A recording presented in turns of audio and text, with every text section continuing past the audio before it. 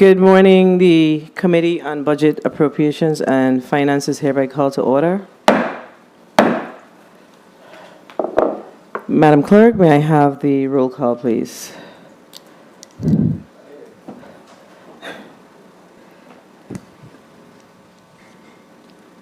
Senator Marvin Blyden. Present. Senator Samuel Carrion. Senator Blyden present. Senator Blyden present. Senator Samuel Carrion. He's there. Senator Carrion present. Senator Dwayne M. DeGraff. Here. Senator DeGraff here. Senator Ray Fonseca. Present. Senator Fonseca present. Senator Donna Fred Gregory. Senator Fred Gregory present. Senator Novell E. Francis Jr. Senator Francis absent. Senator Javani James Sr.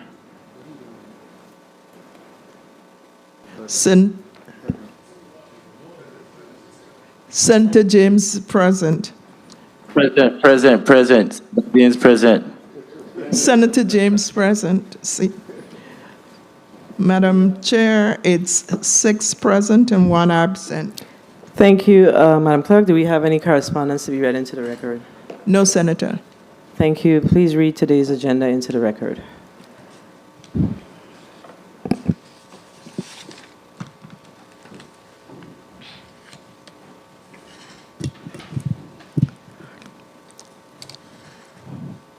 Agenda reads July 14, 2023, Committee on Budget, Appropriation, and Finance agenda for July 28, 2023.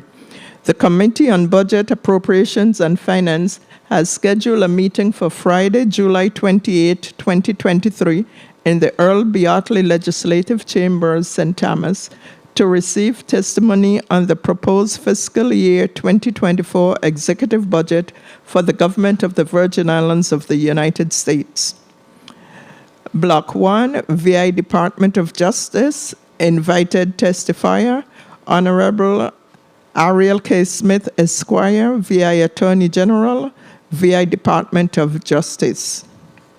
Block 2, VI Office of the Adjutant General, invited testifier, Major General Kojo S. Knox Limbaka, Adjutant General for VI National Guard.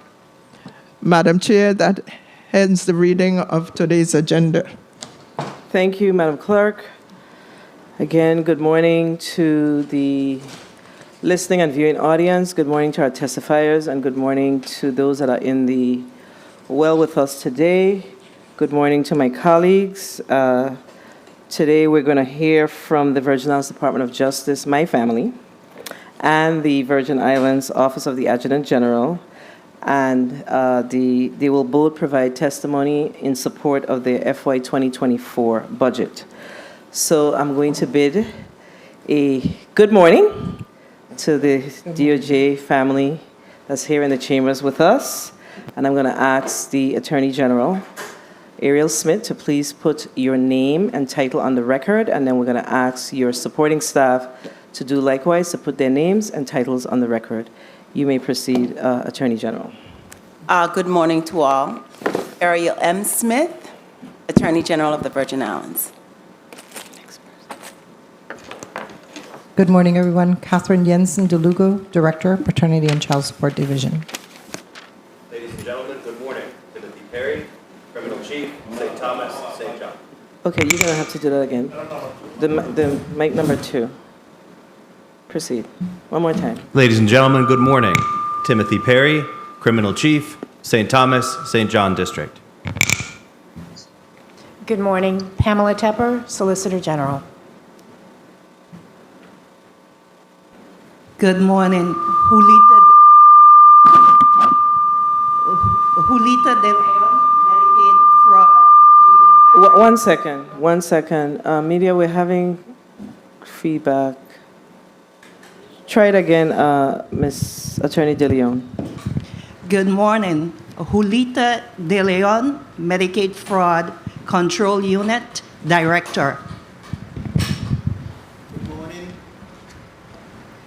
Please recognize the mic of the testifiers. One more time, Christopher. Good morning, Kai Christopher, Chief Financial Officer. Good morning, Beverly Herman Wallace, Human Resources Director. Good morning, Kamisha Andrews, Federal Grants Coordinator. And do you have, I think I'm seeing some individuals from your team in St. Croix? Oh, sorry. Good morning, Monique Simon, Operations Manager, St. Thomas District. All right, and those that are in the St. Croix committee room, please put your names and titles on the record.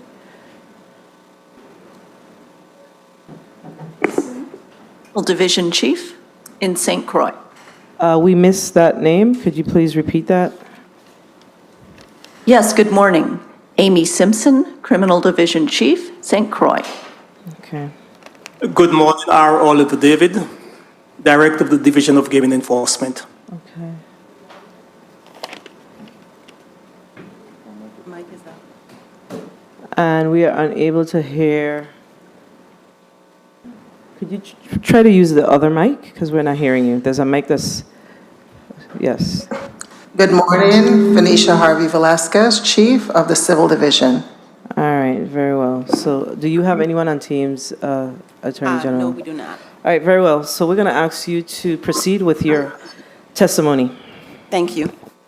Good morning, Chairperson Donna Freck Gregory, members of the Committee on Budget, Appropriations, and Finance, other members of the 35th Legislature, the Virgin Islands Department of Justice Management, and staff present with me, at the Earl B. Otley Legislative Chambers, those present in the St. Croix Legislative Chambers, as well as the Virgin Islands community joining us in the listening and viewing audience.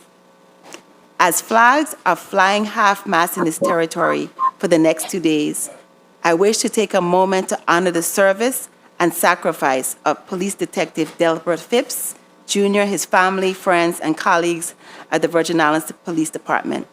The Virgin Islands Department of Justice stands united with and sharing the deep sorrow of our law enforcement partners during this sad and difficult time in the Virgin Islands. I am Ariel M. Smith, the Attorney General of the Virgin Islands. I appear before you today to provide testimony and to defend the proposed fiscal year 2024 operating budget for the Virgin Islands Department of Justice. Accompanying me today are members of the department's senior leadership team who will assist in providing additional information specific to their respective areas of oversight. And we have all introduced ourselves, so I will pass over that testimony. The Virgin Islands Department of Justice unequivocally supports Governor Bryan's proposed operating budget for the 2024 fiscal year, which, if fully funded, will enable the department to continue to fulfill its statutory mandates effectively and efficiently. 4 months ago, when I was entrusted with the leadership of the Department of Justice, I quickly realized the department was not adequately or sufficiently staffed. At this point, I wish to acknowledge my DOJ management team as well as staff, including our financial team, our AAGs, investigators and agents, administrative legal staff, the medical examiner's office, and all those in the department who, by showing up each and every day doing their jobs, reaffirm their commitment to this agency and to the people of the Virgin Islands. Today, I'm pleased to say that we have augmented our recruiting efforts and are currently hiring qualified candidates to fulfill our outstanding vacancies. The interest in the department is robust, and once candidates are vetted and determined to be qualified, it is expected that we will fill several vacancies, some by the end of this fiscal year. The Virgin Islands Department of Justice consists of several divisions in the St. Thomas St. John District and the St. Croix District, and each is responsible to fulfill our mission as codified at 3 VIC 111 et sec. These divisions include Office of the Attorney General, General Legal Services, which includes criminal and civil divisions, Solicitor General Division, White Collar Crime and Public Corruption Division, Inspectional Services Division, the Office of Sex Offender Registry, Paternity and Child Support Division, Office of the Medical Examiner, Division of Gaming Enforcement, Budget and Accounting, and the Human Resources Division. The department, pursuant to 3 VIC 114, has various duties and functions. Among these include prosecution of offenses against the laws of the Virgin Islands, investigation of violations of the laws of the Virgin Islands for which the executive branch of government may invoke penalties, fines, or forfeitures, or to deny or suspend or revoke licenses, appearing for and representing the executive branch of government, along with departments, boards, commissions, agencies, instrumentalities, or officers thereof, before all administrative tribunals or bodies of any nature, in all legal and quasi-legal matters,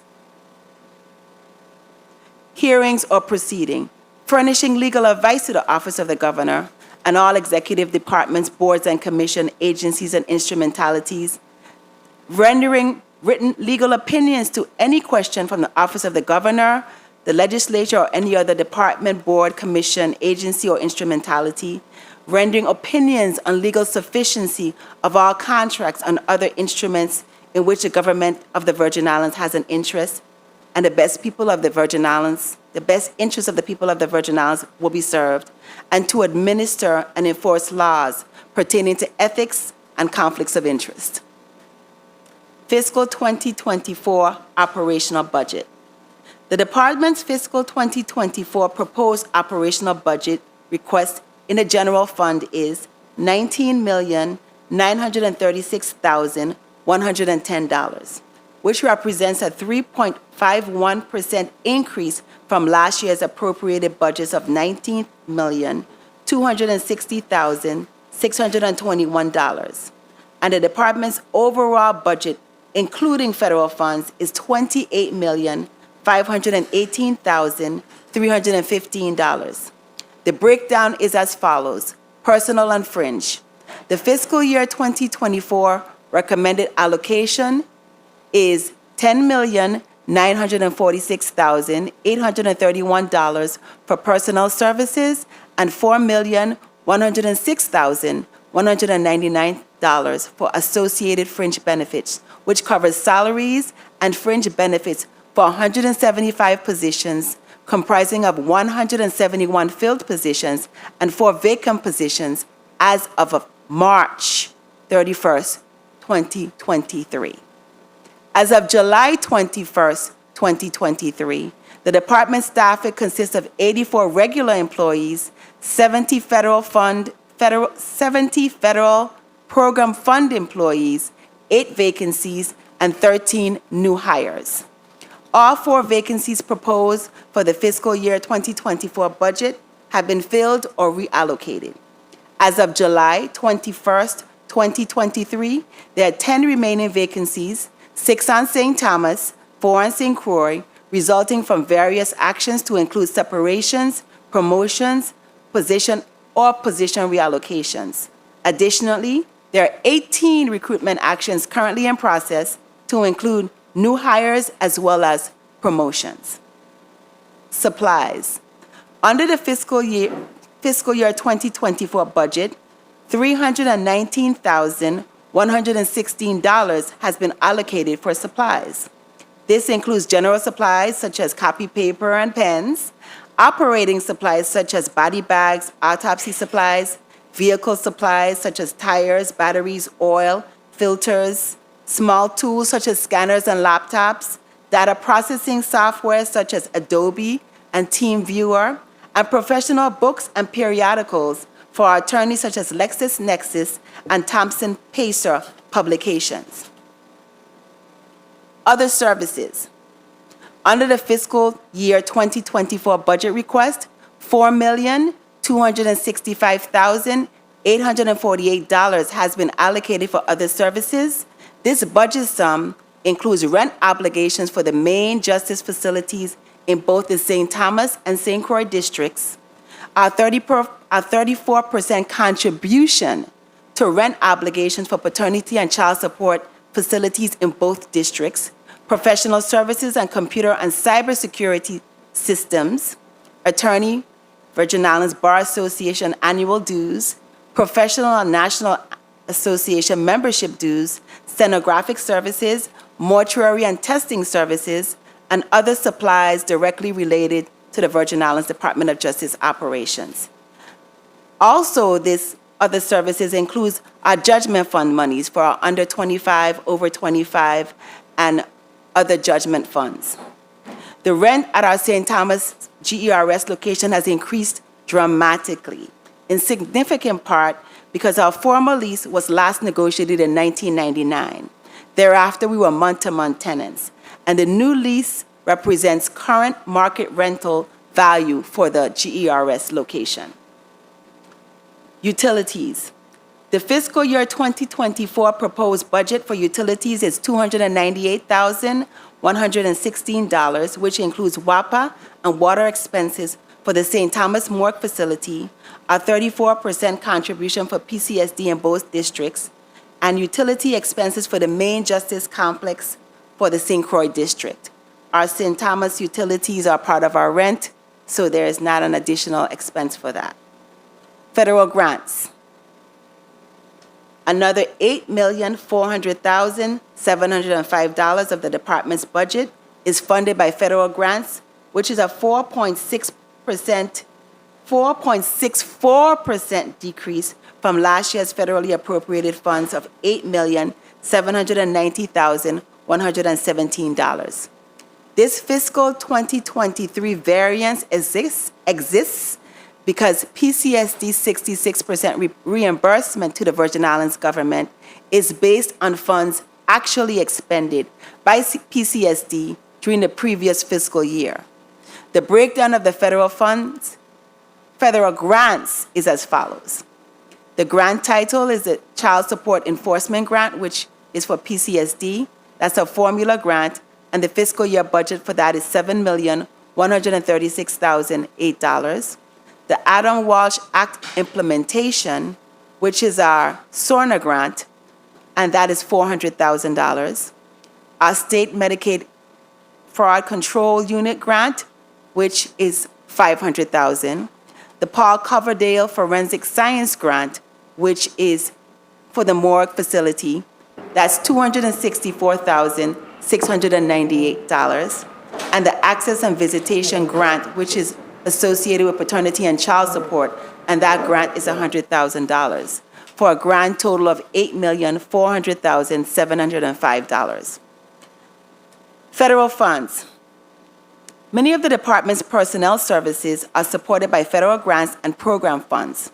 The fiscal 2024 federal fund recommended allocation for personnel services and fringe benefits will support salaries and associated fringe benefits for 71 full-time employees with 70 filled positions and 1 vacancy. We are currently recruiting through the Division of Personnel for the remaining vacancy. This year's proposed budget also includes $181,500 of program income, which has been added based on PCSD's program performance and which has been earmarked to pay for the build-out of the St. Thomas Niski Center location. Human resources. The myriad of department changes that have occurred over the last 6 months have been particularly challenging for the Human Resources Division. One key objective for this division is to increase staff retention by enhancing our agency culture and employee morale, thus improving the overall employee experience.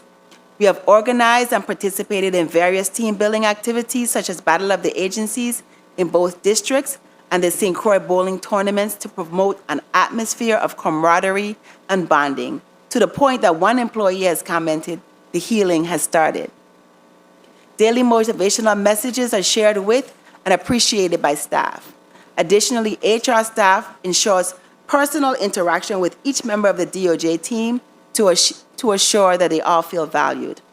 The department has recently negotiated salary increases, which currently extends to the members of the Steelworkers International Union, SIU, of Virgin Islands Labor Union, OVALU, and employees covered by General Services Pay Scale non-union. We are pleased to report that all 30 SIU salary increases have been implemented to include back pay. Non-union increase implementations unfortunately delayed, but we anticipate processing in the coming weeks. OVALU is currently negotiating salary increases. During the fiscal 2023 year, the HR division processed 145 NOPA actions to include 13 hires, 10 utilizing general funds, and 3 under federal grant or program funds, representing $1,053,294.12 in salaries. Similarly, 9 promotions are occurring, 5 utilizing general funds and 4 under federal grant and program funds, representing $776,000 in salaries.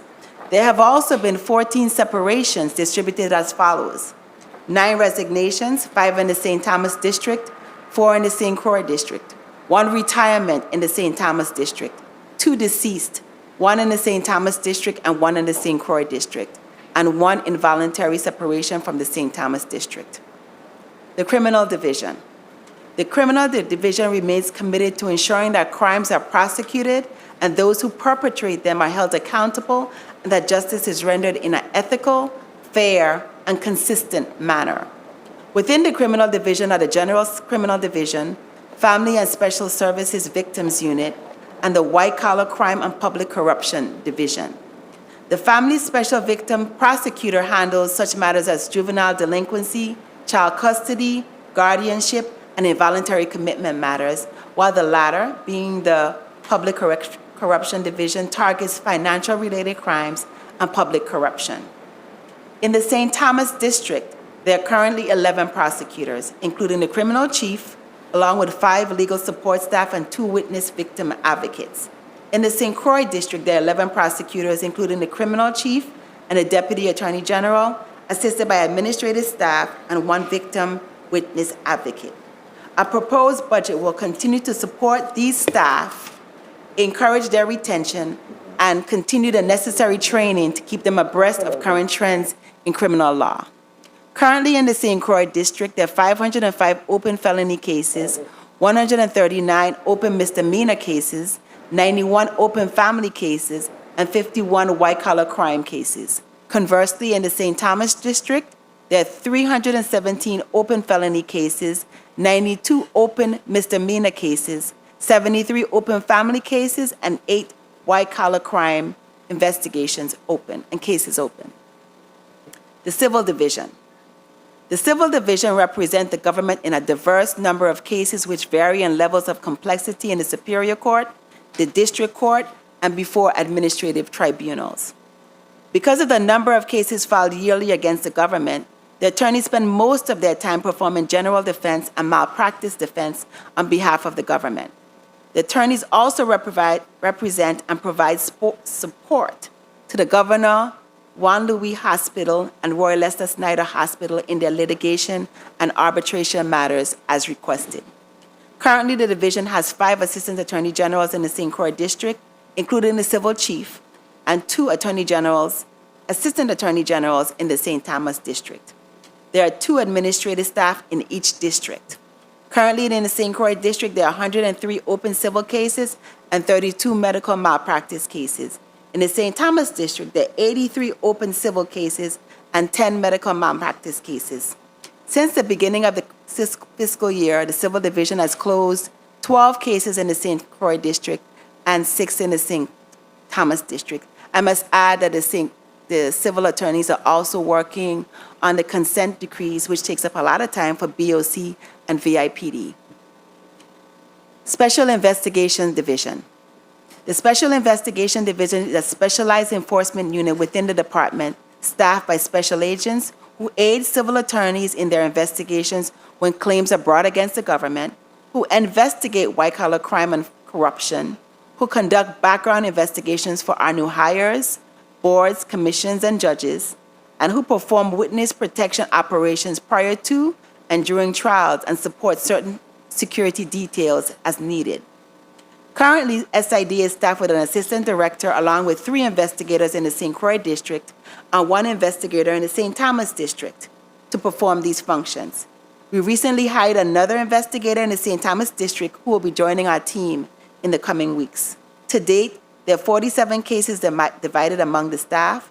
During the fiscal 2023 year, these agents served 525 subpoenas, performed 1 extradition, participated with SORNA agents and U.S. Marshals in sex offender roundups, provided support to the Office of the Medical Examiner, and are currently responsible for the safety and security of the persons in the Witness Protection Program. Solicitors Division. The Solicitors Division has a myriad of legal responsibilities to the government. Not only does it represent the government in all of its appeals, but it also prepares legal opinion, reviews all contracts for legal sufficiency, advises all boards and commissions, and represents the government in bond matters. The Solicitor General must prioritize the work because of the decreased number of assistant attorney generals in that division. Years ago, the division had 12 attorneys. Today, we're down to 4, along with 3 support staff. We have interviewed several candidates and expect to be making offers in the next week or so to fill the vacancies. To date, this fiscal year, the division has reviewed 233 contracts, closed 220 of those, and has received 8 opinions and 42 appeals. Office of the Sex Offender Registry. The Department of Justice is tasked with enforcing the Sex Offender Registry and Notification Act and the Virgin Islands Sex Offender Registration and Community Protection Act. Virgin Islands SORNA staff are responsible for registering and tracking sex offenders in the territory. The Sexual Offender Registry Office consists of 3 individuals: the Territorial Sex Offender Registry Program Manager, the Territorial Sex Offender Registry Investigator, and the Sex Offender Registry Coordinator. Recently, the Sex Offender Verification Operation, Keeping Watch, occurred in the St. Thomas District. The operation is a partnership between DOJ SORNA, DOJ SID, the U.S. Marshal Service, and the Virgin Islands Police Department. There are 54 total registered offenders in the St. Thomas St. John District. 50 offenders were located during this latest operation, 4 of whom provided proof of travel and obtained approved out-of-territories forms for travel at the time of the operation. 4 offenders were unable to be verified at that time due to no contact. However, it is expected that we contact them within the next week or so, and we'll update that information. As a result of this year's operation, SORNA will be enhancing its operations to implement electronic compliance forms within the next 60 days. Utilizing the electronic forms will help maintain electronic files for each offender. There are 62 registered sex offenders in the St. Croix District, and a similar Keeping Watch operation will be conducted later this year. Paternity and Child Support Division. The Paternity and Child Support Division works to provide our children with the support and to help them thrive and become responsible and successful adults in our community. PSCD functions include establishment of paternity, enforcement of support obligations, implementation of centralized collections process, distribution of support payments, and the establishment and maintenance of case records. PCSD's primary source of funding is the federal government, which reimburses the Virgin Islands of 66% of its expenditures for program operations, and as such, PCSD must meet minimum established criteria, which, if not met, can put such funding and its support in jeopardy. PCSD is staffed with 2 hearing officers, 1 in each district, 5 attorneys, 3 in the St. Thomas District and 2 in the St. Croix District, and 51 support staff divided between the 2 districts. Funding for the fiscal 2024 budget will support PCSD initiatives to include updating its website, completing its standard operation procedures, and completing build-outs to accommodate staff in the St. Thomas District. PCSD has also launched 2 campaigns lately, namely the Undistributed Funds Campaign and the Incarcerated Persons Engagement Campaign. The former is a renewed effort to contact those parents or guardians who are unaware of support money being held on their behalf, and the latter, which is the Incarcerated Persons Parents Campaign, will readjust child support obligations for incarcerated persons during periods of incarceration. During this fiscal year, PCSD opened 357 new cases, 295 in the St. Thomas District and 63 in the St. Croix District. PCSD currently has 7,193 active cases in the territory, 3,389 in the St. Thomas St. John District, and 3,304 in the St. Croix District. Within PCSD is the Access and Visitation Program, which receives separate grant funding to facilitate non-custodial parents' access to their children. Grant Fund provides support services for mediation, development of parenting plans, education, counseling, visitation enforcement, including monitored and supervised visitation with a neutral drop-off and pickup, and development of guidelines for visitation and alternative custody arrangements. To date, 24 mediations have occurred and 8 parenting workshops have occurred, and they've been all very, very successful. They've also partnered recently, I was aware of a partnership with the Bureau of Corrections in their parenting program there, so I wanted to also share that. The Office of the Medical Examiner. The role of the Medical Examiner's Office is to, among other things, investigate the circumstances surrounding any death that occurs under unusual or suspicious circumstances, perform autopsy and external examinations, determine the manner and cause of death, assist attorneys preparing for trial, and be prepared in the event of a mass casualty. Currently, the Medical Examiner's Office has 1 administrative specialist, 2 forensic technicians located in the St. Thomas St. John District, and 2 medical legal death investigators in the St. Croix District. We have reprogrammed monies in our budgets that would have formerly supported 2 medical examiners in each district to hire 1 territorial medical examiner. Our recruiting efforts have included the following: increasing the salary for the medical examiner to $250,000, engaging in recruitment efforts through career fairs, actively advertising that vacancy through various public and private mediums, including social media pages, Indeed, LinkedIn, posting to national and international professional sites, including International Association of Coroners and Medical Examiners, the American Association of Forensic Sciences, the National Association of State Medicare Directors. Should these efforts prove ineffective over the coming weeks and months, other strategies will be considered, such as sign-on bonuses and reallocation allowances. Several members of our staff will be attending a forensic conference in August, and hoping that while they're being trained, they will also be able to assist in our recruitment efforts. Unfortunately, I also included an article that you have an opportunity to read as how this medical examiner shortage is a nationwide shortage, which is also affecting our ability to recruit in the territory. The needs of this office need to be reassessed, as we are responsible for the collection of decomposed persons and natural deaths, which also require special handling. This office is highly susceptible to employee turnover and burnout, and we will eventually need to hire a third forensic technician to combat these issues. Nevertheless, the work continues, and our remaining staff continues to perform.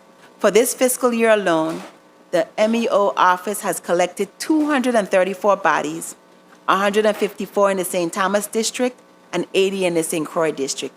Autopsy performed total 78, 54 in the St. Thomas District and 24 in the St. Croix District.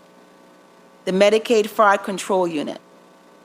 The Virgin Islands Department of Justice Medicaid Fraud Control Unit was established in 2018 pursuant to federal legislation and is funded at 100% by a grant from the United States Department of Health and Human Services, Office of Inspector General. The Virgin Islands Mafuku, which is a division of the Office of the Attorney General, is the only Mafuku in the country that is not funded at 75 federal, 25 local match. Mafuku's mission is to investigate and prosecute all aspects of fraud in connection with the provision of medical assistance and the activities of providers under the Virgin Islands Medicaid State Medicaid Plan, to recoup misspent Medicaid funds and to review and act upon complaints of abuse and neglect and financial exploitation of our elders and vulnerable persons living in healthcare facilities and at home. Pursuant to federal legislation, the funds are used to staff the following positions: the director, the investigator, the auditor, and the legal assistant. All of these funded positions are filled. Division of Gaming Enforcement. The Division of Gaming Enforcement serves as an investigative and enforcement arm of the Casino Control Commission, ensuring compliance with the Virgin Islands Casino and Resort Act of 1995. Its general duties and powers are set forth in 32 VIC 428. It is staffed by 2 investigators and a director. Despite the staffing shortfalls, in this fiscal year, DGE employees have opened 170 employee application files and transmitted and completed 38 employee due diligence investigations to the Casino Control Commission. Completed and transmitted to the Casino Control Commission 14 casino licensing entity and qualifier due diligence investigations, and opened 36 servicing entity and qualifier files. Professional development. The department remains committed to excellence through continued training. It proudly promotes and encourages career development and fully supports these endeavors. Our most recent training is the interview and investigation training, the interview and interrogation training, where the Office of the Attorney General partnered with POST in training law enforcement officers throughout the territory. By all initial indications, this training was well received. 34 members of the DOJ staff attended, to include AAG's investigators and support staff. Additionally, the department remains committed to an ongoing training, and a schedule of past training for the fiscal year 2023 was added as our Addendum B for your review and consideration. Fifth, fiscal 2024 outlook. One of the department's immediate goals is to complete the installation of the modular morgue facility in the St. Croix district. Good news is that the modular morgue has been in St. Croix since January. An expected installation was to have occurred this past May. Unfortunately, issues related to the proposed payment schedule, as well as lack of required permits, prevented the achievement of that goal. The contract issues are now resolved, and it is expected that the vendor will execute the contract within the next few days. I have previewed the contract as finalized by Property and Procurement, and upon a receipt of a signed contract by the vendor, I will execute the contract to be forwarded in accordance with GVI contract protocols. Completion of the contract on the installation of the St. Croix modular facility, once the signatures are resolved, is expected by December 2023, possibly earlier. During fiscal 2024, each division has been tasked to develop or update its standard operating procedures. These procedures will lend to consistency in results, better time management overall, and increase the level of understanding of the employees as their role as they collaborate to fulfill department objectives. Additionally, the department remains committed to advance and continuing education and training. For example, in the Civil Division, expansion plans are underway in the areas of consumer protection and law enforcement actions. Expansion into consumer protection focuses on initiation of law enforcement actions on behalf of consumers who have been subjected to fraudulent business practices, defective products and services, and/or dangerous goods and services. The Virgin Islands is one of the few attorney generals which does not have a consumer protection team as part of its department's functions. Such enforcement actions, when penalties are assessed, potentially bring significant revenues into the territory. The Criminal Division will dedicate more of its resources to the initial proceedings and collaborate with VIPD to ensure that critical information such as victim contact information, subpoenaed video, surveillance, and the like are retrieved and shared promptly. The Criminal Division will continue to collaborate with the Forensic Unit and the Police Commissioner to develop standard operating procedures for search and arrest warrants, as well as to formalize other procedures relating to the collection and preservation of forensic materials. This goal will ensure effective, efficient, and successful prosecutions. The department also remains committed to combating sex and human trafficking in and around the territory.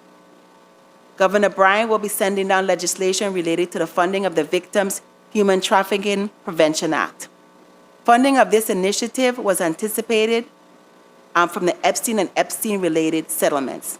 Your favorable consideration of this important legislation is respectfully requested. Finally, the department is negotiating the purchase of a case management system that will assist with the assignment of cases, organization of cases, tracking of cases, and central storage of all case pleadings, court orders, and judgments. Fiscal 2024 considerations. 25 considerations. I'm looking ahead. One long-term objective for future budget discussions and supplemental appropriations is the rebuild of the Tour building site in the Estate Grove location to house all of St. Croix Department of Justice operations. Our archives contain architectural plans which were completed in 2021 but never brought to fruition. To get the project off on the right foot, Justice will need to retain an architectural design and engineering firm to review the 2021 firms and provide feedback and guidance as to whether the plans need to be amended based on the department's current needs or changes in the building code. This department will return to this body requesting appropriation based on construction cost proposals seeking your favorable consideration. Notwithstanding the initial investments, we anticipate that this undertaking will result in a significant cost savings for the government. With that, I thank the committee for allowing myself and my team the opportunity to justify the proposed budget presented to you. This concludes my formal remarks. Thank you from my team, and we all remain available for any and all questions. Thank you for your testimony, Attorney General Smith. Colleagues, we're going to go to a 4-minute round. Before we go, I have to clarify a few things. So, you have I think 3 categories of judgments, and you have the Witness Protection Program, and you have the contribution to the Legal Defense Fund.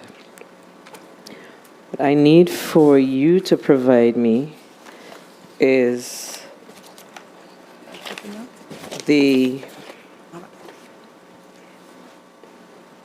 judgment 6,000 and less we appropriated 100,000, 6,001 and above up to 25,000 was 150, and judgments greater than 25, 350. And the Witness Protection Program 100,000, and a contribution to the Legal Defense Fund 70,000. As you look to September 30th, which is the close of fiscal year 2023, can you please provide this committee with the information around whether or not you intend to expend all of these funds? So let's start with the first one, which is 6,000. How much you've expended thus far, and what do you anticipate spending out to the end of the fiscal years? Because these funds are not available until expended. Correct, Mr. Christopher? That's correct, Senator. Kai Christopher, Chief Financial Officer. Yes, Senator. Okay, so it's important for us to know what that looks like so we can make some decisions within the committee as to whether or not we need to make them available until expended based on your expenditures or anticipated expenditures for FY 2023. And if you don't have that information readily right now, you could look for it and I could come back. That's not an issue, okay? We'd like the opportunity to do that. No problem. And then you spoke of the vacancies, and then you also spoke about the fact that you have position challenges, but you weren't specific when you made that note. You didn't say that you were challenged with assistant attorney generals or what type of positions. So could you share for us what are those positions you're challenged with? Well, we are challenged with recruiting. The interest has been better, but we are challenged because we are still short of AAGs. We have a number of interviews coming up. I think we have one this afternoon, actually, over this week and next week. So we've already have 3 people that we've hired since the last week. So we're getting those numbers. The challenges now are kind of like on St. Croix. We have people interested in the St. Thomas office, but not necessarily the St. Croix office. We also need another investigator in the St. Thomas district because right now we only have 1. We have a second person on staff. Well, he's not there yet, but he'll be there. We've already hired him. He's already turned in his package. So we have challenges like that where people come and go. We have people. So it's just, we have challenges, AAG challenges, morgue challenges because of the issues related there, particularly, but they're mostly in the AAGs, I believe, and with the morgue. We have those challenges. Okay, so is your challenge a challenge of not being able to attract individuals, or your budget does not accommodate your ability to hire individuals? Well, we just negotiated SIU just raised the salaries of the AAG, so we think that's going to help. Okay, so the Assistant Attorney General's salaries have been raised. That is correct. Are those, when did that occur? We've paid all the retro. They got retro back to October 2022, and the salaries were put into place, I think, maybe 2 months ago. They were brought up to step 2 months ago. So May? but- Sorry? May? Yes, And they were paid their retroactive? that is correct. So when the 2023-4 budget was submitted, was it inclusive of, does your personnel categories reflect the increases for the Assistant Attorney Generals? For the 2024 year? Correct. Refer to Mr. Christopher. Kai Christopher, Chief Financial Officer. Yes, Senator, we work closely with OMB to make sure it was implemented in 2024 budget. Okay, so it's included. All right, so, but you didn't answer my other question when I asked, is it a budgetary issue? Is it just an inability to attract and retain? I think it's attract, and a lot of times we attract people from off island who, after a period of time, leave, and then we have to begin our recruitment efforts again. We're trying to do more. We've advertised in a local bar association journal. We're doing more of that, and so we're seeing, we believe, more local candidates, but it's still a work in progress. Okay, so you spoke extensively about your challenges with the medical examiner, your inability to attract, retain a medical examiner, and of course, that became an issue for us. It's always been an issue, but I think it was last year, early this year, there was a whole news spill about the issues that we have with the ME.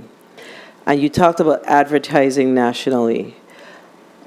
But are we having any conversations with our Department of Education, with our Board of Education, et cetera, with regards to our young people that are graduating? Because we have to grow our professionals, right? So we know that we've been challenged over the years, and the ME is just one. And you only could have but so much medical examiners, right? But I believe that we are, and at the University of the Virgin Islands in particular, more than anything else, UVI. So we should be in a position to be having discussions with our Department of Education as well with our university to identify 1 or 2 students that we are willing to pay for to actually grow them to become medical examiners. Because what we're challenged with is we're thinking about what's happening to us now, but we have to consider the succession planning and the opportunity to really identify those individuals here that we can send off and bring back and be proud of, to say, you know what, we were able to identify 2 individuals who wanted to become medical. It's going to take some time, but by the time they're graduated and trained up, these individuals will be retiring, and we won't have that challenge. But I think it's something that we really need to look at. I think the GVI Fellows Program is very much centered on individuals like myself who have accounting and finance type degrees. But then we have these professional degrees that you come right out the gate as a professional that we are not giving consideration to. So my advice is that I really believe that, you know, you are an innovative leader. So the conversation needs to start at the university as well as with Department of Education to identify some students who are interested in these, and the other, we have public and we have parochial high schools and private schools that we really need to begin to have these conversations and around, you know, seeking out what that interest is and seeing what we can do to to support these students. We have at WAPA, we grow engineers. We need to grow some medical examiners here in this territory. So that's my advice to you. So, Thank you. I will accept that advice and begin looking at that. okay, so colleagues, we're going to go to a 4-minute round. I'll come back with my other questions that I have as we continue the conversation. So We have two non-committee members that are here with us today, Senator Kenneth L. Gittins. Thank you for being here, Senator Gittins. And we also have Senator Carla Joseph, non-committee member. Thank you for being here. All right, so Senator Blyden, you're recognized for your 4 minutes. Thank you so much, Madam Chair. Good morning to my colleagues, the few that listen in the audiences. Staff, Central staff, good morning. A.G. Smith, and congratulations on your appointment, and to your support and management team there with you, and all of the employees. And thank you so much for your comprehensive testimonies. There's a lot to be asked, though, from this testimony. You gave a lot of information. Let me ask you in respect, let me start off with, to clarify, succinctly respond to me, your vacancies. What's your true vacancy number, though? Because you said you have 4, but then as you went on in your testimony, you spoke to 10 remaining vacancies for 23. You spoke to 18 recruitment actions currently in process, and you have retirements, etc. So can you give me a true number when it comes to your vacancy count? I'm going to defer this question to my HR director, but Please. just to let you know that the 4 vacancies that we represented are what was represented in March. Things have been changing since then, and I will defer to Succinctly, HR. please. Yes, thank you. Good morning again. Beverly Herman Wallace, Human Resources Director. Yes, as indicated, the number 4 was as of March 31st. That was the projections. However, the true vacancy number currently is 8 for on each island. Okay, and you have one federal vacancy also? 1 federal vacancy is among the 8, yes, sir. Okay, very well. And quickly, what have you done to bring those numbers down significantly in such a short time? So other agencies can listen and probably do the same thing. What have you done? We have been recruiting aggressively. We have the blessing of our AG to do what we need to do to get those vacancies filled. So that does help us tremendously. We did enclose or provide an attachment showing our vacancy listing, and it represents that all vacancies are in process.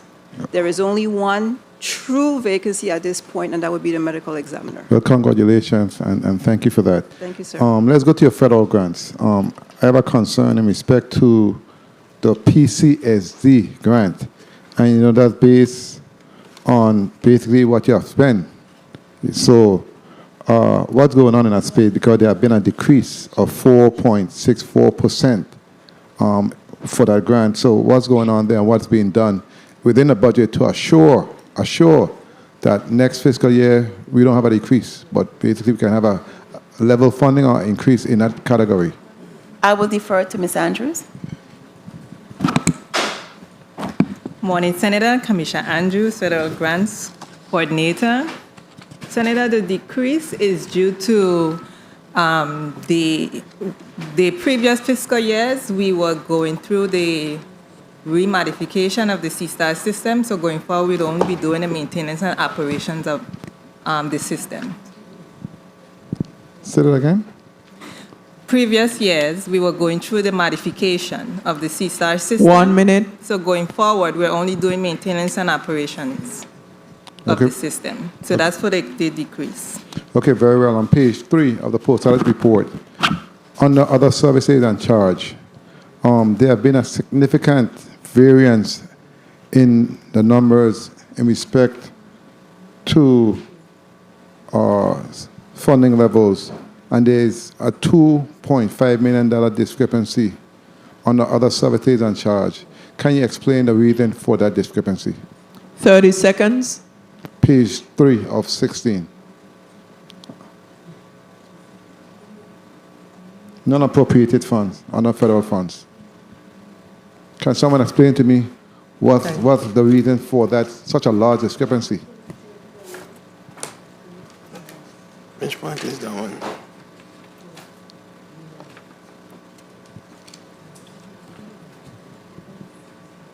Time. I'll get back to Kai Christopher, Chief Financial Officer. You said the discrepancy is in the decrease is last year we had a number of employees that were on the non-appropriate funds, which was program income. They have since been moved over to the regular general fund and federal funds. Also, they were transferred over, and that's why there's such a large discrepancy in Yes, funding. Senator. Okay, very well. And Madam Chair, in closing, since I have to wait for a while, when it comes to professional service contracts, all of the professional service contracts are up to date, and there are no outstanding payments, correct? Yes, Senator. Okay, very well. Thank you so much for your response to that, Madam Chair. Thank you for the time.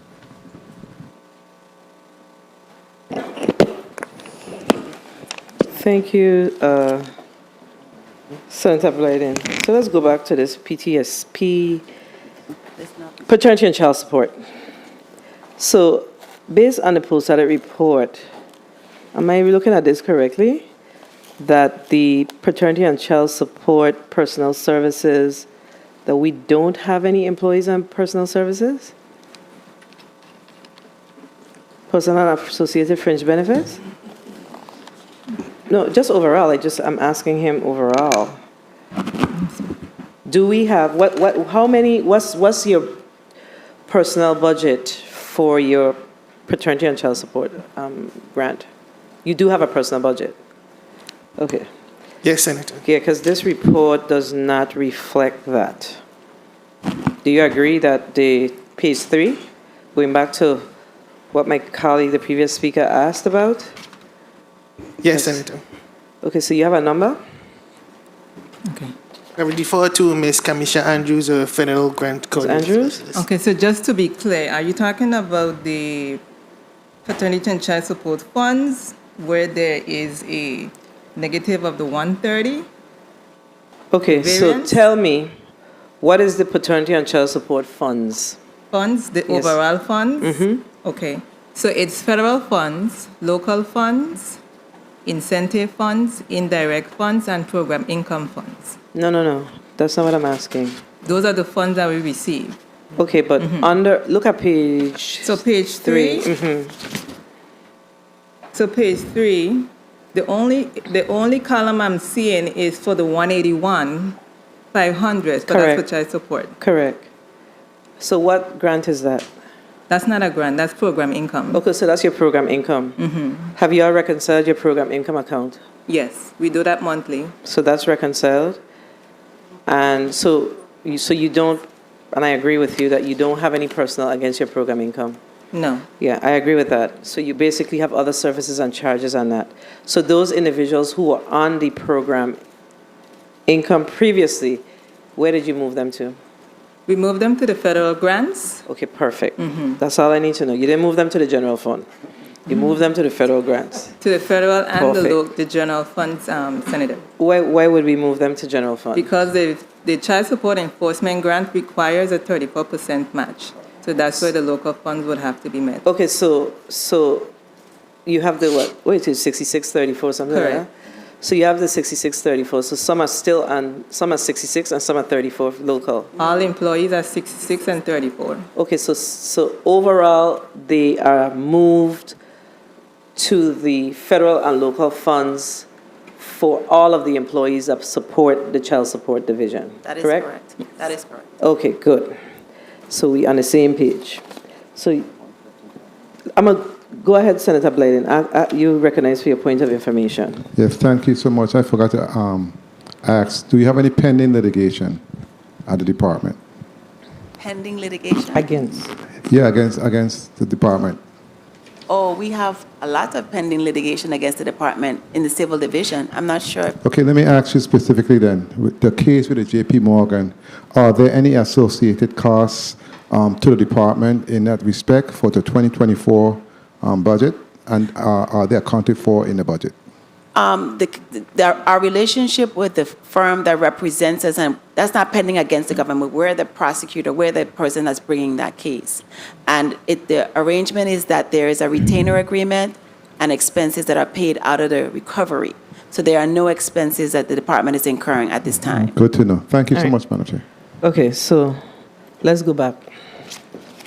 Because my colleague trying to confuse me. All right, so I think we're clear that these are your program income funds, And there's no salaries that's against it. All right, let me regroup, and I'm going to go to the next senator. Senator DeGraff, you're recognized for your 4 minutes. Thank you, Madam Chair. Good morning, colleagues. Good morning, testifiers, all viewing, listen, and present. AG, congratulations, but your numbers seem a little off to me from what I've been checking your testimony. Okay. Page 4, you have 175 employees.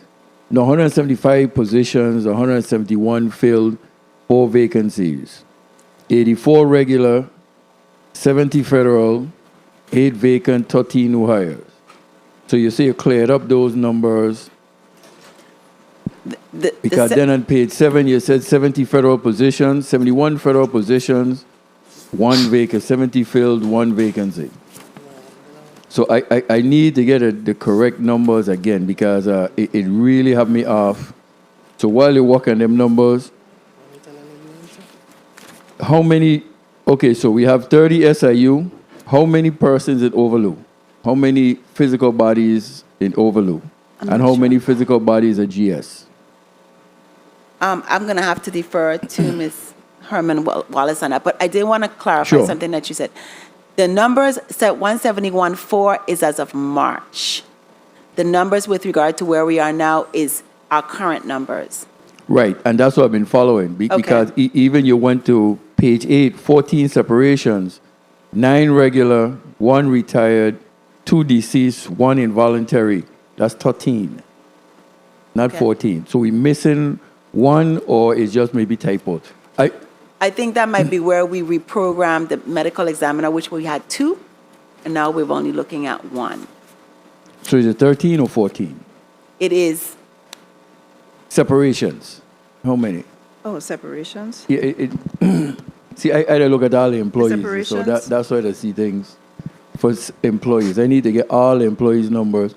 But we get that straight, but I want to know how many GS employees and how come they didn't get a retro, how many Overloo, and out of the 30 SIU that you say receive pay and back pay, I got information saying that 6 individuals have not received theirs. So we could clear it up. I only got 4 minutes, so that's why I'm asking everything out. But we're going to go right back to the beginning, so you can hear everything one time. Okay. Okay. So first of all, the total number of employees is what I'd like to have. Present day, right now. Employees first, not positions. No, right employees. now, Beverly Herman Wallace, Human Resources Director. That number is 154 employees. 154 employees. Yes, sir. Okay. Now, how many, so 30 are SIU, minus 30. 36 are SIU. Okay, so 30 SIU reported that did not get, so it's actually then is 6 employees who have not gotten raises in SIU. Not to my You knowledge. just said 36. Yes, sir. To the best of my knowledge, everyone received the increases. The testimony said 30 SIU received retro and their wage increases. The testimony, I can have the testimony. That's what well, the testimony is on its face, yes, 30 is correct. Yes, no, but you just tell me I have 36 SIU. Okay. If you're looking at the testimony, 30, but according to my records, there were 36 attorneys. Let me just explain. Yeah, Some of our totally attorneys have been promoted, so they're coming out of SIU. So I'm not sure what raises they're referring to. So when they come out of SIU, they're not attorneys anymore? No, they're not SIU anymore. They're Okay, they're not SIU. They're going to be moving into exempt service. Okay, so that's what happened to the 6?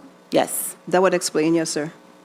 Okay, so has that been a grievance? No, I know they're exempt now, but has it been it's going to be effective July 31st.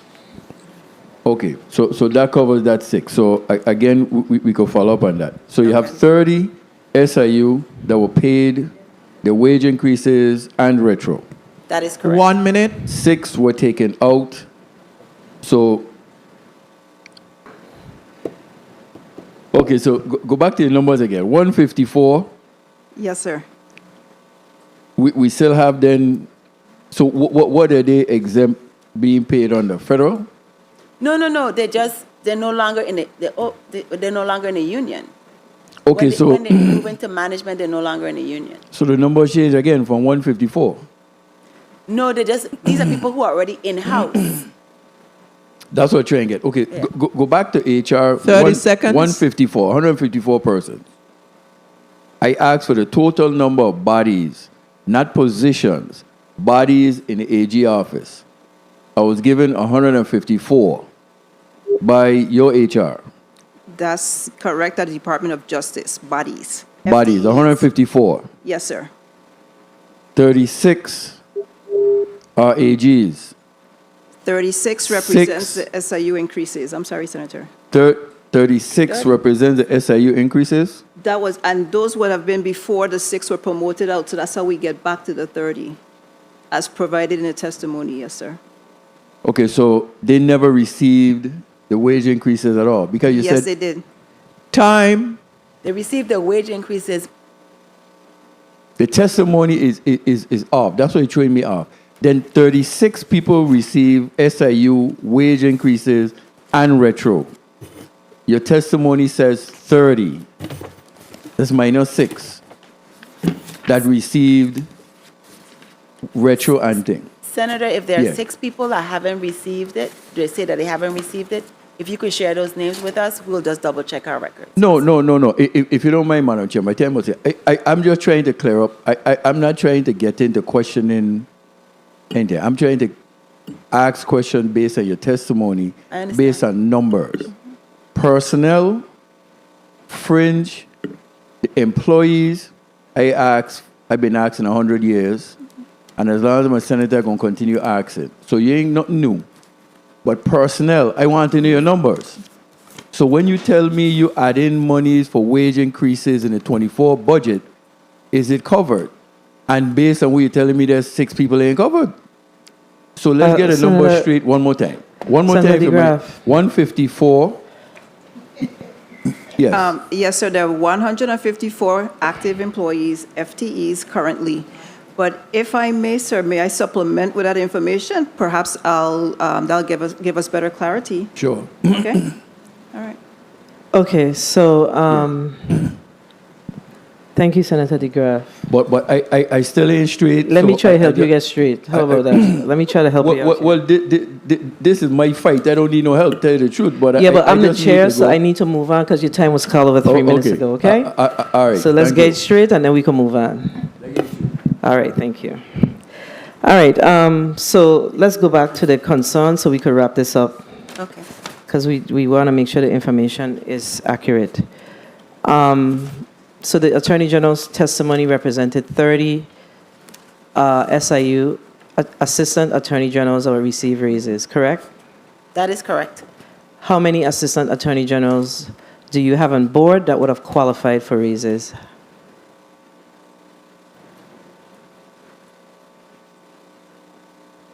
I'll defer to Ms. Herman Wallace. And we could come back and address Okay, it. the question is how many qualified for increases? I'm looking at the schedule here. It was 29, 30, 30. In the mic. Media has asked that everybody that's speaking, please speak into the mic.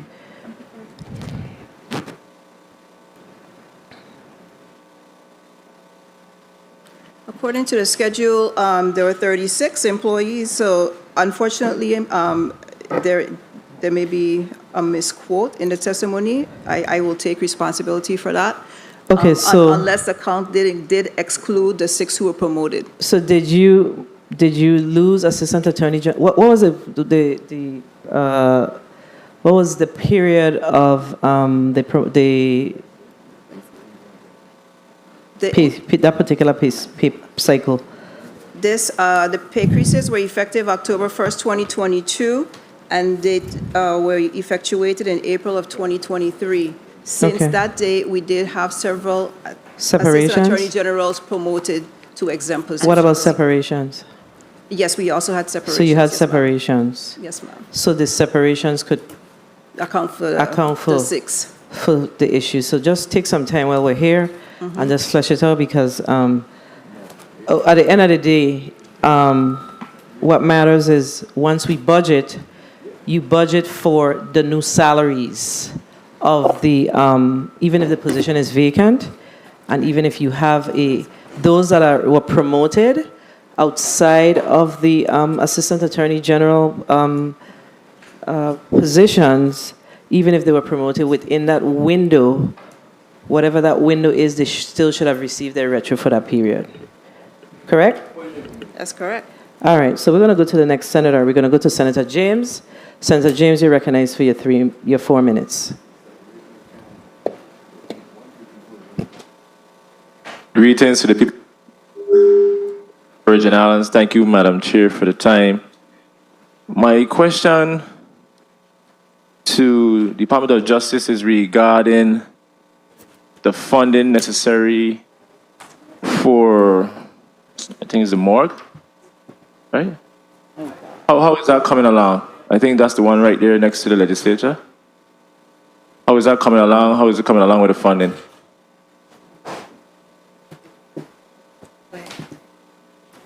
I'll defer to my Chief of Financial Officer, Mr. Christopher.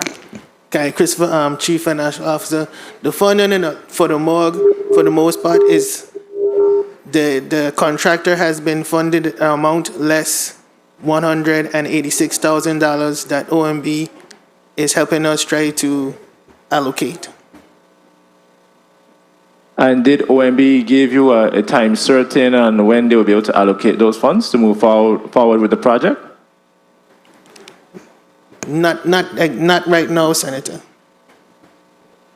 Okay, so my follow-up question in the interim, I know during COVID-19, the bodies from St. Croix, they were going over to St. Thomas. What are we doing right now in the interim? And how much is being used to fund that initiative or that service provided by Department of Justice? Senator, that initiative is still going on, and as for the cost of the initiative, I will defer to our Operations Director, Monique Simon.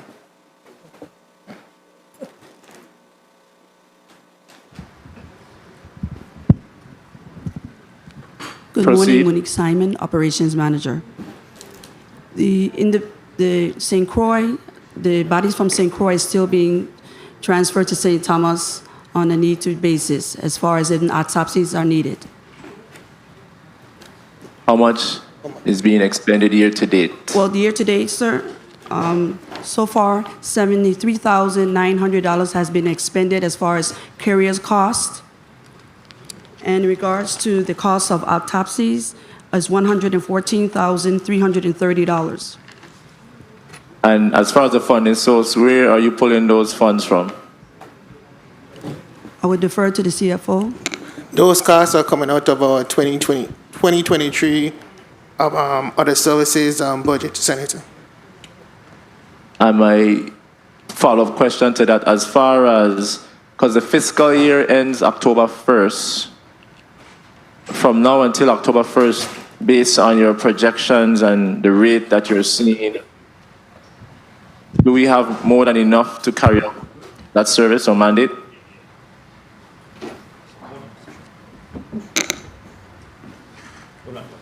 No, Senator. So what are the discussions? What are the plans? Well, Ariel Smith, Attorney General, we've already sent a supplemental budget request for what we expect to be the expenses based on the averages to the Office of Management and Budget for consideration. Thank you for that, because I saw here we received correspondence on Thursday.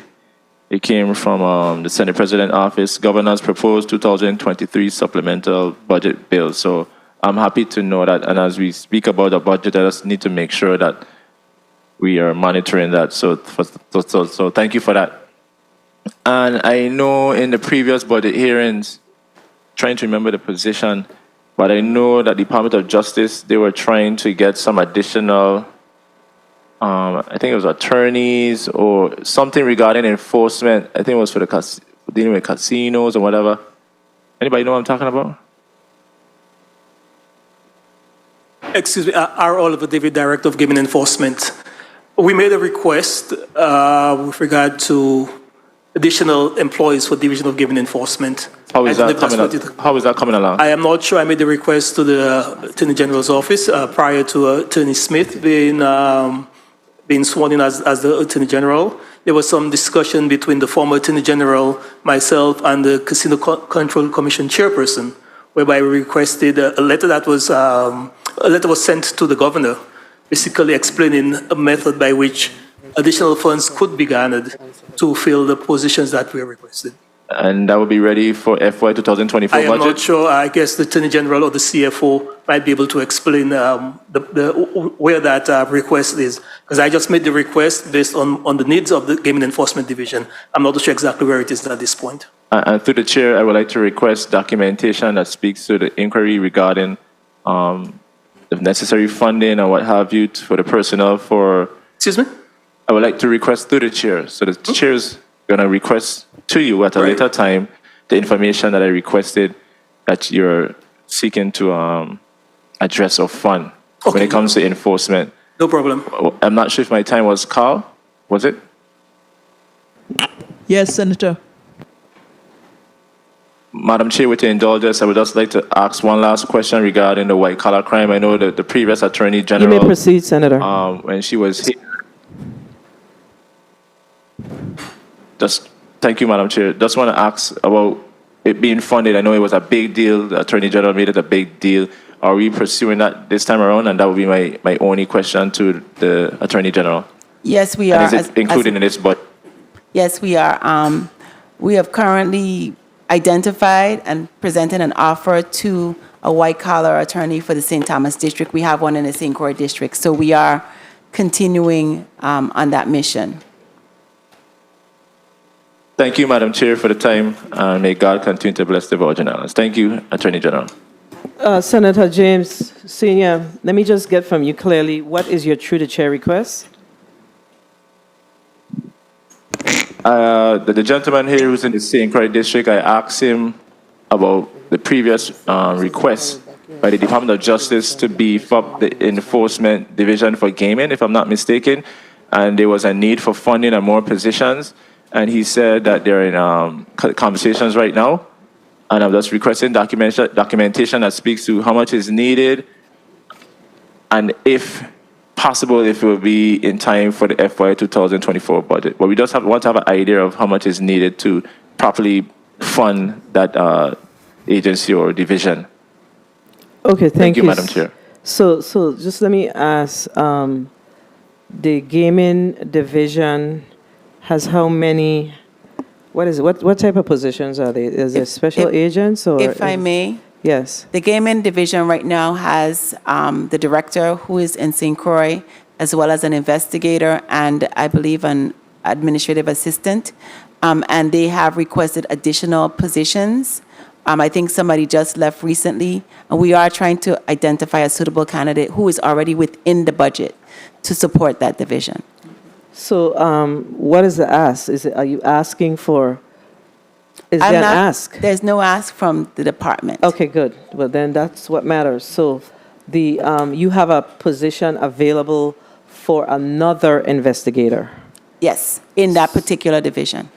Okay, so, and that's a position that was previously filled and it is now vacant, correct? That is correct. Okay, so once that position is filled, you will have 2 investigators. That is correct. And you'll have 2 investigators, administrative assistant, an admin assistant, and a director. And a director. And how many casinos do we have in the Island District of St. Croix? I'm only aware of 2. Okay, 2. So point of information. 1 second. 1 second, Senator. I'm just trying to flesh this out.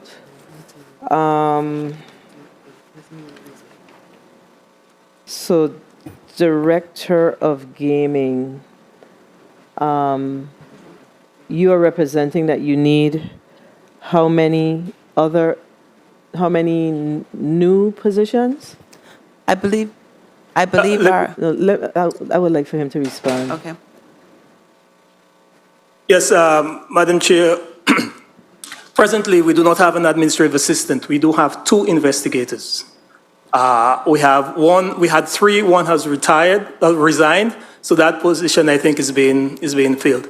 We requested from, I think, 2-3 years ago, and constantly, we're asking for an administrative assistant and 2 additional positions. And that was the reason why we had a meeting with the Casino Control Commission and the wait, former Attorney General. 1 second. For 3 positions. So, you currently have how many investigators on board? We have 2 people on board right now. Okay, 2. And 1 position that left, and person we're trying somebody to fill that position. Okay, so you have 2 investigators on board, and the Attorney General indicated that you're looking to hire another one. That is correct. So that would make 3. That is correct. Okay, and then you have a vacant administrative assistant on board? No, we do not. Not on board. You We'll have a never vacant- fund it. Okay, so we can't all speak at the same time. Allow me to finish my thought. You have a vacant administrative assistant? That's what we requested for an administrative assistant, because we never had that position funded, and 2 additional investigators. Because let me just explain. No. That's not what we're going to do. So allow me to clear my thoughts so I could understand what's happening. I know you want to get your information out. All I'm trying to do is understand what it is that you do not have. So do you have a support staff in terms of an admin assistant? Yes or no? No, we do not. You do not. And you currently have 2 investigators on board. Yes. That is correct. And the Attorney General just indicated that there's a search for a 3rd one. So that's 3 that you have. So right now your shop is comprised of a gaming director, which is yourself, Right. and 2 investigators. Correct? Yes. Are there any other employees under your shop? No, because the 2 investigators do everything that is required. That's what I was trying to explain, because we have to test all of the gaming machines to ensure that the machines are functioning. So the gaming investigators that I do have, the 2 employees that I do have, they have to test the machines whenever the need arises. And when they're not doing that, if a call comes So in, you whatever really want me day to or- flesh this day or- out? You just want to put your concern on the record. I'm trying to flesh this out so we can understand what your needs are. But you ain't But that's allowing what me to I'm do that? explaining this. Sorry. Go ahead. I'm sorry. Yes, I'm trying to be clear on what the need is, but if all of the other ancillary stuff that's happening internally, I don't need to know that, honestly. So Okay. I just need to know what your shop, up to now, I ain't get what your shop comprised of. Is it 3 of you currently? Right? At this point, today is 3 of us, yes. Okay, and you don't have a supporting administrative staff, correct? No, we do not. Okay, so That is Attorney correct. General, are you aware that there's a need for a supporting administrative assistant type? I am aware of the need, and the way that he was explaining is that he has his investigator also tasked with administrative tasks. So when they're not at the casino, they're also fulfilling investigative tasks. What he's indicated his need is he needs another investigator it's presuming is going to be doing similar functions in terms of also being providing administrative support. So that's where we are. Our supplemental does contemplate additional employees, but that is where we are now in terms of what we have. So it sounds like the director's concern is that we have the investigators are doing work that's outside of their scope, which is administrative type duties. Is that correct? That's my good friend, and I can't remember his name today. Mr. David, Attorney David, is like yes. Is that the Yes. concern? Well, I wouldn't say it's outside of the scope, because we do everything that is required to be done. So they're doing the work that's required to be done. So whenever something comes in, it has to be handled, it is being handled by them. But it's just that we need more individuals to do what is required, so then we could more or less streamline or specify or delegate certain individuals to do certain things more efficiently. Okay, got it. So there's a need for another investigator, and you're asking for admin assistant. That's basically what I'm hearing in this conversation. So colleagues, we're going to go to the next senator. I think there was a point of inquiry information by Senator DeGraff earlier. No, I'm good. Thank you, madam. All right. Any other? Senator Fonseca, you have a point of inquiry? Information? No. Or you're next? You're not next. The next person is Senator Carrion. Senator Carrion, you're recognized for your 4 minutes. Thank you, Madam Chair. Good morning to you, all my colleagues, testifiers here today, and the viewing and listening audience. Especially good afternoon to the Attorney General. Good afternoon. Morning. Good morning, I should say. I'm moving right ahead. Sorry. We've had such a long week. Attorney General, so based on the post-audit report, of course, the percentage of increase that you're asking in general from the general fund, it's not huge. It's just basically 3.5% increase. And there's a slight increase when it comes to supplies. What are your expectations in that area by which you projected close to 86% increase in supplies? Is that what the general judgment fund money is? Okay. I'll defer to my CFO, Mr. Christopher. Kai Christopher, Chief Financial Officer. The increase in supplies is due to the subscriptions such as our LexisNexis Law Library, our Team Viewer that our attorneys and staff use, and the PACER accounts. Based on the number of employees. Go ahead, sorry, Senator, go ahead. No, I was just wondering, that wasn't budgeted before?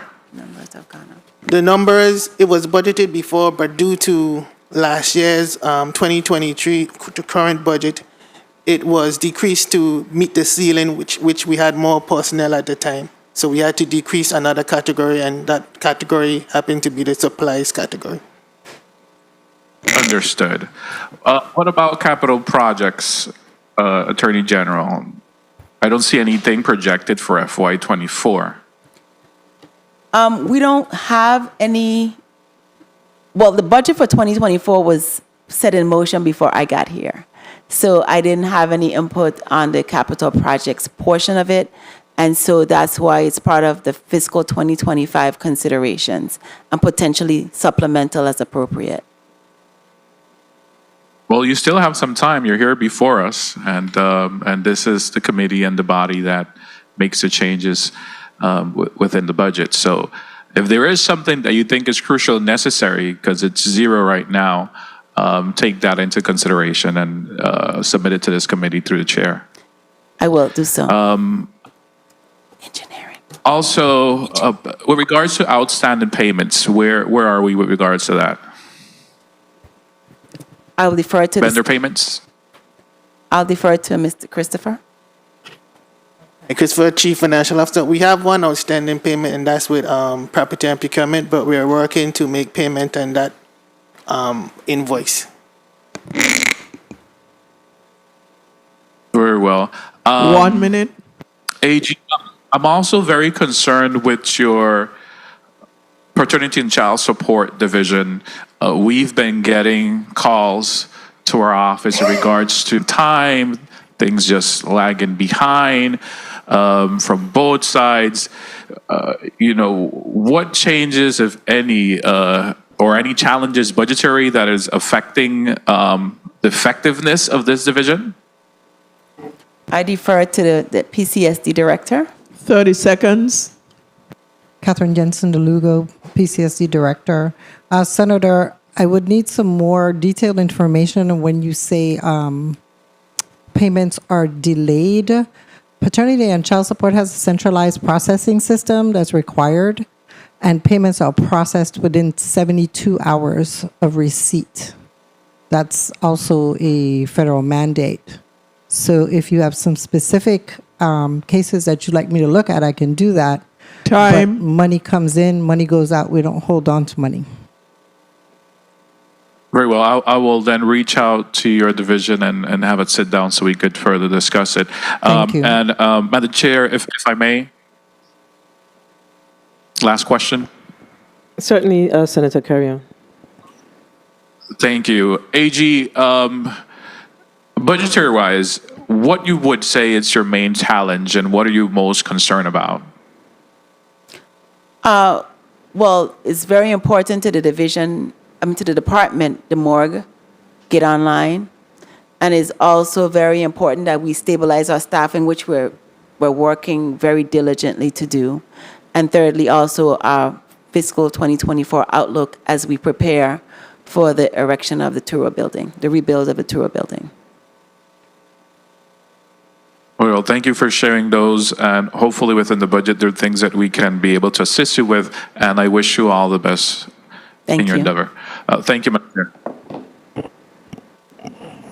Thank you, Senator Carrion. Senator Fonseca, you recognize for your 4 minutes. Yes, thank you, Madam Chair, and pleasant good morning to all the testifiers, and congratulations to our brand new Attorney General, Ms. Smith. You know, I's a Smith too, you know, we're cousins. You know, I wanted to actually congratulate this department. You have the most people over $100,000. I wanted to ask you, what's the salary for the litigation specialist 2, the messenger mailroom clerk, and the PBX operator receptionist? What's the salary for those 3 positions? I'll defer to our HR director. The litigation specialist 2, messenger mailroom clerk, and the PBX operator receptionist. Okay. Litigations. I'm sorry, Beverly Herman Wallace, Human Resources Director. Our litigation specialist 2 salary is $50,683.65. Messenger mailroom clerk is $30,000. And what was the last one, sir? PBX operator receptionist. Oh, that's paternity. Madam Chair, can you hold my time? Hold the senator. Yeah, okay. Hold the senator's time. Thank you. That's incorrect.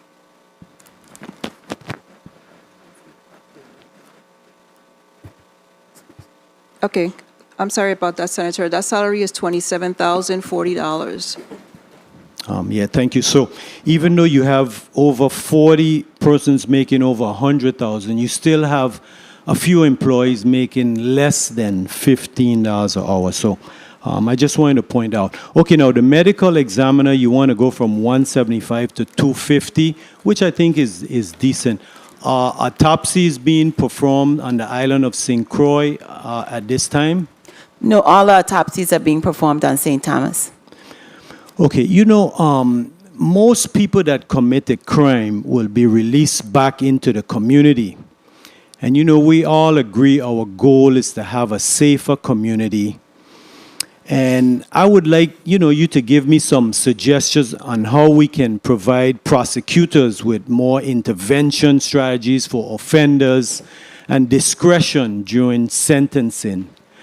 You know, on page 13 of your testimony, you mentioned there was 7,193 active paternity and child support cases in the territory, and $8.4 million was paid out, and that's commendable. Well, you know, I was looking at TV the other day. I think the show is Mari Popovich or something like that. And he said, you know, we have looked at the DNA tests, and you are not the father. So can you explain to me, how does the law make the other party whole if they have been paying child support and an error is found? How do we make the other party whole? Okay, well, I'll defer to the Paternity and Child Support Director on the paternity and child support questions, and I'll come back to the initial question. Good morning, Senator. Morning. Catherine Morning. Jensen DeLugo, PCSD Director. Cases filed with child support must have paternity established or an acknowledgement of paternity.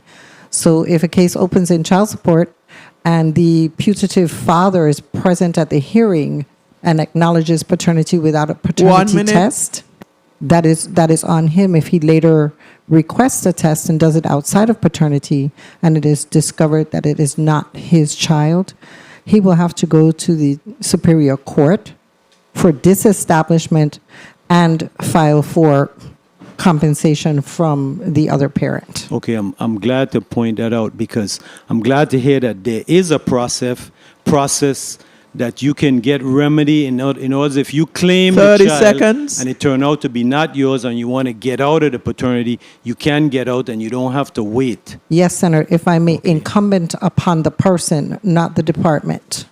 Okay. Also, now let's go to the sex offenders. I notice you have 62 sex offenders on St. Croix and 54 on St. Thomas. And congratulations, it seems you've been working hard where I think you've registered like 50 recently in the past couple of days. So that's interesting to know. I didn't know that we had that many sex offenders in the community. So congratulations and keep up the good work. Thank you, Madam Chair, for your time. Thank you, Senator Fonseca. I want to go back to the concern or question from the millennial senator in the St. Croix district with regards to the autopsies and the fact that right now the autopsies are all conducted on St. Thomas. On St. Thomas.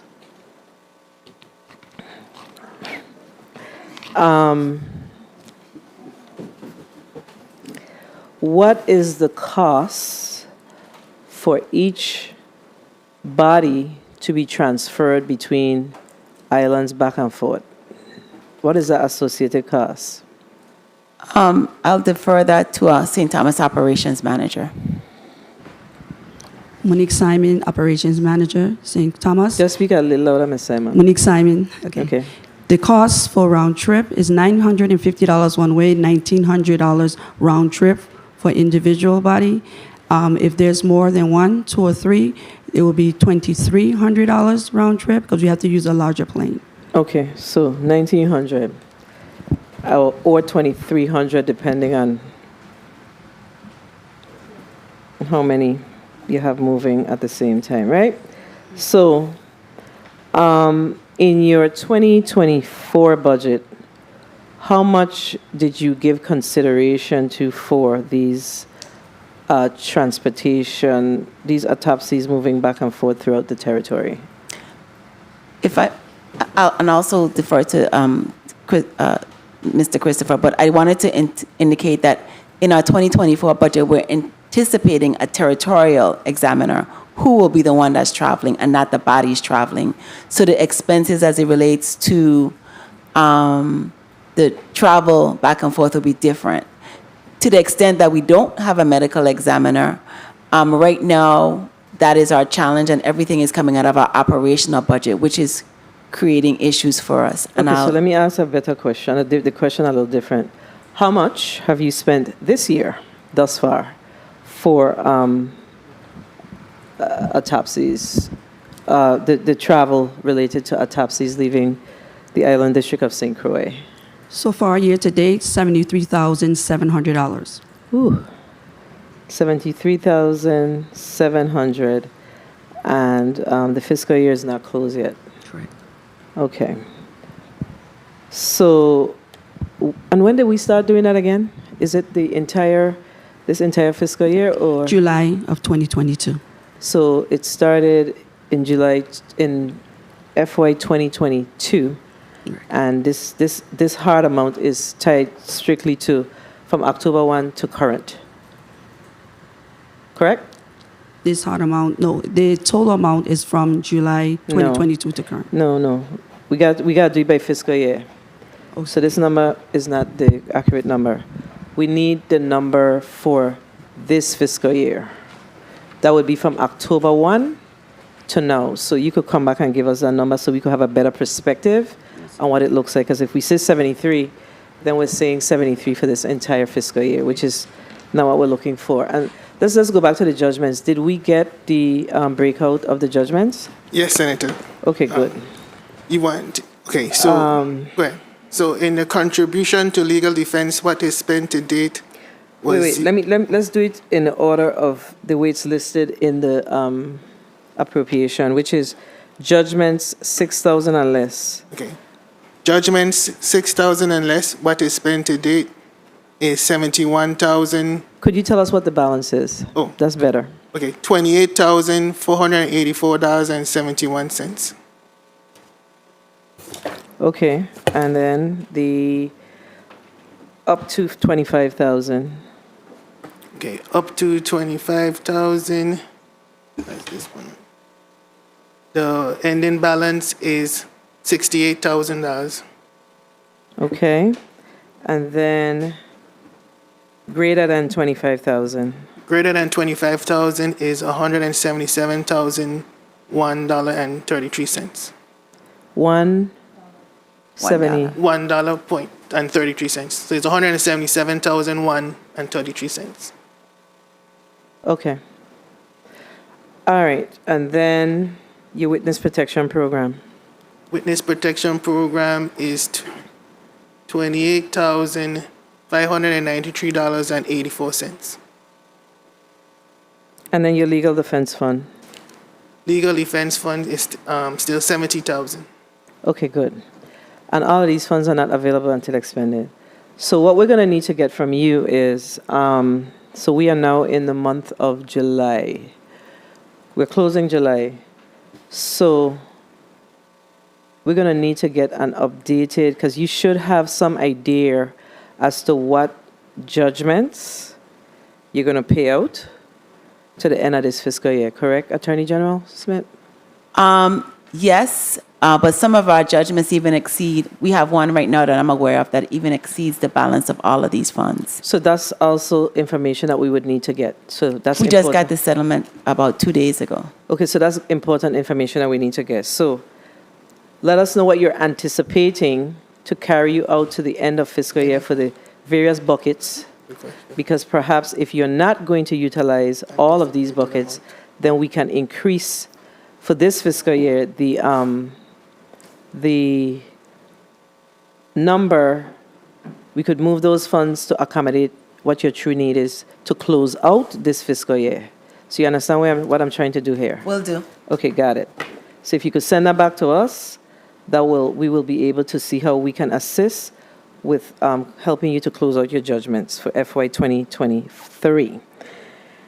Okay, and you gave me the witness protection as well as your anticipated expenses taking you out to the end of fiscal year 23 for your witness protection program, and then you have a contribution. So tell us what that contribution to the legal defense fund is. Why you haven't spent any of why you have not had the need to expend any of those dollars. I defer to Mr. Christopher. Those funds are specific for when the department hires outside legal counsel to help litigate a case. Okay, so Attorney General, do you anticipate that looking out to the end of September 30th that you will have to expend any dollars in this category? Currently, the way our agreements are working are that we have not had to spend that money, and I don't necessarily, based on what I know right now, I don't expect that to be spent, but I think it can be reallocated for the judgment that I know is coming up. Okay, so and that would be the request. Okay, so send us the information. We did receive the supplemental requests, so as we contemplate what we will do for the supplemental requests, if you have a need there, please share it with us so we could make good on all of our challenges that we have, in as much as the information is shared with us. All right? Okay, Senator Kenneth L. Gittins, you're recognized for your 4 minutes. Just the time, I hope you had no question. Thank you, and good morning to all. Good morning. First, let me just take 10 seconds just for a moment of silence. You don't have to stand for our fallen officer who is being laid to rest at Government House.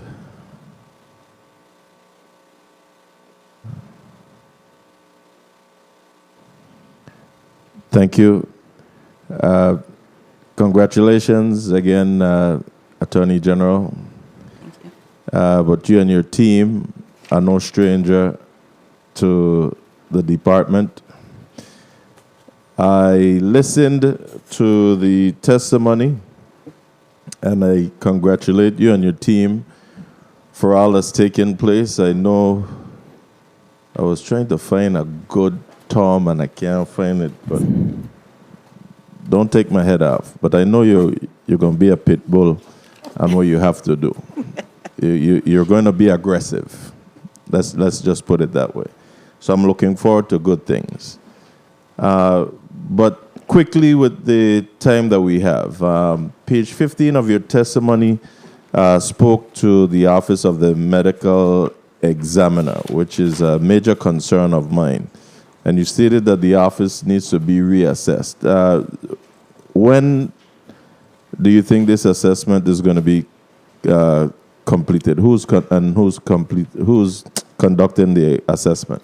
Well, when I say reassessed, I mean that I think we need to involve the staff in the decisions about how the department should run, given the fact that they are the ones in the trenches every day, and not necessarily have a clinical way that we look at how we evaluate the time, the 8 to 5, because I think we need to be concerned about the mental health and such. I don't mean to be abrasive, but time. So what's the time span we're looking at to get the facilities completed on St. Croix? Because right now the bush is growing up. It seems like they were cut the other day, Senator. I got the front cut the other day. But we're waiting for the contractors to sign the contract. Once that's done, we can move forward. What are we waiting for? They want money? No. PMP has presented them the contract. It is in their hands. Their legal team is evaluating it. I've already previewed it, so we're ready to go. We're just waiting for him. All right. So we could talk more on that. Page 12 and 13 of your testimony speaks to the Office of the Sexual Offender Registry. I too was it raised my eyebrow. I didn't realize we had so many people. Who's responsible for monitoring these individuals, and do we notify the persons within the communities that these people reside? Yes, they're monitored by the 3 individuals that work in that office, and our mandate is to go to schools. What are their titles? Their titles that's are monitoring them. the Territorial Sex Offender Registry Program Manager, the Registry Investigator, and the Registry Coordinator. So you have any of them have full-fledged police authority? Yes, our investigator does. So just one? Correct. And so when they go out to do these inspections, who goes out with the inspector? What we have is with the St. Thomas coordinator, she's augmented by SID on St. Thomas, and the investigator works with the manager on St. Croix. Okay. And I heard of the discussions between my colleagues and the Division of Gaming Enforcement Director. Hopefully we can address that through BR 23-0451, where I'm seeking to consolidate all games of chances. I'll be sending that for his review as well. Now, according to reputable 30 seconds. News sources and articles, there was a settlement agreement regarding the Epstein matter, which was reached back in, they said, January with billionaire Leon Block. What's the status of that settlement? What is the amount? And to your knowledge, did we receive those funds? Yes, those funds were transferred to the Department of Finance in April.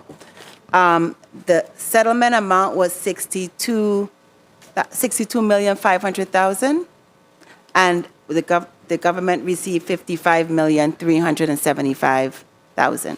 Did the court state what these monies are to be specifically used for, Yes. or any portion of it? Yes, sir. 15 million of those monies in that particular fund are supposed to be used for, I have it written down here, are earmarked for project services, counseling programs and activities, or mental health services and facilities for Virgin Islands residents and inhabitants. So only 15 million of the 62.5 Right, but was specifically. a portion of that, the government received 55 million because part of that was our attorney fees and costs. Right. So of that 62.5, 55,375 was received. And from that 55, Time. 15 million Correct. to be used specific. Correct. Okay. Madam Chair. And lastly, if I may, looking at page 5 of the post-audit report, and I know again you just came into this post, we're paying a tremendous amount of rent that I'm seeing here, especially in the St. Thomas St. John district. Some well over $1.6 million, it appears. Spending this kind of money, what, if any, thoughts have been given to whether purchase or construct your own building in the St. Thomas St. John district for operations? Because if we're paying this kind of money, we could definitely afford our own building. I agree with you. I am currently on the search. I've made a couple of contacts. Some buildings that are existing, but they're not willing to sell. So I have to figure out if there's land available, because we also have to think about proximity to courts and such, and parking and all those other concerns. But I am trying to identify certain places. So I'm gonna be on every agency about this, because I'm telling you, I see where we're spending a lot of money. We could save money. We could be bringing in money, and I mean, something just ain't going right. The right hand ain't meeting with the left hand, etc. But we could do this, and I'll stay on this with you. I will be on property and procurement as well to help as many of you be able to get back into government-owned facilities. I continue to drive this territory and see us pouring government funds into private properties and leaving our government properties or buildings in the worst shape. We got to do better. We can do better. I must do better.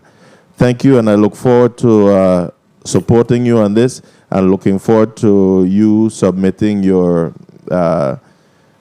engineering report with regards to the Toro building on St. Croix, which I definitely want to see rebuilt. One of the supplementals we think we're also going to need, and it will be part of our presentation, is that we have the engineering design estimate prior to even getting to the cost proposal is an investment that we have to make preliminarily.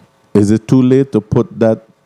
From what I'm hearing, no, and so we'll make sure we get that in. But you ain't let me finish. Oh. If it's too late to put the what is the morgue that we're building in the front? Is it too late to put it in the back? The back is where the building is going to go. Which building? The Turo building. The Turo building is going to sit so in the back. that means the morgue going to be in front of it? The morgue is going to be someplace else. It's modular. Oh, so you're going to eventually remove it? That is the intention. God bless you. Thank you so much. Madam Chair, thank you much for the leniency as well. Thank you, Senator Gittins. Senator Fonseca, you recognize for your point of information. Thank you, Madam Chair. Okay, so you said the settlement was $62,500,000. There was $7,125,000 in attorney fees. $15 million was for project services, mental health, etc. So that leaves $40,375,000. Through the chair, can we get an accounting of that balance of $40,375,000? Madam Chair, through the chair, can we get the accounting of the balance of the $40,375,000? Well, Senator Fonseca, let me share with you, right? Yeah. You ain't got no accounting of the balance of the 40 million, you know. This body, this institution, Once the government has outlined that they have 7 million in attorney fees, 15 million in associated mental health projects, then we can decide where the rest goes. Okay, So we thank you, always have to Madam remember that. Yeah. Our job is to appropriate the funds. Of course, we have to work with the executive branch because we have to understand what the needs are, but we also have to have, I don't know why I use the word seat at the table. We make the final decision. Okay, thank Okay? you, Madam Chair. Yeah. Correct, Senator Gittins? You recognize your point of information. And thank you very much for that clarification, Madam Chair, because a lot of people pay attention to what's going on here during these hearings, which brings me to ask you, Attorney General, through the chair. So if this settlement was done back in January and we received these funds back in April, why there was no announcement whatsoever with regards to this settlement? I mean, if you know. A lot of the settlement was done under my predecessor, and I just... Okay, so I'll leave it right there. Okay. Thank you. That's fine for me. Well, Senator Gittins, I don't know that the former has a responsibility to make that notice to the community. That notice should come from the executive branch, the chief executive's office. So, bottom line is, it don't really matter when they say, right? So, because we have the opportunity to appropriate those dollars. So, what matters is it's just important to work with the legislature as we move these funds along on the appropriations. So, one of the things that we definitely intend to do, I know that we've been talking about how we are going to divvy up, if you will, the funds that's coming in. And I know that many of us have ideas. So at some point, because one of the things we like to do is as we move forward with the 2024 budget, we want to make sure that we include some of those projects in the 2024. So we probably have an enabling legislation to move those projects along. So at some point, we're going to have the conversation, colleagues. I know that I think I saw one of the good Savanero, I think he managed to pull off a $20 million deal, or $20 million in a bill already for, I want to say it's elderly, assisted living home or something like that for the elderly. So that one slipped us, but we got to rest. Can I get a quick point of information? Nothing with that. Quick point of information. I wanted to allow the senators for at least another 2 minutes or so. Yes. So I'm not sure if it's 2 minutes or just a burning question, but no, let's go. Senator Gittins, you recognize quickly. Thank you. I was just corrected. I think when I asked for the moment of silence earlier, I said being laid to rest at Government House. It was he's laying in state at Government House. Yes. My apologies. I just wanted to clear that for the record. Thanks. We know what you meant, Senator. All right, you have, so let's just get back to the numbers very quickly before I allow the senators a burning question. Oh, you didn't get your time, Senator Joseph? And how in the world would that happen? Senator Joseph, you recognize for your 4 minutes. Thank you. Thank you. Thank you so much, Madam Chair. A pleasant good day to everyone, especially the hardworking men and women at the Department of Justice. I really am very thankful for your testimony,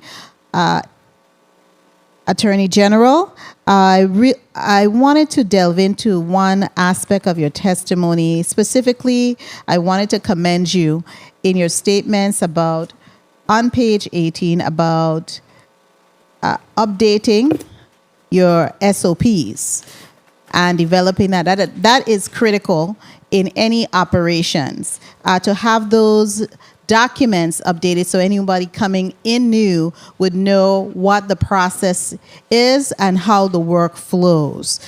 You don't want to have people within your ranks saying and doing things that is not part of your process. I do have a question relative to your Civil Rights Division. I bring it up every year. I recall when that division was actually part of the Department of Justice. I didn't see any mention of a Civil Rights Division to assist with litigating cases that come before you where there are matters of discrimination from our residents. I believe I heard in your testimony some item regarding consumer litigation, and I really want to commend you for that. But where are we? Because that with the Civil Rights Commission, is that in your thoughts? Is that something that you and your team will look at?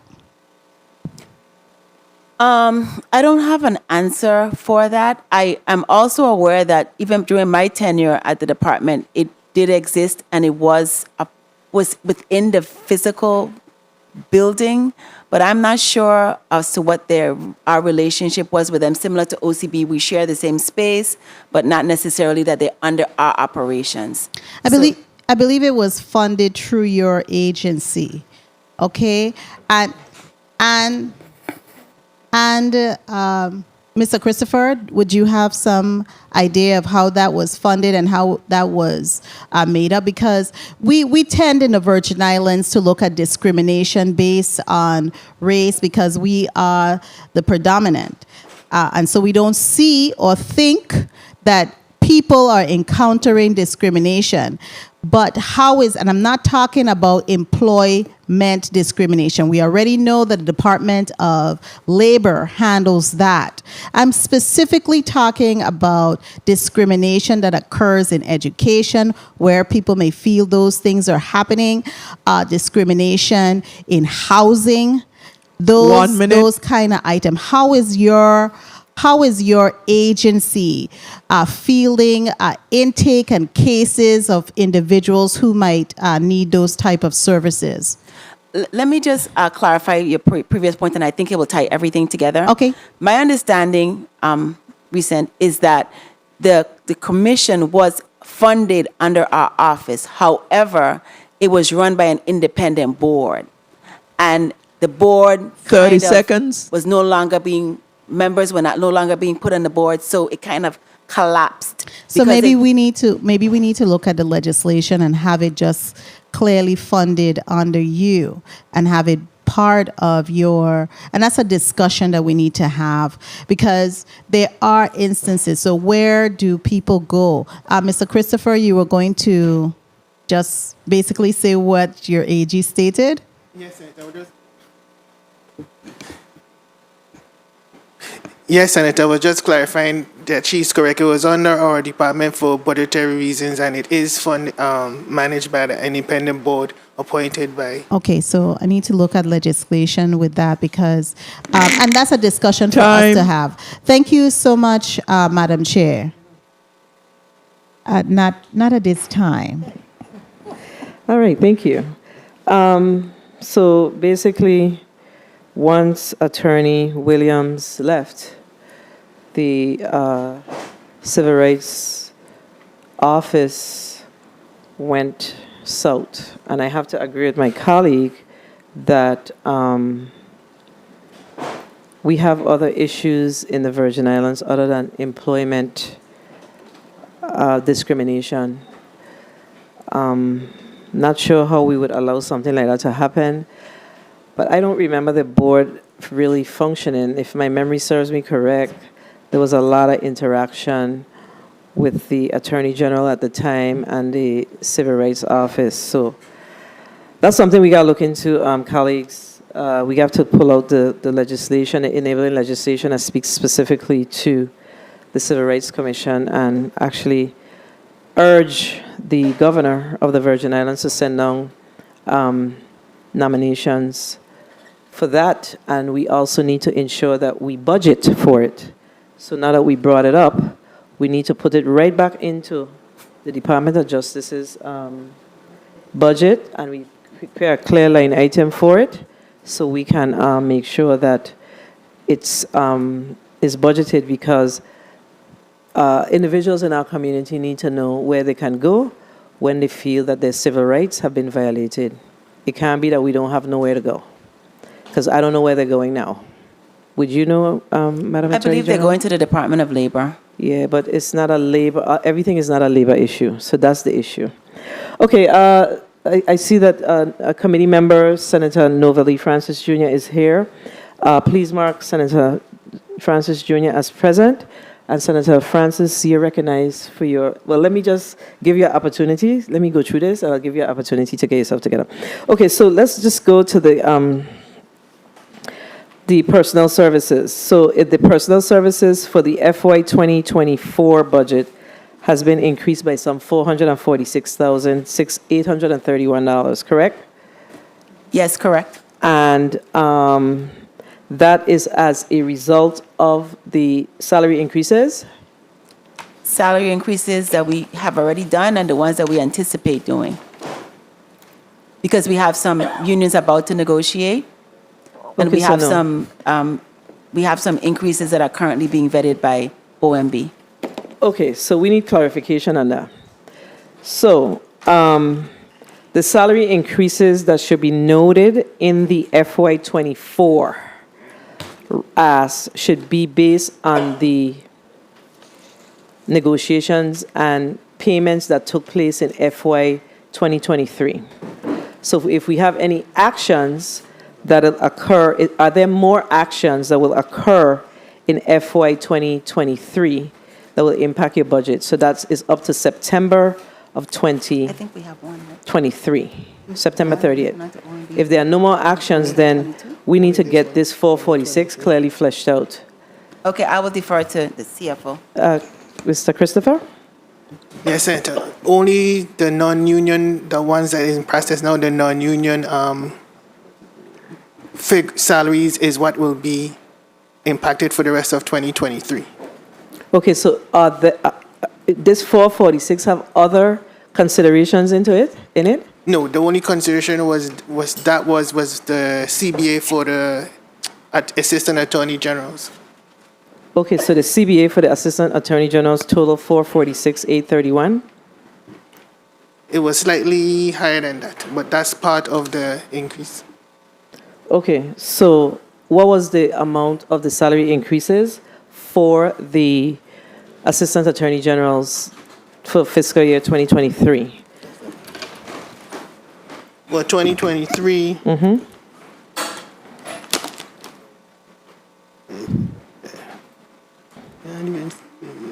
What's that total for the personnel category?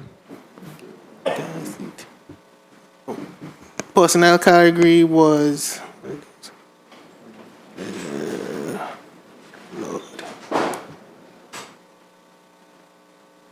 Only seeing the one. It's tiny. Wait till, like I ain't seen it.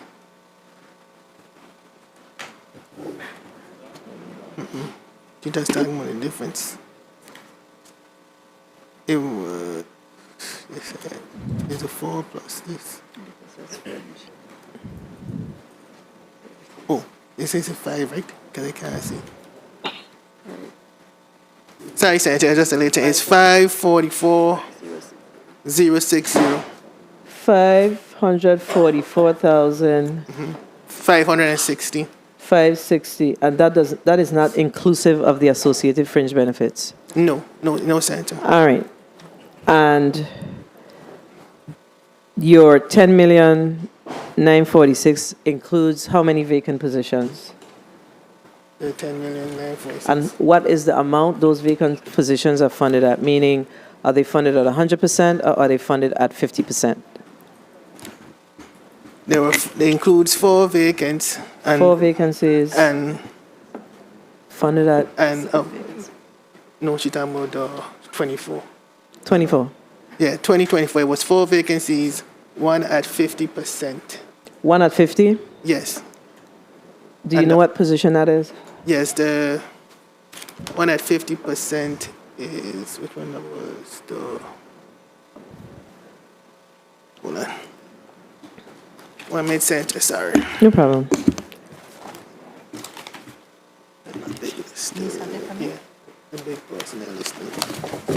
Okay, so while we're at it, this is what we're going to need to get from you. We're going to need to get an updated personnel listing from the Office of the Attorney General, inclusive of your updated associated fringe benefits for all of your positions. Okay? Yeah, Whether they be filled or vacant, we need to make sure that we right fit our personnel and fringe services for this government. Exempt salary increases. Did we give exempt salary increases in FY 2023? Or do you anticipate exempt salary increases for FY 2023?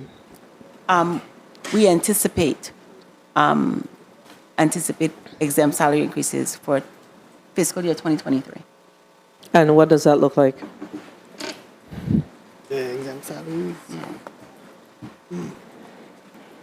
I could get the figure for you, Senator. I did not calculate the Okay, please provide us with the listing of the exempt salary increases by positions and the amounts. If I may, Senator, the question you asked about the one position in 24 that was at 50% was a special agent position.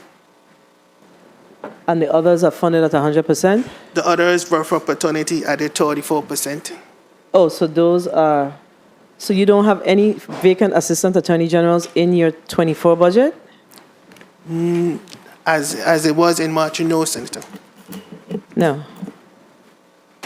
So let's go to the Solicitor General. So you indicated, Attorney General, that you had 4 filled Assistant Attorney General positions, and you're down from 12. In past Remember years, that, yes. right? In past years. So ideally, how many Assistant Attorney Generals do you need to properly staff up? I no answer yet. To properly staff up the Solicitor General Division. And the reason I'm asking that question is because we are in the recovery mode, and the all of the contracts associated with our recovery have to pass through the Department of Justice.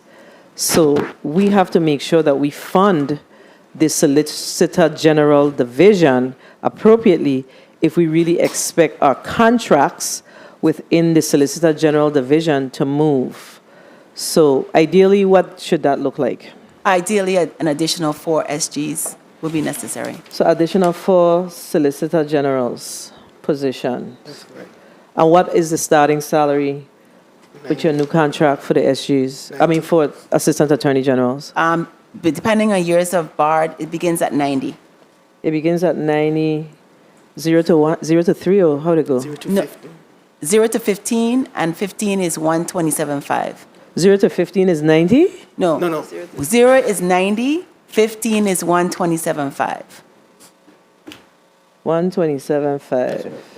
And anything above that, you cap out?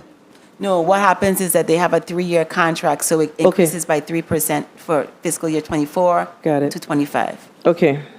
So, so then it'll vary based on the Years barred. the years barred. Okay, good. Now, your supplies. So I noted that in FY 2023, we budgeted, we gave you 171,144 under your supplies category. This year, we're seeing the acts at 319, but I also do acknowledge that in FY 2022, there was 232,939.83. That was your actual spend.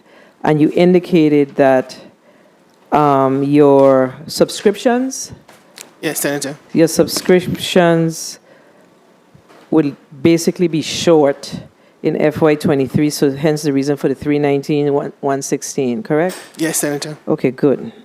And then other services and charges category, 4 million to, you have a 961.44 ask, and I think I made a note of what that was, but it was tied to, is it tied to the fact, what is the increase in your rental expense at the GRS building?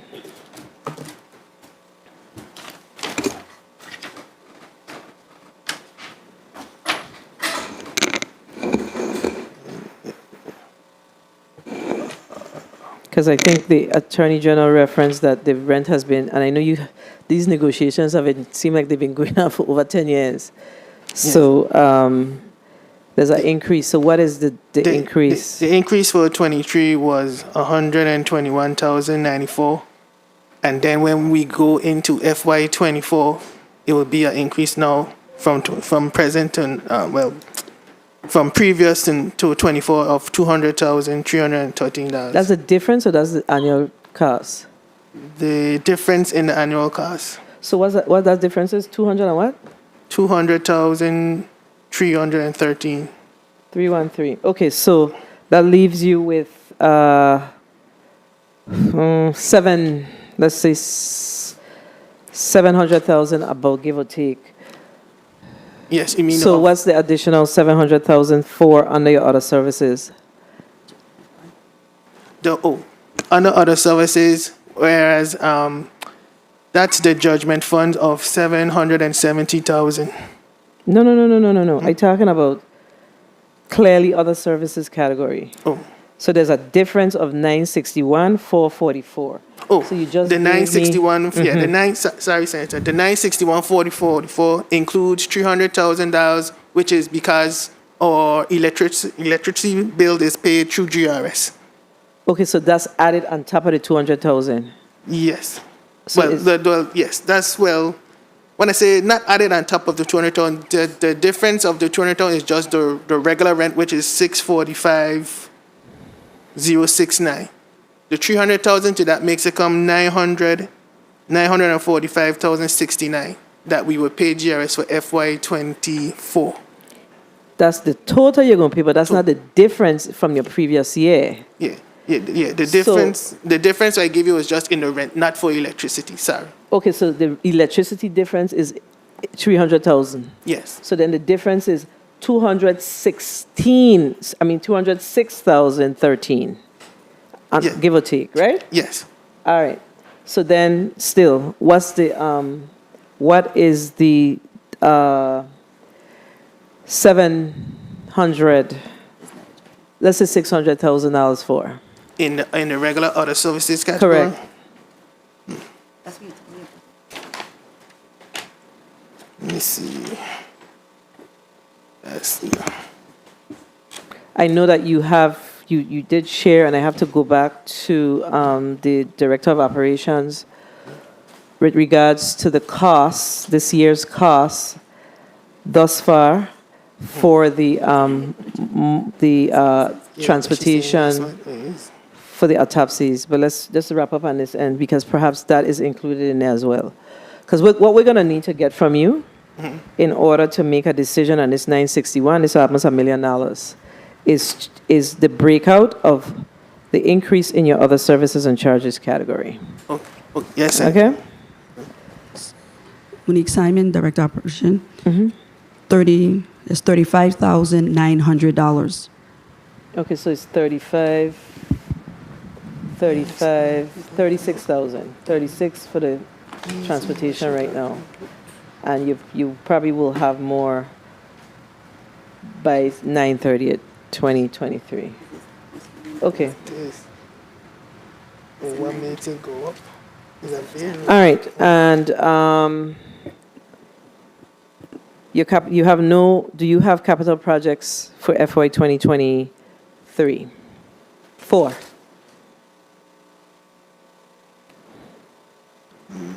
Do we have a category for that? I'm not seeing it here, but I'm sure you probably do. Do you?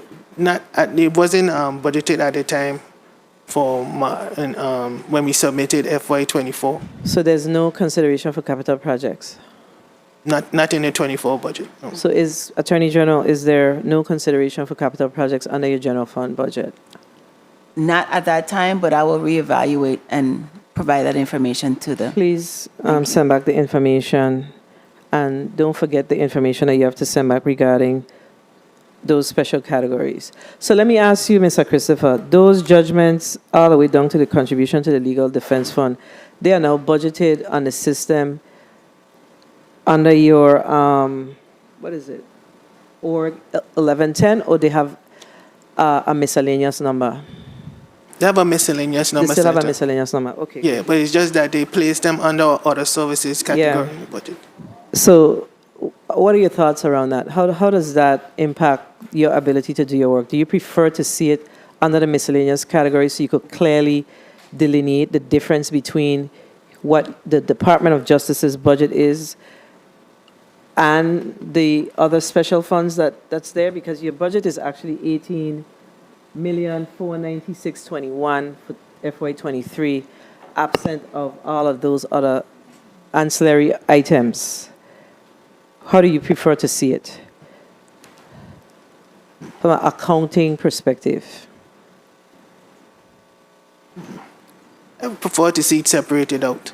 Yeah, that's what we thought. Okay, good.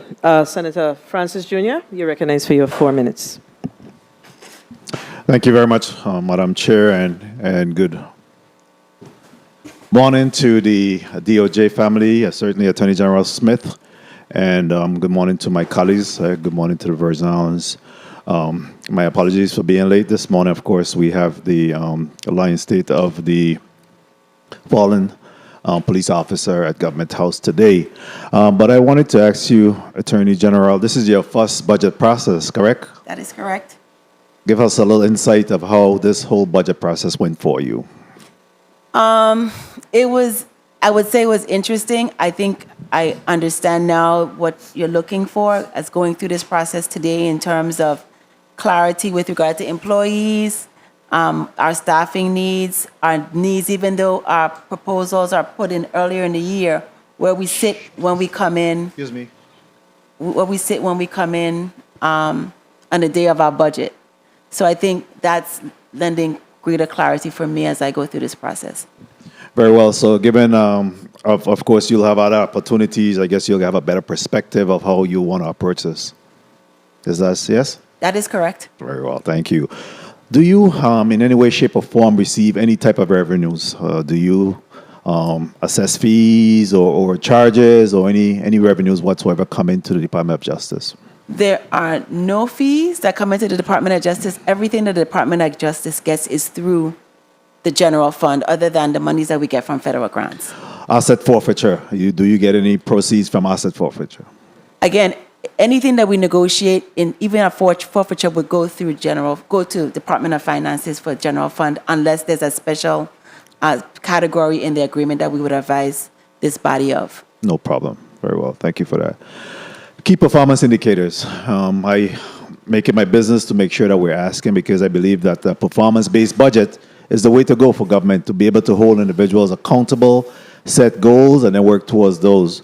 Have you determined the KPIs for the Department of Justice, and who's responsible for monitoring those KPIs? Yes, there was already a system in place. I don't think that we've been very efficient in doing that, from what I understand, and we're going to have to get better at that. It's more difficult in a legal type environment because we have so many different clients in terms of executive agencies, not always having the cooperation to measure, but we're going to do our best to push.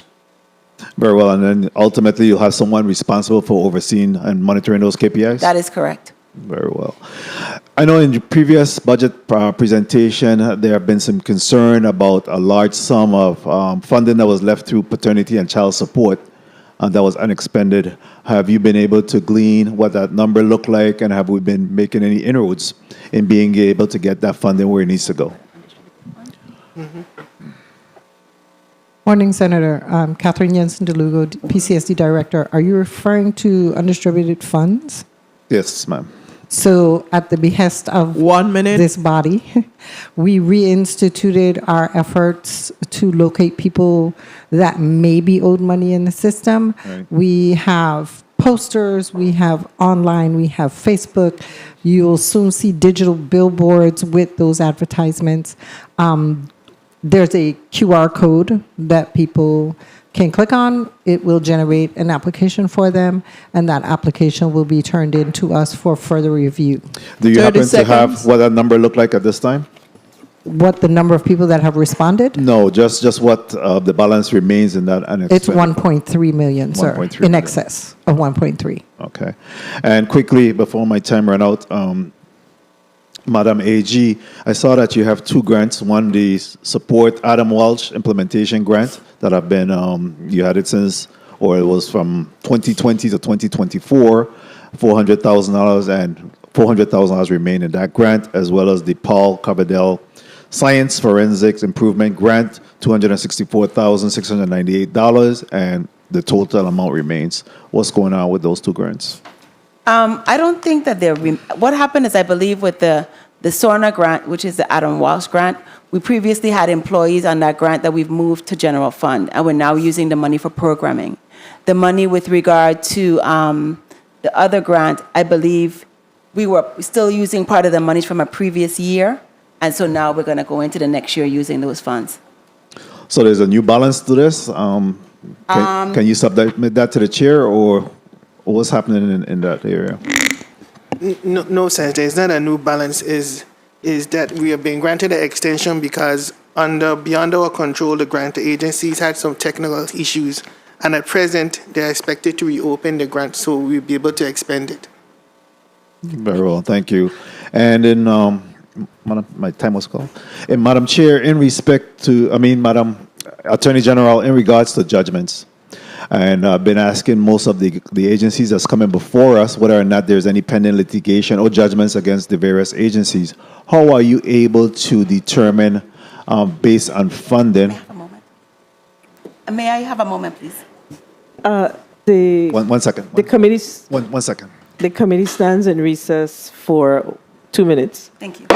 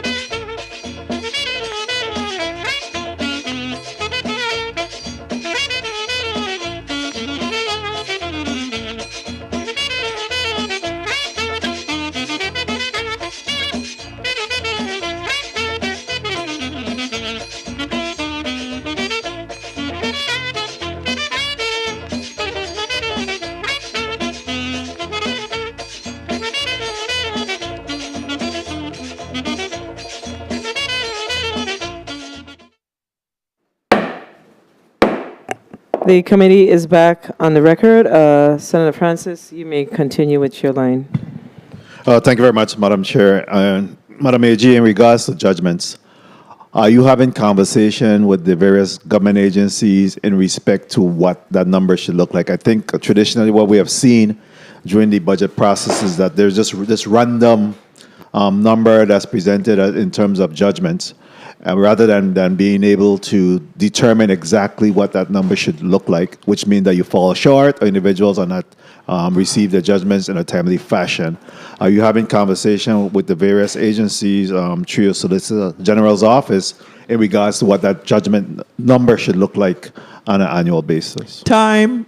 That's the way it's worked in the past, and we were always open to ways to improve the process, is that since the civil division is the one that usually handles judgments, they're the ones that we would look at. The trouble with civil litigation is that you don't know enough about the case at the very inception to determine what the potential exposure is going to be. Sometimes we're able to successfully defend a summary judgment. Other times it costs us money. But we have a situation right now where there is an agreement that we've made based on a judgment that we owe that is in excess of our judgment fund, and we're going to have to come back to this body to deal with that. Very well, and if I may just conclude, Madam Chair, with the Witness Protection Program. I see you have $100,000 that was budgeted or appropriated in FY 2023 and zeroed out for FY 2024. Is it a carryover? Do you have it until expended, or what's happening there? I'm not sure about that number, but our indication is that we only have $28,000 as of right now, and they're used for. And sometimes cases don't go forward, so we think we're going to spend money and we don't, and so it's that kind of. We just need a little flexibility with that. But right now, the balance is about $28,000. Based on our post-audit report, there was zero recommended for FY 2024. That's not accurate. I think what happened is the way the way it's styled right now is under other services, so it's captured in that $4 million number as opposed to be segregated out. Very well. Thank you. Thank you, Madam Chair, for the time. Thank you for your response. Thank you, Senator Francis. Actually, that is something that we need to fix in a post-audit report. It is budgeted for FY 2024. So what the post-audit report did was just capture the actual operating expenses and not the special fund. So we spoke about it earlier before you came, I think, about the fact that the judgments and the witness protection, those should be under the miscellaneous section because they're not actually a part of the operating expenses of the Department of Justice. So we just need to just do some rate correcting there. That's it. That's why we're having a little challenge there. Okay? So it comes across like the Attorney General's budget is overstated. Okay? Because those are special funds that you only spend the amount that's in that category. Okay? All right, colleagues. Let me just, on page 6 of the post-audit report, if I can ask, just based on the conversation from the previous speaker, can we please get an updated report on all of your federal grants to include the balances? So you have the award date, and you have you should have the award, the expenditures, and the balances as of, let's say, the end of this month, July. So if you could send that back to the committee, we'll appreciate it. Okay, I believe that we've exhausted all of our questions unless someone has a burning question. Senator Gittins? Senator Blyden, you could recognize your burning question. Thank you, Madam Chair. Madam AG, you spoke to training and current trends, and you also mentioned in your testimony that there is 505 felonies in the St. Thomas St. John district and 317 in the St. Croix district. How are you approaching that caseload in terms of the training, and how you bringing that all together to help to bring it down in numbers? Well, Bringing those numbers down require effort between all the partners in the justice system, the courts, the prosecutors, the defense attorneys, everybody. So we're going to play our part. We're going to make sure we work up our cases. So when we send out plea offers, we'll know what cases are going to be plead and what cases are going to go to trial. Hopefully that'll help everything move along. Okay, very well. Thank you so much. Thank you, Senator Blyden. Do we have any other burning wrap-up questions? Senator Fonseca, Senator Gittins. Yep. Before you have one, before you go ahead, Mr. Christopher. Yes, Senator. If you would like, I would like to enter the balances as of July 21st for the grant information that you requested.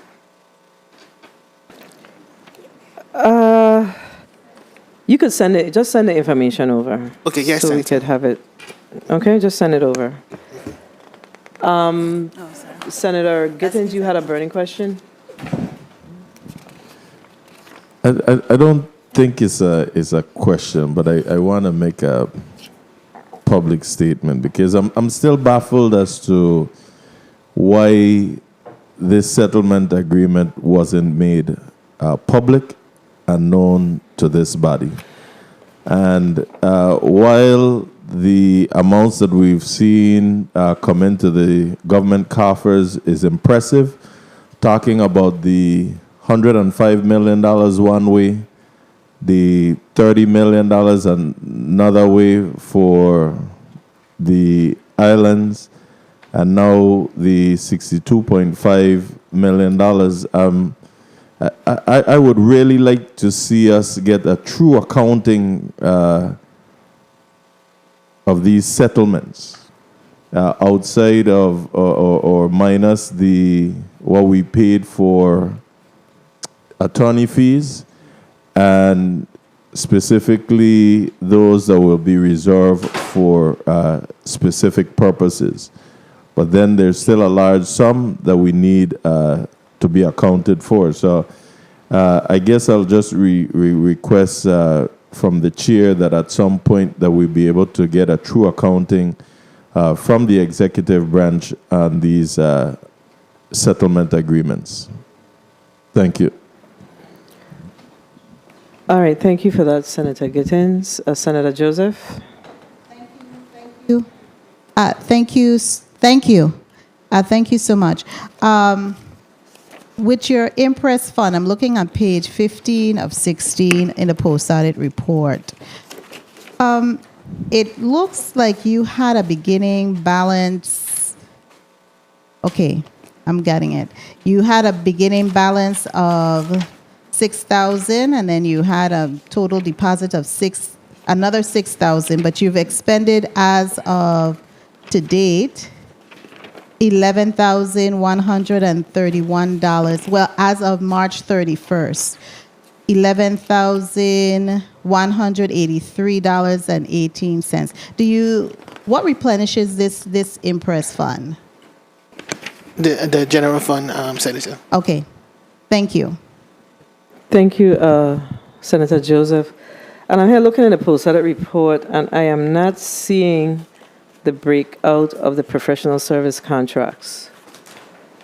That is not, there is a page for it, page 6, but I'm not seeing that on page 6. So can you please forward to the committee? Page 7. Page 7.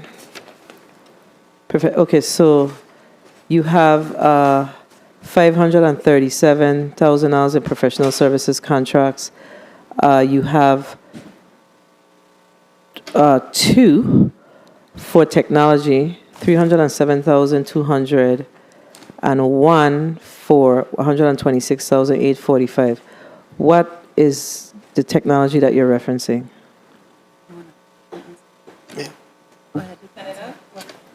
Speak into the mic.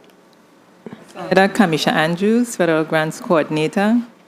The one for $307,200 is for the hosting of the Secure Azure Government Cloud system for our C-STAR program at child support.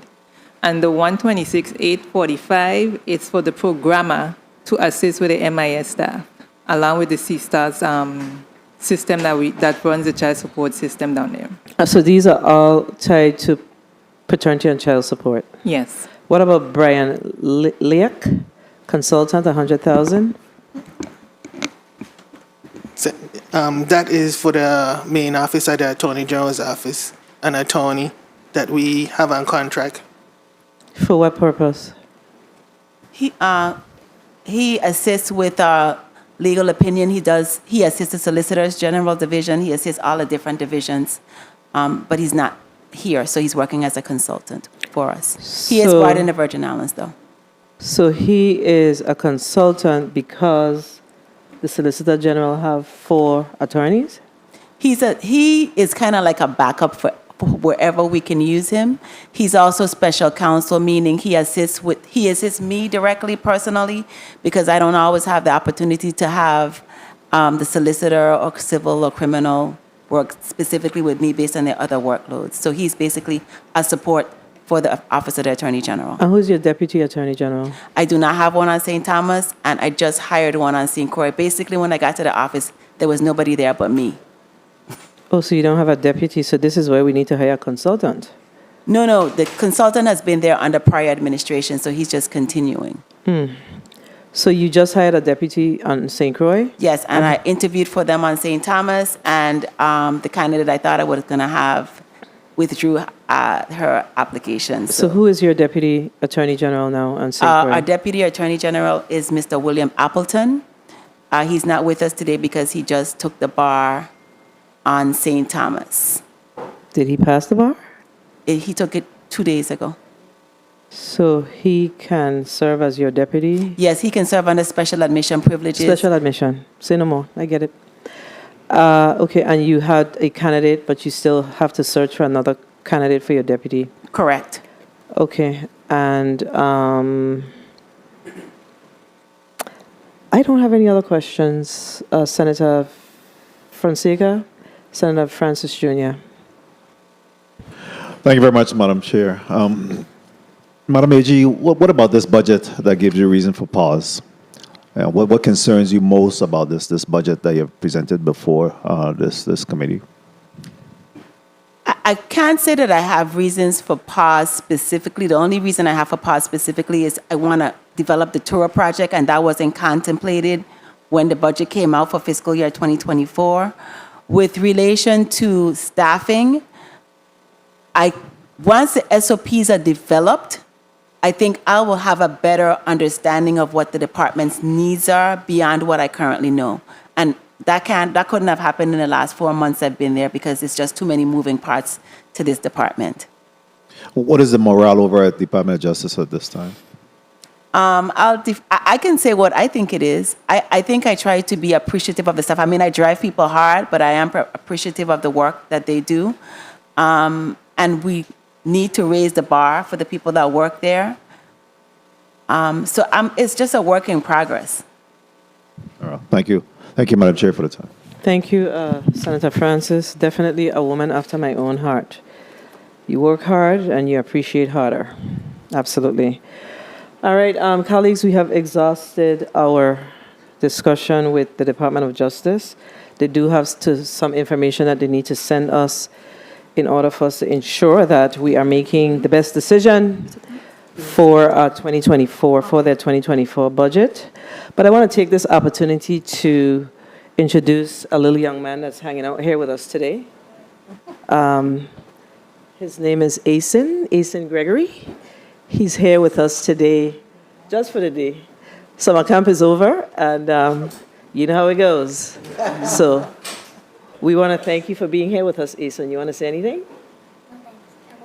What did you say? What did you say? I don't want to say anything right now, and I'm fine. All right. All right, well, thank you for being here with us, okay? All right. Okay, so the committee will stand in recess. We do have to pay our respects to the fallen officer. If I may, one question. Go ahead. I just wanted to make sure that all the inquiries you've made, are they going to be transmitted to us in writing so we can make sure we're responsive? For sure, Thank you. for sure. We're going to send you a correspondence. You more than likely will get it before the day is over. Okay. Okay, so yes. So we do have to pay our respects to our fallen officer, Mr. Delbert Phipps. So we're going to take a recess. I know she didn't take her, 30 seconds close. So we're going to take a recess, but we're going to allow you, we're going to take a recess for until 1 o'clock, but we're going to definitely allow you a 30-second close. Oh. Absolutely. Well, I'm going to be my usual self and say we hope you fund us fully. I also have a consideration the governor actually has a consideration that's going to be coming before this body with regard to the Victims of Human Trafficking Protection Act, and we would ask that you favorably consider that. And we thank you for the opportunity to make our presentation, and we are enjoying the good work that we're doing on behalf of the people of the Virgin Islands. Thank you. Thank you so much, and thank you for your testimony and your candor today. The committee stands in recess until 1 o'clock.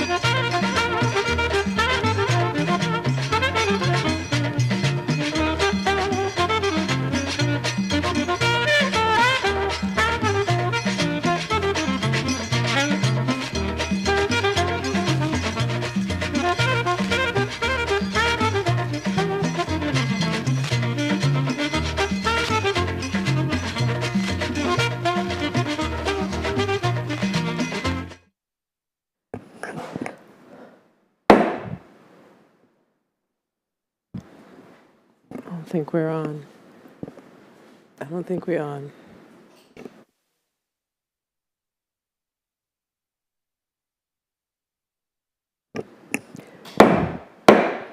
The Committee on Budget, Appropriations, and Finance is back on the record. I'm going to ask the Madam Clerk to please read the final block, today's final block into the agenda. Block 2, VI Office of the Adjutant General. Invited testifier is Major General Kojo S. Knox Limbacher, Adjutant General of the VI National Guard. This is all the, Madam Chair, this is all the reading. Thank you, and good afternoon to the Office of the Adjutant General, and good afternoon to those listening and viewing with us today. I'm going to ask the Major General, Limbacher, to please put your name and title on the record, and then your supporting cast will do likewise. Yes, good afternoon, Madam President. My name is Kojo Knox Limbacher. Madam Chairwoman. Yeah. Kojo Knox Limbacher, Major General, Adjutant General, and Commander of the Virgin Islands Army and Air National Guard. Sworn. Good afternoon, Madam Chairwoman. Nikita Ward, Executive Director for the Office of the Adjutant General. Good afternoon, Senator. Colonel Deborah Lobbenmeyer, United States Property and Fiscal Officer for the Virgin Islands. You're a colonel, wow. Impressive. Wow. Wow. I actually thought I would be one of those one day, but I moved in a different direction. I was this close to signing when I graduated to be an officer in the Navy. Mm-hmm. But I had a son, and my mom was like, you better come back home. So it's funny, I just talked about that 2 days ago. All right, so you don't have anyone on Teams? No, Madam And Chairwoman. what about in the St. Croix district? No, Madam Chairwoman. So it's just three of you? Yes, All Madam right, Chairwoman. very well. So we will proceed. You can proceed with your testimony. Good afternoon, 35th Legislature, Finance Committee Chair, the Honorable Senator Donna Fred Gregory, Vice Chair Senator Novell E. Francis, Senator Marvin A. Blyden, Senator Samuel Carrion, Senator Dwayne M. DeGraff, Senator Ray Fonseca, Senator Javon E. James Sr., other non-committee members present in the Senate chambers, family, friends, and the general public viewing and listening locally and abroad. I'm Major General Kojo S. Knox Limbacher, the 15th Adjutant General and the Commander of the Virgin Islands Army and Air National Guard. Serving at the discretion of the Commander-in-Chief of the Virgin Islands National Guard, Governor Albert Bryan, Jr. It is an honor to be sitting before this esteemed body to discuss our proposed fiscal year 2024 operating budget for the Office of the Adjutant General.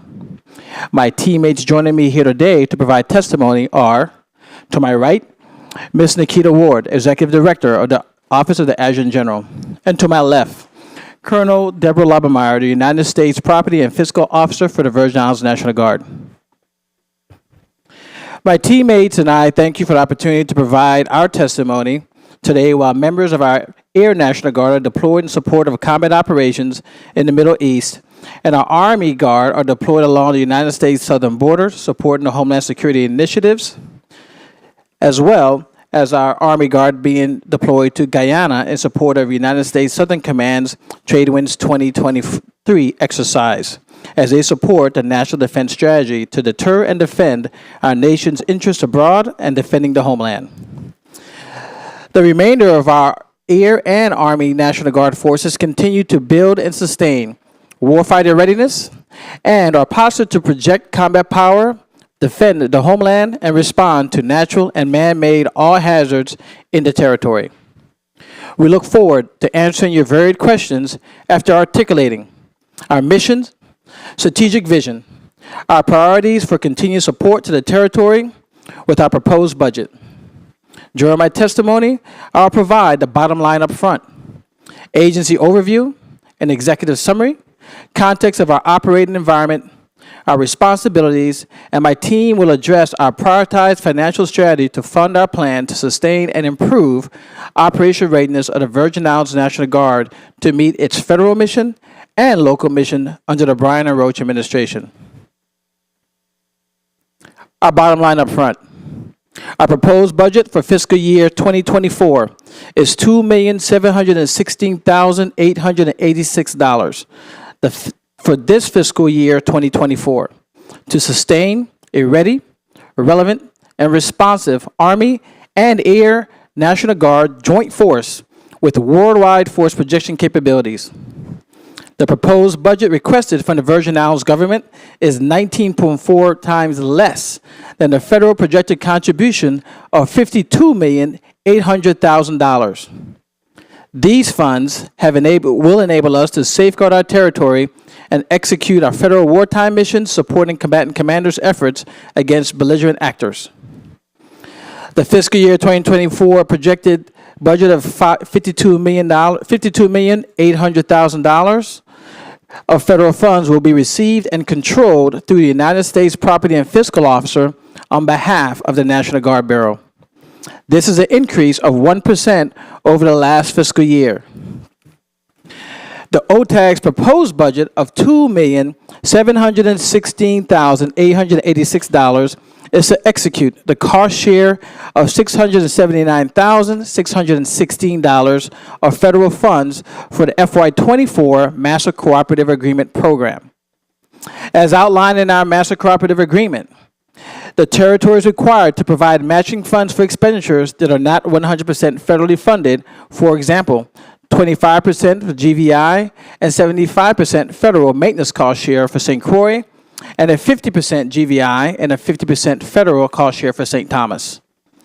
Ms. Ward and Colonel Lobmeyer will provide the details of such expenditures in our testimony later. Our executive summary. The Office of the Adjutant General plans, coordinates, and implements support of territory emergency support functions, responders to natural and man-made disasters, civil disturbances, foreign and domestic threats, and weapons of mass destruction. The Office of the Adjutant General was established in Executive Order 30-1987 to support the Virgin Islands National Guard, which was established in October of 1973.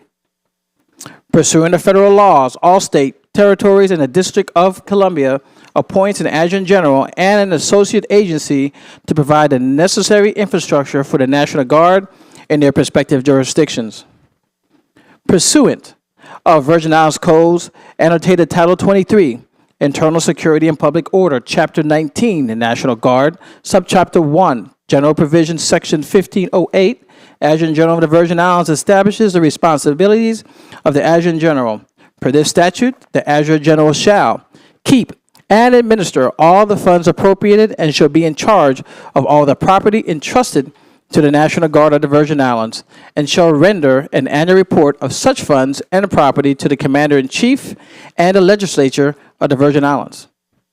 Additionally, make annual estimates of funds and prepare the budgets required for the operation of the National Guards of the Virgin Islands, exclusive of federal funds. The Office of Adjutant General's mission is to execute the day-to-day administrative, maintenance, and security requirements enabling the Virgin Islands National Guard to be a ready, relevant, and responsive joint force. Its strategic vision is to provide first-rate support to the Virgin Islands National Guard's federal warfighting and territory defense support to civil authorities requirements.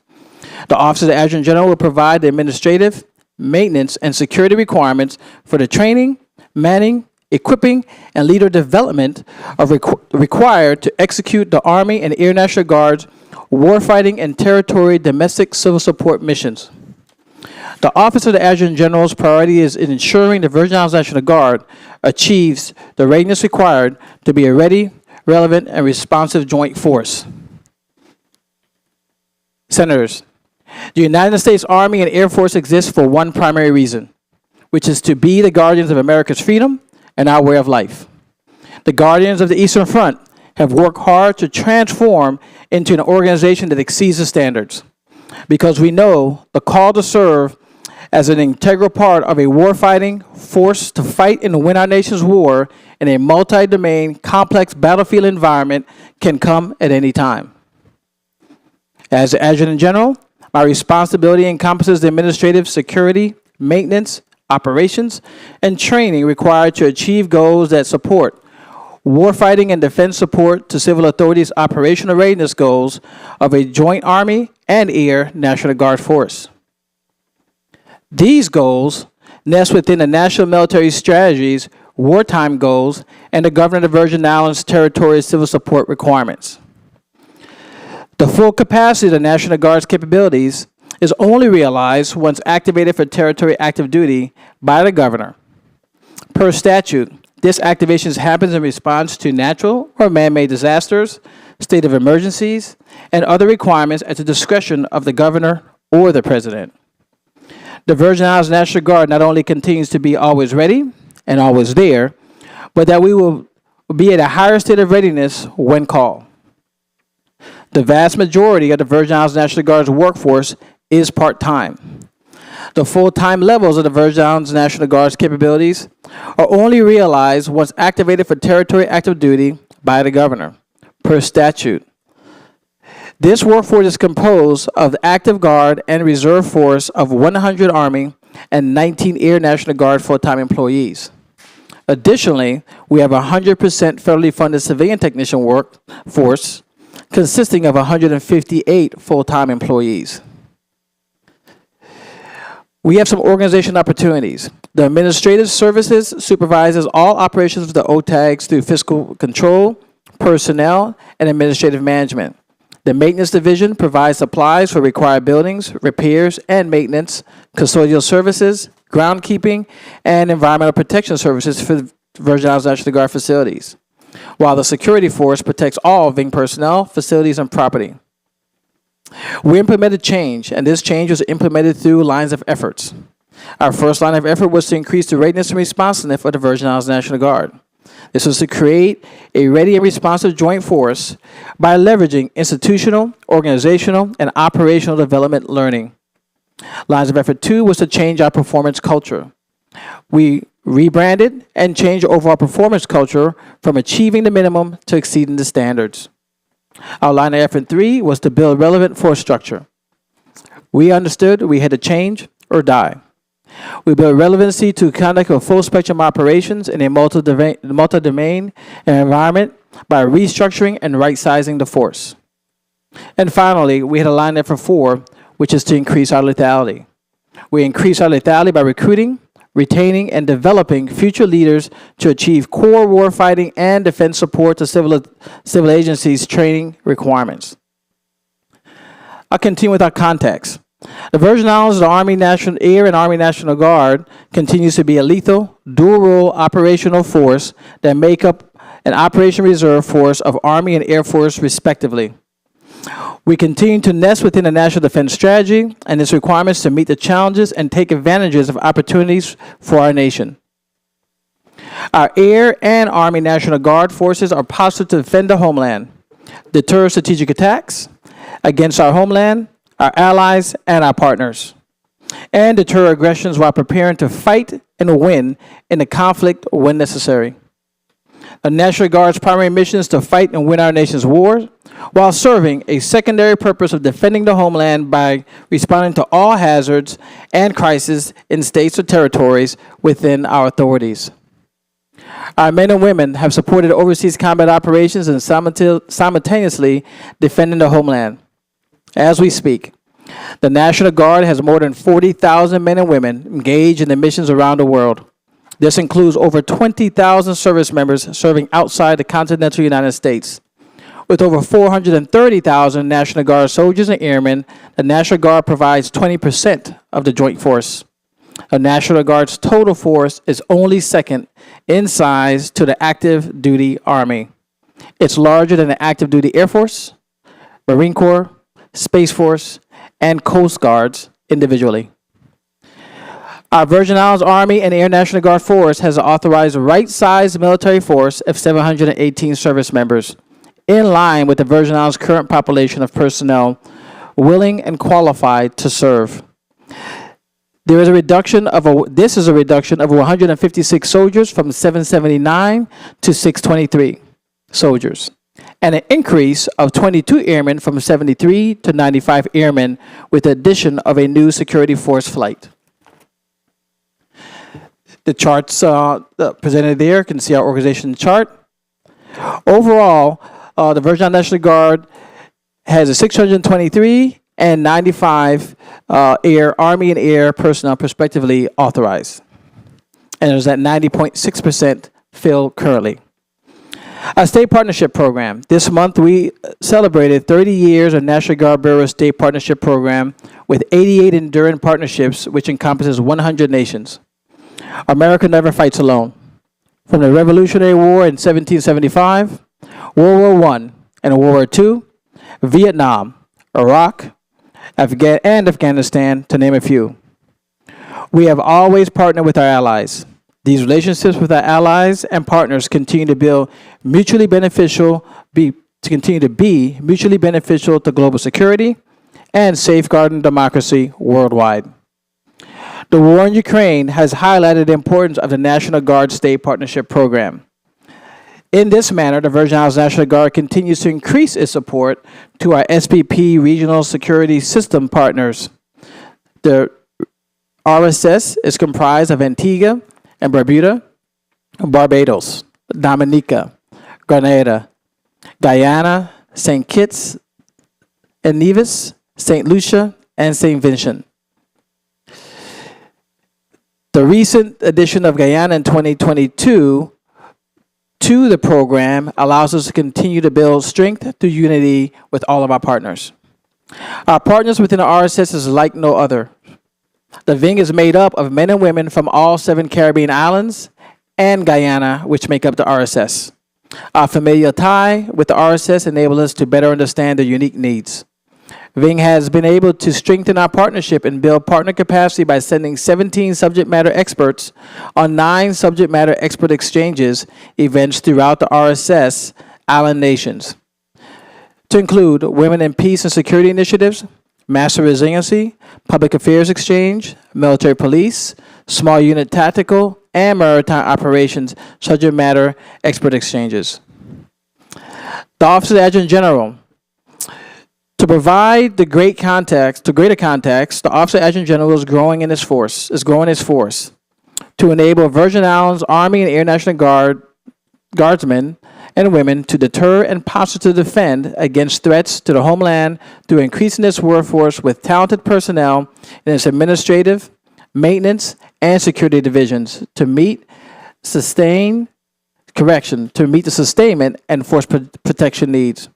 Our operational tempo continues to be among the highest in the history of the Virgin Islands National Guard since its inception almost 50 years ago, 19 October 1973.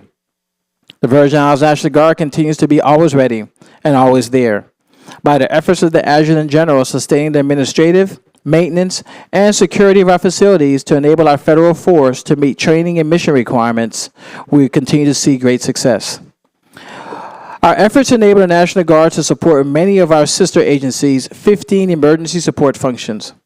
Our efforts enable the operations during time of crisis, like the COVID-19 pandemic, the transition to the new facilities like Juan F. Louis Hospitals North on St. Croix, public safety support to the Virgin Islands Police Department, and the Executive Security Unit for government-sponsored festivals, carnivals, and celebrations to generate tourism revenues, as well as supporting monitoring of toxic gases releases and disposal from the oil refinery on St. Croix. The Office of the Adjutant General have increased its support within its territory twofold, which provides new full-time employment opportunities and greater capacity to support the federal government initiatives. Under Governor Bryan's leadership, I continue to have the flexibility to enable a level of response by the soldiers, airmen, and civilians to safeguard the people of the Virgin Islands that exceed historic operational norms, while they continue to exceed the standards of performance and be postured for war. Your return on your investment. Some of the missions executed by the military and civilian men and women of the Virgin Islands Army and Air Guard and Office of Adjutant General are as follows. For defense support to civil authorities, VING supported the state funeral of the late Governors Roy L. Slider, medical MD, and Turnbull. VING also provided material assistance to 7 agencies as part of its White House mission support during President Biden's visit at the start of this year. Other supports included gubernatorial inauguration mission support, Virgin Islands Police Department Crucian Christmas Festival, and St. Thomas and St. John Carnival and Festival support. VING participated in multiple local and national level training exercises in preparation for its continued support to domestic operations. This year, we exercised our domestic response at the national level when we participated in New Orleans All Hazards Coordination Workshop and the Army North Table Attack exercise. We also participated in VITEMA's capstone event here locally. Execution of our EMAC agreement with Puerto Rico for US-60s Black Hawk helicopters in support of locally declared fire events at the Bovoni landfill, as well as this agreement will continue to support the Virgin Islands Fire and Emergency Medical Services while in need. Our Detachment 1 Delta Company, first of the 114th Aviation Regiment, has successfully deployed and are exceeding the standards in providing protection requirements on the southwest border to enhance Department of Homeland Security, Customs, and Border Patrol mission capabilities. Two of our units in the 610th Quartermaster Company, two of our units, the 610th Watermaster Company and the 640th Field Fielding Detachment are currently deployed to Guyana in support of this year's Trade Winds exercise. The 631st Engineers Detachment, Utilities, 7A, and the 786 Combat Sustainment Support Battalions are poised to deploy in the coming year to the AFRICOM Theater. Over 90% of Ving units have successfully conducted all annual training and inactive duty training requirements for this year, with only one unit remaining. In the conduct of their federal training, the territory continues to receive incidental benefits. Among these are the local events the 73rd Army Band has participated in, as well as the medical detachment support to the JFL hospital move. Our units also perform its national level exercise with a headquarters company, 786 CSSB, on 17th April to 21 May 2023, conducting a joint reception, staging, onward movement to establish a command and control to 7 combat support company-sized logistic organizations, as well as providing administrative, logistic support to friendly forces in support of Vibrant Response 2023 at Camp Atterbury, Indiana. The 610th Master Company and the 640th Field Fielding Unit deployed from the 14th to 28th July to establish water purification distribution operations, as well as feeding operations for over 600 personnel at the base camp and remote training areas as well. Our Air National Guard. Air National Guard increased operating and maintenance budget raised from $770,000 to $210,000. It solicited 100 megawatt circuit and which is contracted to be installed by 3 November 2023. It has deployed 18 of 18 service members to 5 separate locations in the Middle East. Its establishment of 22 security force operating location and coordination for the buildup of a security for a flight is ongoing.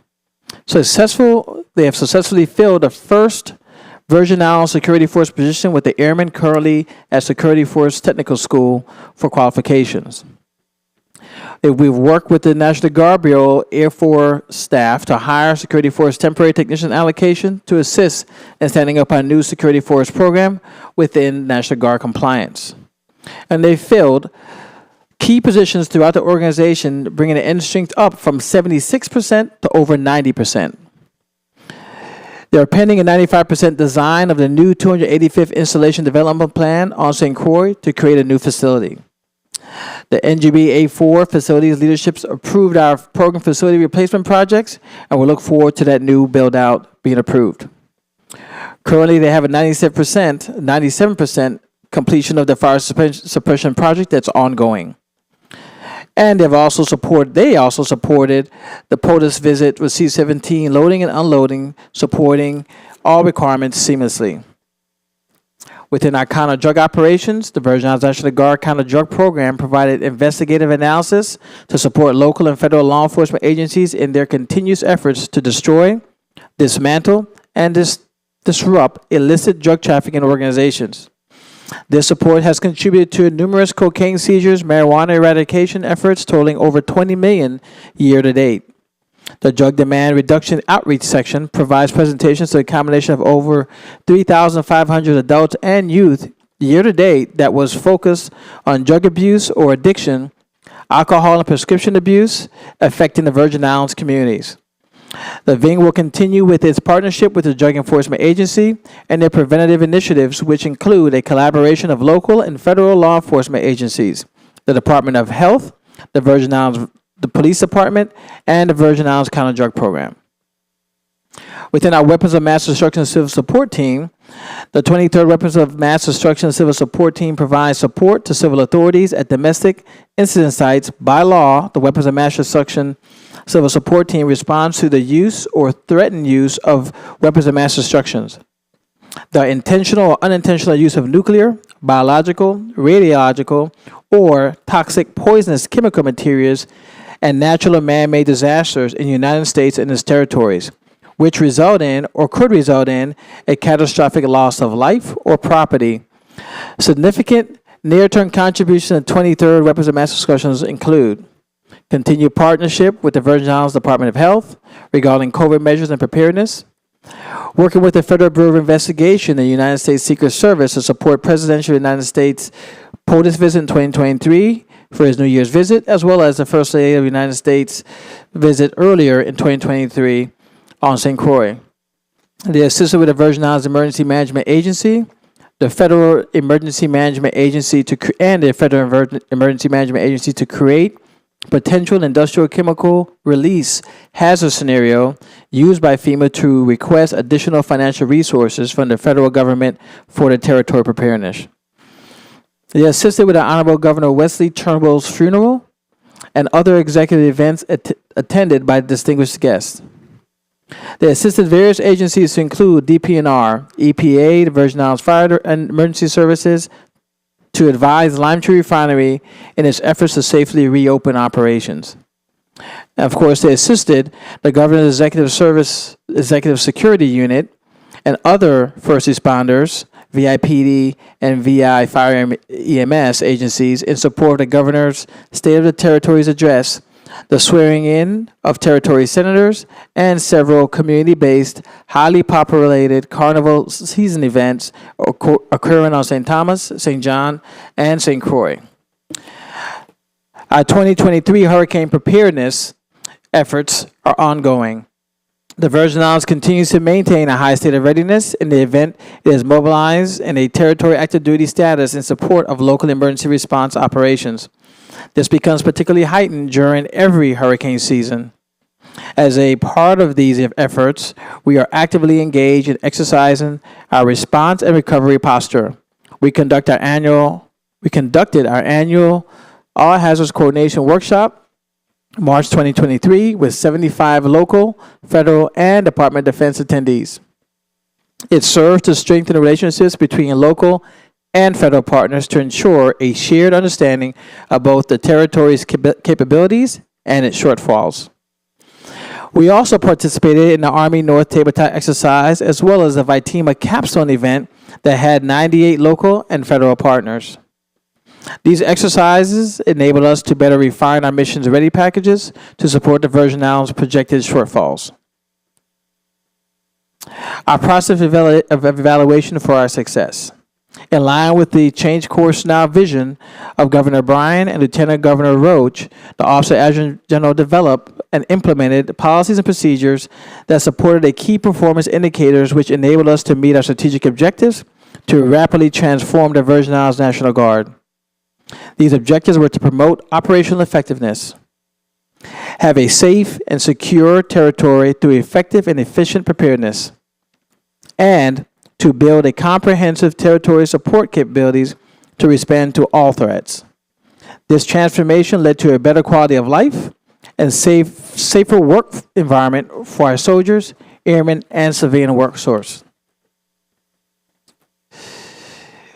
The chart above shows the increased readiness responsiveness, the change in our performance culture, how we built relevant force structure, and how we increase our letalities in those lines of efforts.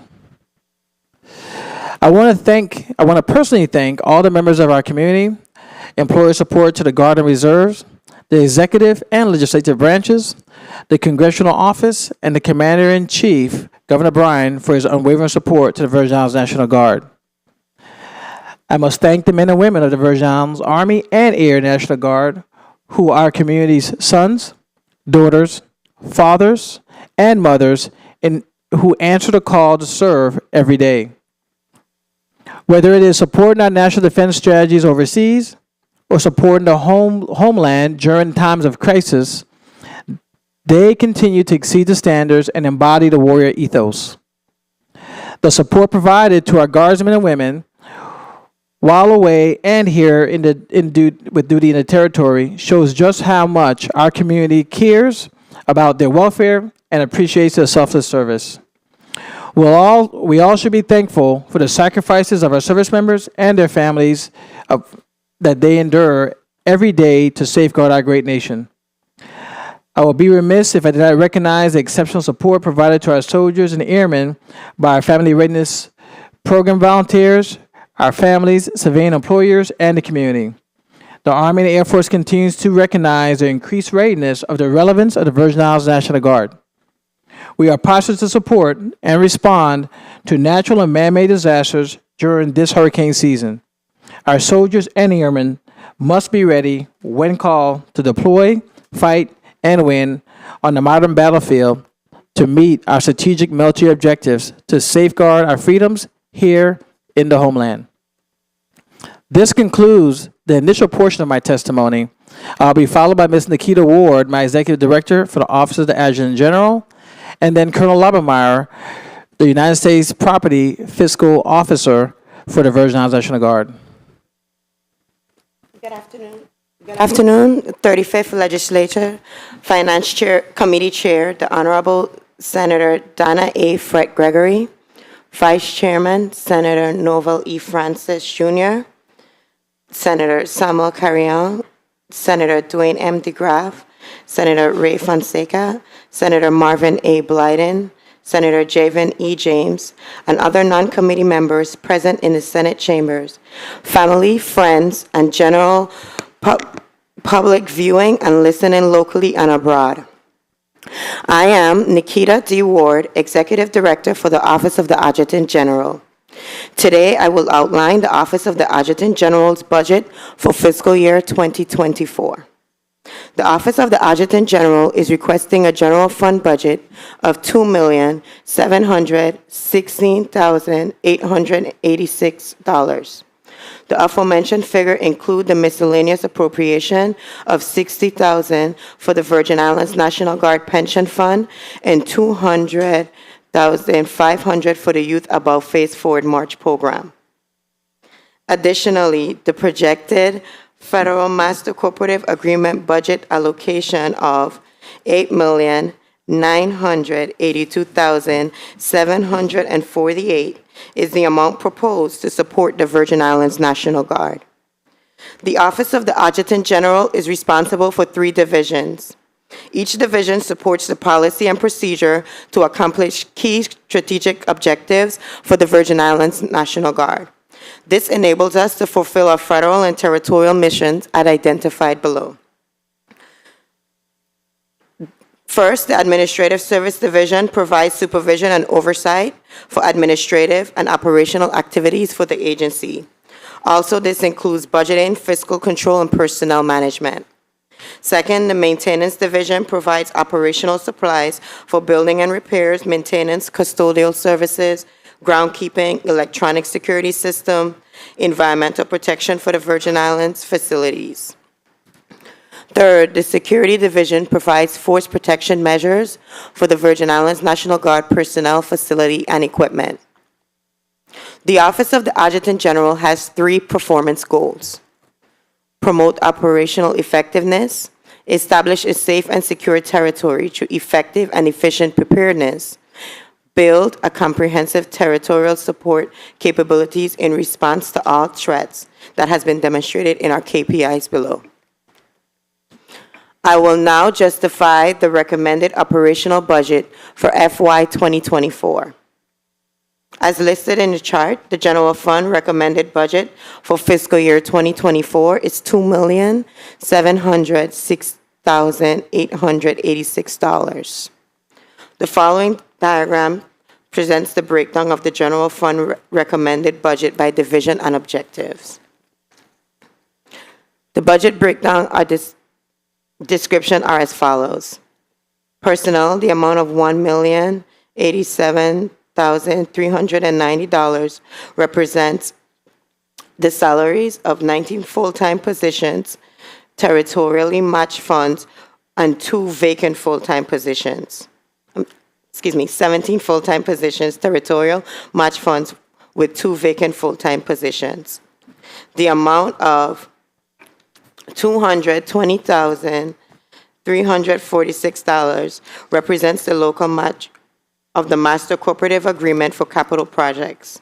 This amount supports the repairs, rehabilitation, and new construction projects for Estate Bethlehem and Estate Nazareth Military Compound to maintain compliance with local and federal codes. The amount of $488,882 represents the total fringe benefits for 17 full-time positions, in addition for 2 of the vacant positions funded through the general fund. The amount of $124,450 will be for the purchase of supplies in support of the local match in the master cooperative agreement. The amount of $836,378 represents operational services and miscellaneous charges. $60,000 is earmarked for National Guard Pension Fund, which provides a monthly stipend to qualified retired veteran National Guard members as mandated under Title 23, Section 1556 of the VI Code. 38 eligible members are projected for fiscal year 2024 to receive this stipend. The amount of $200,500 is earmarked for the Youth About Face and Forward March program in accordance with Act Number 8035 for the territory. This concludes the justification of general fund budget of $2,716,886, which includes a miscellaneous appropriation of $260,500 as recommended for fiscal year 2024. I will continue to justify the master cooperative agreement. The Department of Defense National Guard Bureau enter into the master cooperative agreement with states and territory to provide federal support for services provided by the states and territories military department for authorized facilities for leasing, real property service, real property maintenance and repairs, operations and maintenance, and minor construction costs. The Adjutant General and the United States Property and Fiscal Officer are responsible for the execution of the MCA and appendices. The Office of the Adjutant General, in conjunction with the United States Property and Fiscal Office through the Master Cooperative Agreements, provides services to the territory on behalf of the Virgin Islands National Guard. This agreement is a fully executed contract between the territory and the federal government and is renewed every fiscal year. On an annual basis, the territory receives funds as a reimbursement for expenses incurred through the Master Cooperative Agreement programs. The Master Cooperative Agreement programs is comprised of 8 programs. Each appendix has its own functions. The Office of the Adjutant General pays for services in advance and is reimbursed for certain percentages depending on the program. 2 of the program's expenditures are calculated as a match split, where the remaining 7 programs are 100%, where the remaining 6 programs are 100% federally reimbursed.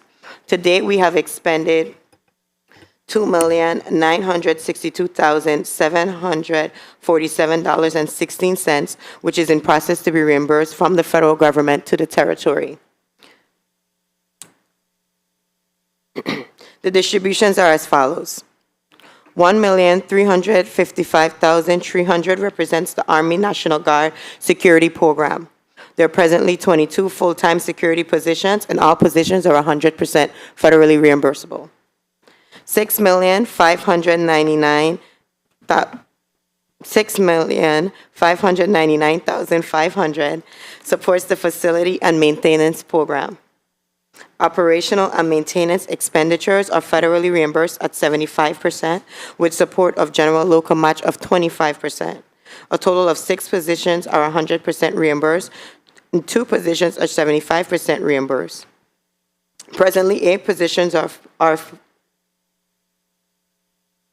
Presently, 6 positions are filled, and a job announcement for 2 vacancies are in process for re-advertisement. $135,000 is projected to cover telecommunication programs. This amount will be federally funded at 100%. $239,400 represents the projected cost to support the Environmental Resource Program. There are 2 filled full-time positions. All expenditures are federally reimbursed at 100%. $107,788 is projected for the Air National Guard Operation and Maintenance Program. This program requires a 25% general fund match and federal contribution of 75% of the total expenditures for supplies, repairs, maintenance, electricity, and water charges. $157,000 is for the support of the distance learning program. Presently, one filled full-time position. All charges incurred under this program are federally reimbursed. $249,460 is projected cost to support the electronic security system. Presently, one filled full-time position and all expenditures are federally reimbursed at 100%. $69,300 is projected allocation for the anti-terrorism program. Presently, one full-time employee is assigned and all expenditures are federally reimbursed at 100%. This position is presently vacant and has been advertised for fill. $70,000 is projected for the allocation of the emergency management program. Presently, one full-time employee is assigned and all expenditures are federally reimbursed at 100%. Presently vacant and has been advertised for fill. Madam Chair, it is of utmost importance to note that the requested general fund match for the master cooperative agreement operations and maintenance costs must be committed in order to receive our federal share.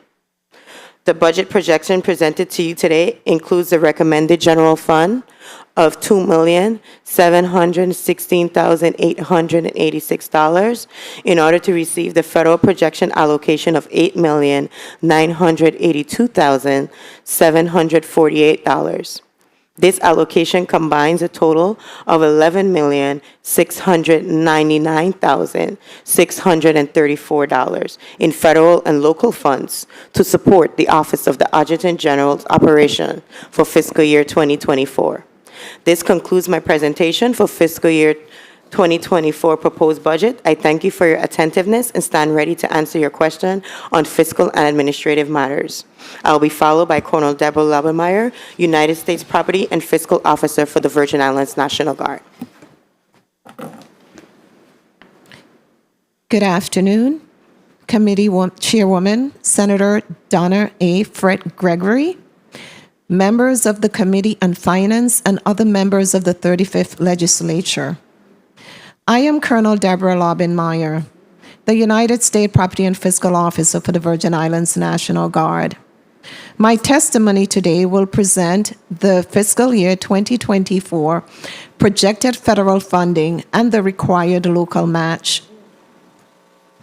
The Virgin Islands National Guard is primarily supported by 3 Army and Air appropriations: National Guard personnel, Army, or 2060 appropriation, operations and maintenance, Army, or what we refer to as the 2065 appropriation, and military construction, Army, or 2085 appropriation, and the Air National Guard appropriations, operations and maintenance, Air National Guard personnel, and military construction, Air National Guard.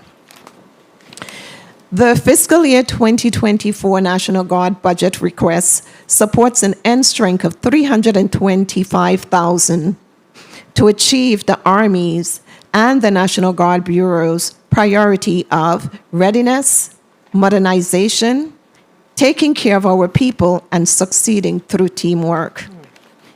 To achieve these priorities, this budget request links strategy to resources to continue executing our national defense strategy, which outlines the Department of Defense and security priorities. As the combat reserve of the Army National Guard continues to support the active force in sustaining joint operations through a responsive and ready force generating capability.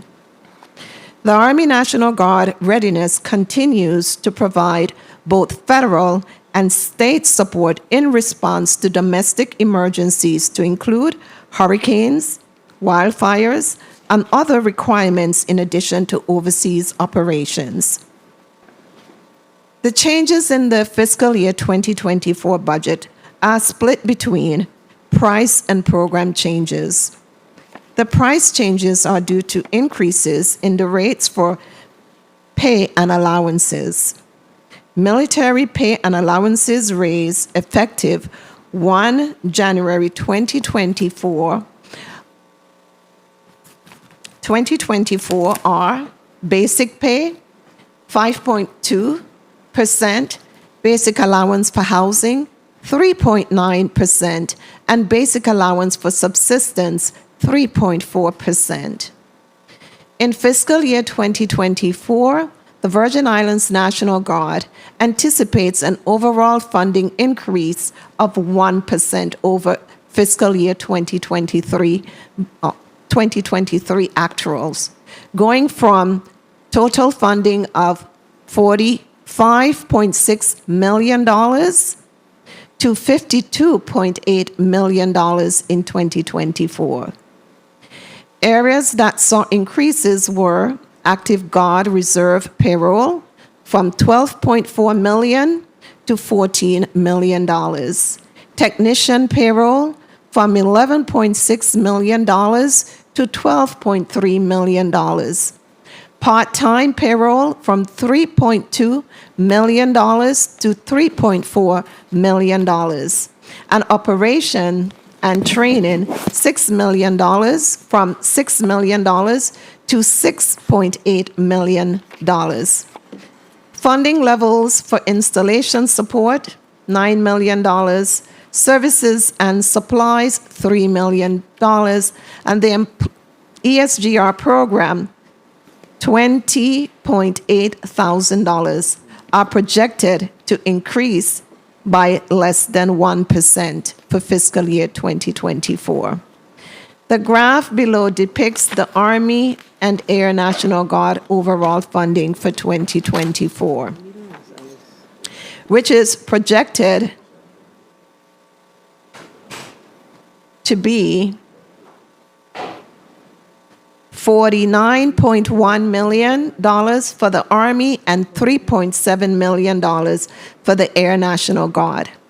Full-time and part-time payroll, this is for the Air National Guard, $3.4 million, and operations and maintenance, $318,000. The chart on the previous page illustrates the difference between federal and territorial support to the Virgin Islands National Guard over 5 fiscal years. Current projections for 2024 will require the local government to provide $679,000 to fully execute the Master Cooperative Agreement Program. The territory is responsible for matching federal funding at varying totals based on the facility. The St. Thomas Armory requires a 43% local match. The St. Croix Army requires a 25%. Spratt Hall facility, 4%. Air Guards facility, 25%. And the Joint Force Headquarters, 25%. This matching of funding is crucial because the federal share cannot be committed without the territory's percentage being available. The fiscal year 2024 federal allocation projects a slight increase from 2023. Significant is the fact that we do everything we can to keep these monies in the territory to support the local economy. We estimate that during fiscal year 2024, 75% or approximately $39.6 million will remain in the Virgin Islands. The National Guard is a good investment for the territory of the Virgin Islands. Madam Chairwoman, this concludes my testimony. I will be followed by the Adjutant General, Major General Kojo S. Knox Limbacher. Madam Chairwoman, to conclude, this concludes our written testimony. We seek your committee's favorable vote of approval for our fiscal year 2024 proposed budget. This body's approval will enable our efforts to increase operational readiness with realistic ends, ethical, legal, and moral ways, and the appropriate means to fund the operations of the Virgin Islands Army and Air National Guard for its continued support to defense support to civil authorities requirements in the territory and our federal warfighting mission requirements. Our team stands ready to answer your questions regarding our fiscal year 2024 budget. Thank you for the opportunity, Madam Chairwoman. All right. Thank you for your extensive testimonies. And colleagues, I wish I could have said that this budget is very straightforward. We have to flesh out some things. So we're going to go to a 4-minute round. So you noted in your testimony, we're seeing that our FY 2023 budget bill, which is the Act 8617, reflected personnel services of $599,215. And the ask, the recommendation that came down is $1,087,390. So that is almost $500,000, $488,175 more than the previous year. Is that correct? Please put your name on the record when you speak first. Nikita Ward. Yes, Madam Chair, that is correct. And that is associated with the matching requirement for FY24. No, Madam Chair. The amount of $1,087,390,000, that amount is the positions for general fund. We had some new positions. We also offset some of the positions from the Youth About Face Forward March program and appropriated them into the general fund amount. But y'all were not clear on that. Okay, so you increased your budget by $500,000 for FY 2020, your personnel budget by almost $500,000 to accommodate the About Face program. Keep the mic to you. The About Face program, and what else did you say? The Youth About Face and Forward March program. And you had increased personnel? Yes, ma'am. What are those increased personnel, and what is the justification for those? So the increased personnel are the senior program analyst, a program specialist, 2 program specialists, 1 in St. Croix, 1 in St. Thomas, program analyst, 1 in St. Croix, 1 in St. Thomas, a senior program analyst, 1 in St. Croix, 1 in St. Thomas, a deputy program advisor, 1 in St. Croix and 1 in St. Thomas, and also the chief program coordinator. Okay, so you need to share that information with the committee, please. So please forward that to the committee. Okay. And then, and what is the justification for placing those on the general fund in particular? Because then we have to sustain those moving forward, and that concerns me. According to how the bill was appropriating and funding was disbursed, the funding is actually disbursed in professional funds. Okay, which bill? For the Youth About Face and Forward March program. Okay, good. So so good. So the About Face program, see, this is where we have some confusion with the budget. So I don't know if you looked in the miscellaneous section of the budget, page 214. So I think we have some excess in the budget that was presented. So if we look at the About Face program, you may not, do you have the budget book? The section that speaks to you?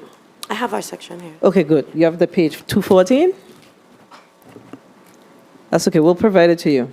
So in page 214, there is $1,042,519 for FY25 for the About Face and Forward March program.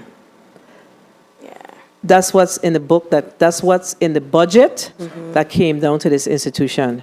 So now we're understanding that is where the challenge is. Yes. It's incorrect. Yes. So we need to get from you clearly what the positions are that are associated with the About Face program, okay? Yes, ma'am. Because I understand what you're doing. You're now rolling them into your overall operations. Yeah. which is great, but we have to break it down the right way. And then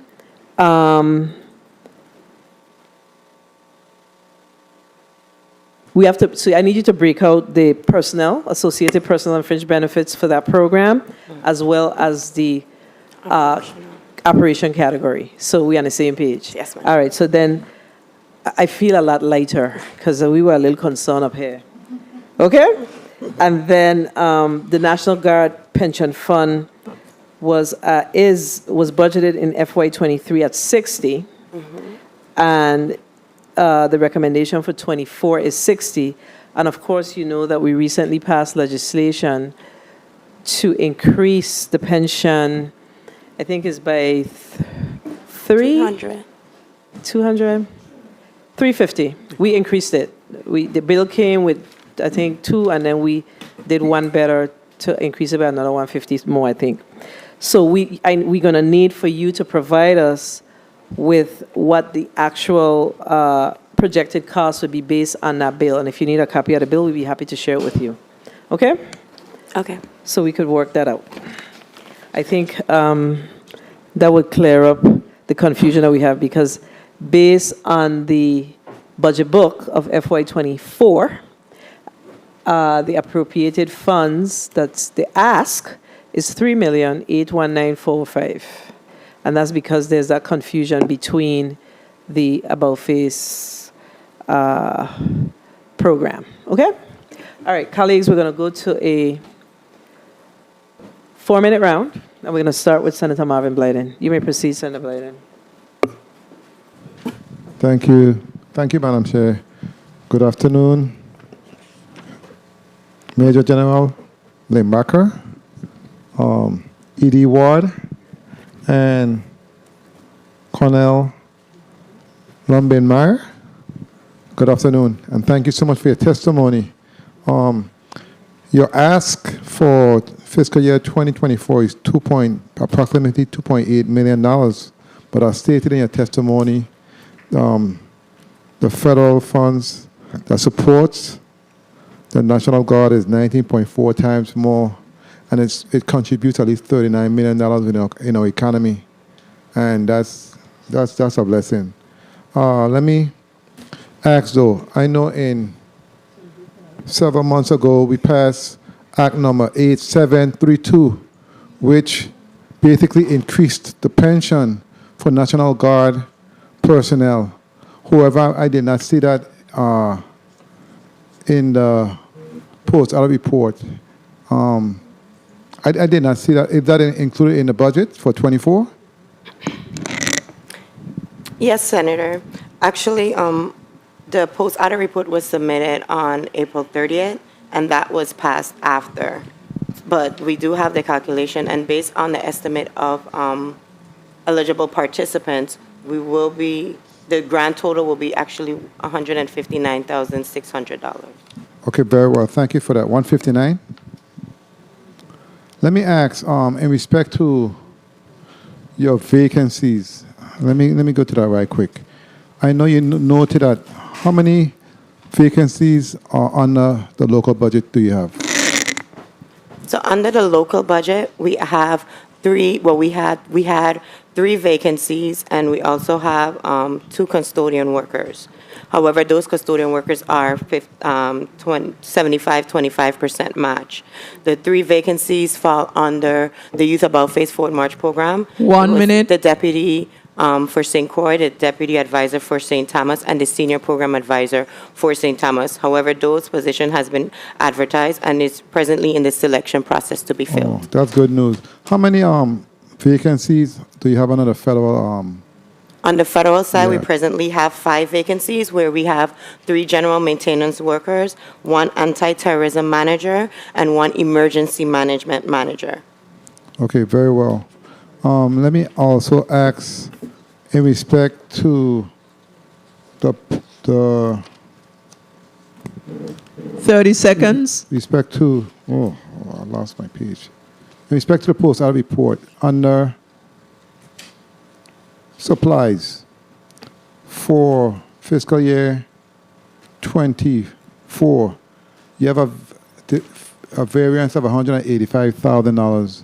It went from 310 to 124. What the reason for that? Page 4 of 14.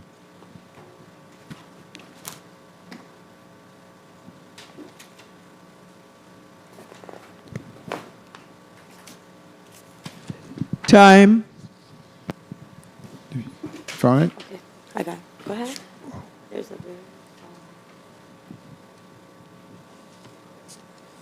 Could you repeat your question, Senator?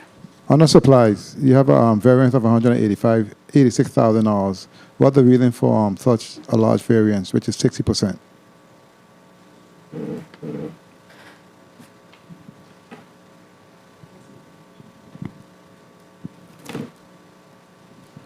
Also, on other services and charge, also you have a $211,000 variance. So can you give me a reason for those two variances? And that's it for me.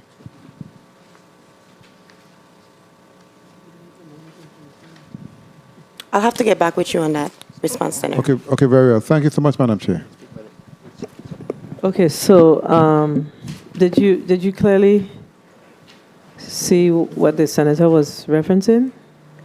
So the fund summary of the FY24 budget, which would be page 213 of the budget book, is where we're getting our information from.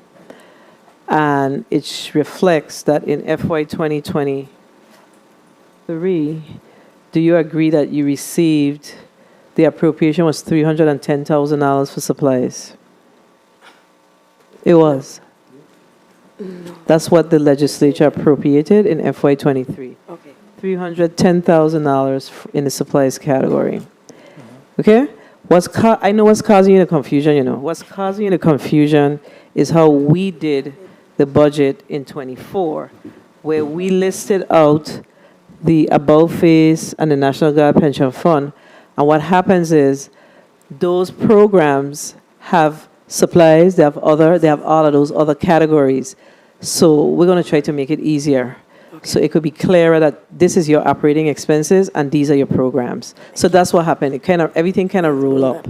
Okay. That's where the confusion is. So you're not the only department or agency or entity that's experiencing this little challenge. Yeah, that's what it is. Okay. Thank you, Madam Chair. So the increase, there's a decrease in FY24 of 102. Your 310 was decreased to 124,450. Did you get a copy of the budget book? Yes, we did. Okay. So that's where the challenge is. And similarly, so for your other services category, the $1,047,000, which was inclusive, the OMB listed it as $1,047,000, which is inclusive of the above phase and the National Guard pension. That showed some $1,047,000, and we're showing that it's being reduced to $575,18. But then we've seen that there's an increase on the personnel services. So it kind of washes because you're now rolling all of that up into your operating expenses.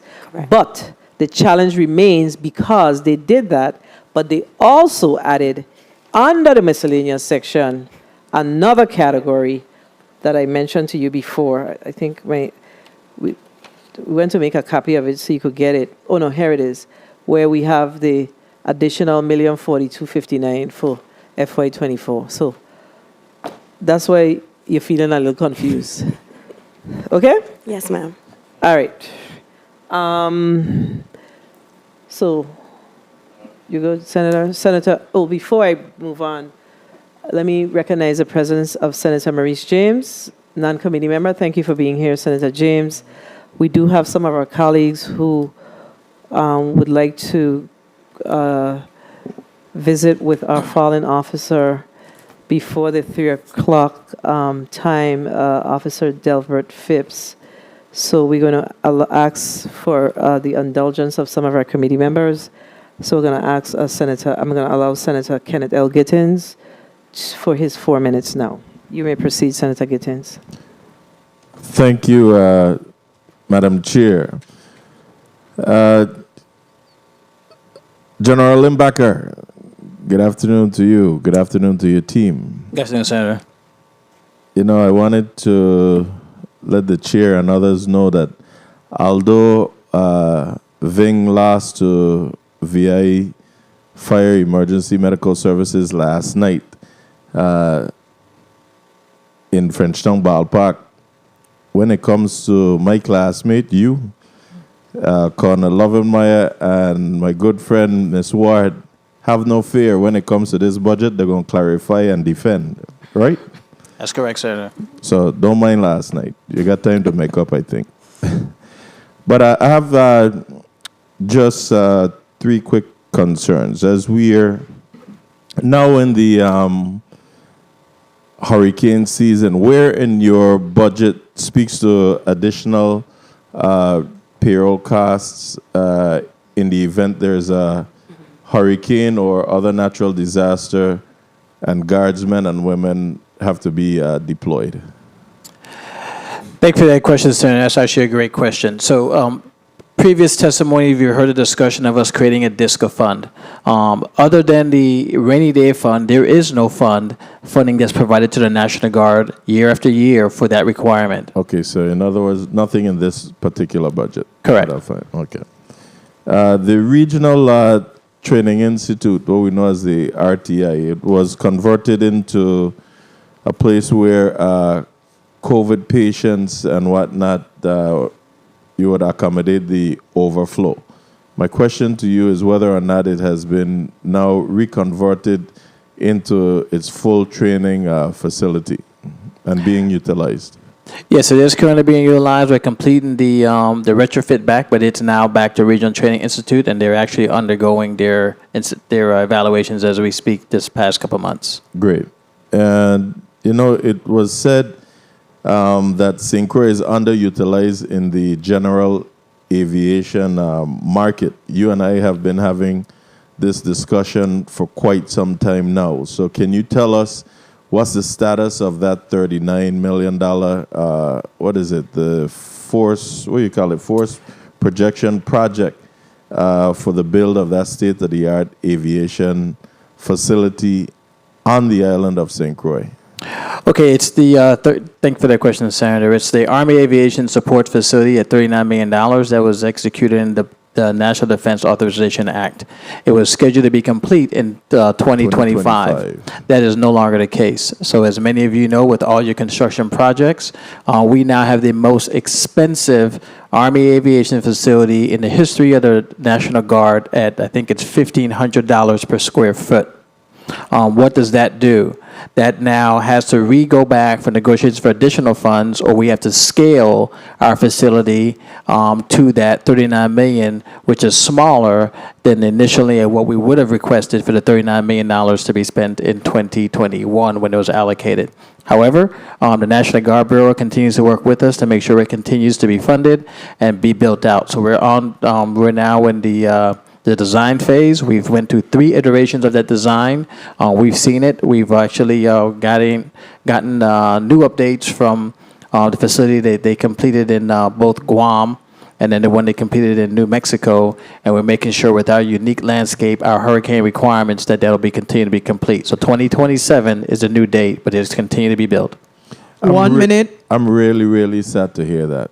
Correct. But we're going to go back to high school again and the drill field. I told you so. 2025 just didn't seem realistic as to the pace that we were going. But I understand. Things happen. Mm-hmm. I just want to say we need to be aggressive in this and make sure that we meet that 2027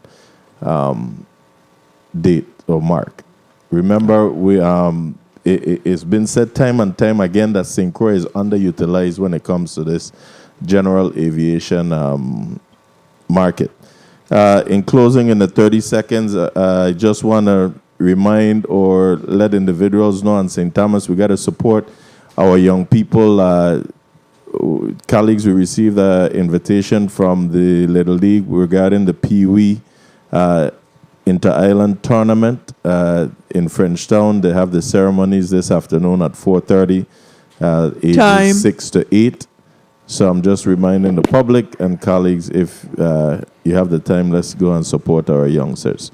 Thank you, Madam Chair.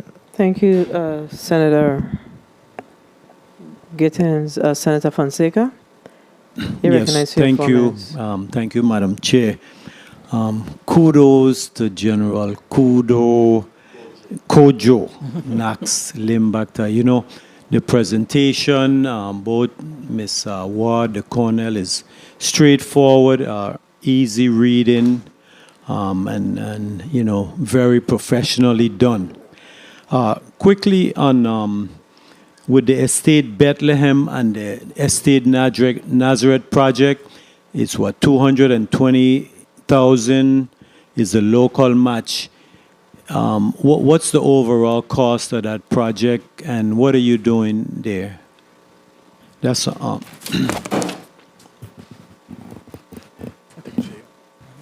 Good afternoon, Senator. Colonel Deborah Lobbenmeyer. So for fiscal year 2024, we are projecting to have split between St. Croix and St. Thomas, Estate Bethlehem and Nazareth, 10 projects for those various location, for an overall cost of $4.4 million, which would require the territory's local matching of the various facilities within both compound. okay. That's commendable, and it's also so great that of the 52.8 million, you're saying that 39.6 will actually be contributed to the local economy. So that's a big boost to the economy. You know, again, commendable, commendable. The Youth About Face and the Forward March program, that $200,500. Give me a little bit more details on that. Thank you, Mr. Senator. With the Youth About Face Forward March program, the $200,500 is for operational services. Those services are tailored towards professional services on whatever supplies and tools are needed in order for the program to operate. $250,000 will be appropriated for St. Thomas, and $100,250 will be able to utilize for St. Croix. Yeah, you know, looking at your KPIs, it seems like you met all the KPIs. You know, it's so good that the federal government continues to assist the Virgin Islands in so many ways. You know, that's why I'm so proud to be a Virgin Islander and, of course, you know, an American citizen. The federal government, you know, with the Army National Guard, with the VI National Guard, is, you know, it's given a lot to the community. Of course, the training and all the other benefits.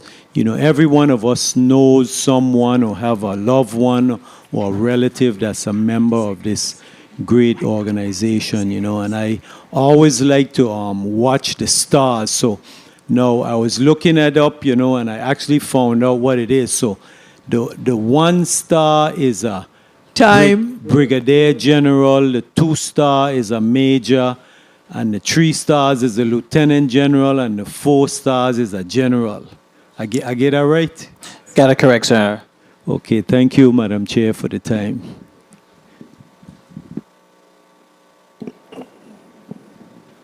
Thank you, Senator Fonseca.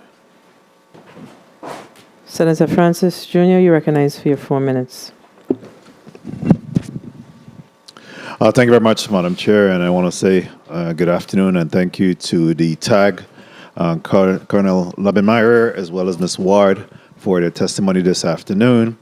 And of course, the proposed budget requested from the Virgin Islands government is 19.4 times less than the federal projected contributions of $52,800,000.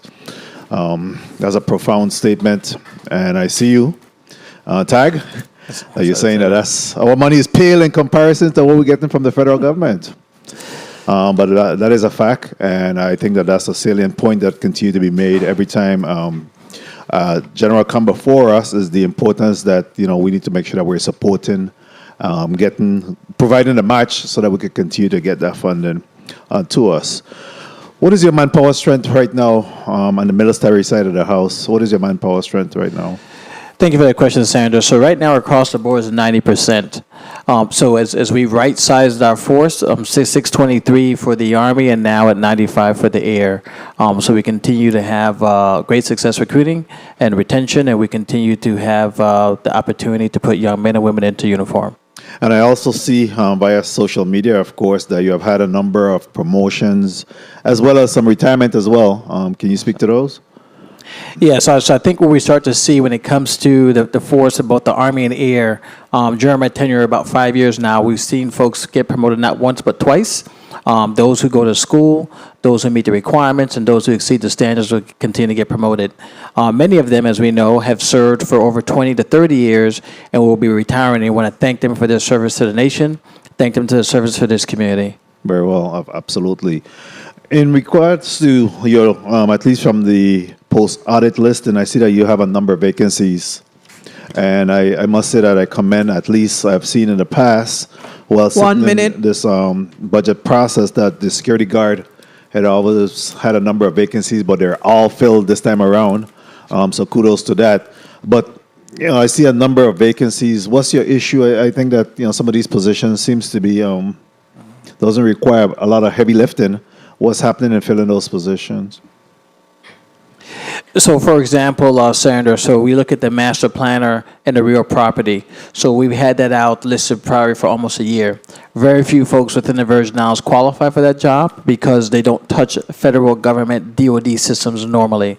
So we've had to take that job and contract that out. We're not going to be able to fill it locally. So we look locally for talent.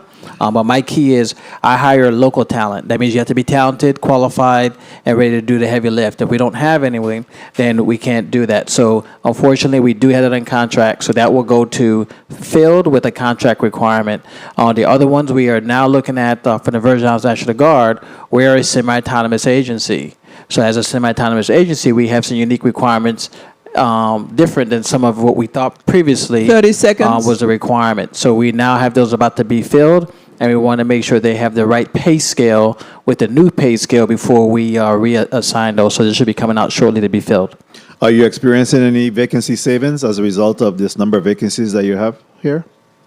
Actually, we've actually increased our Office of Adjutant General's workforce twofold.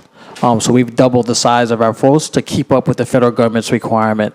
So whenever we can find a vacancy savings by consolidating 2 to 3 jobs into one and giving them those requisite tasks and pay someone a better salary to actually support the requirements, we do that. So we've done that through the past couple of years. I also observed that under at least the custodial worker, namely, that vacancy is actually filled at 25%, which I think is a little bit creative. In the past, I see 50%, but 25% funded for those vacancies as custodial worker. How did we get to that 25%? Time.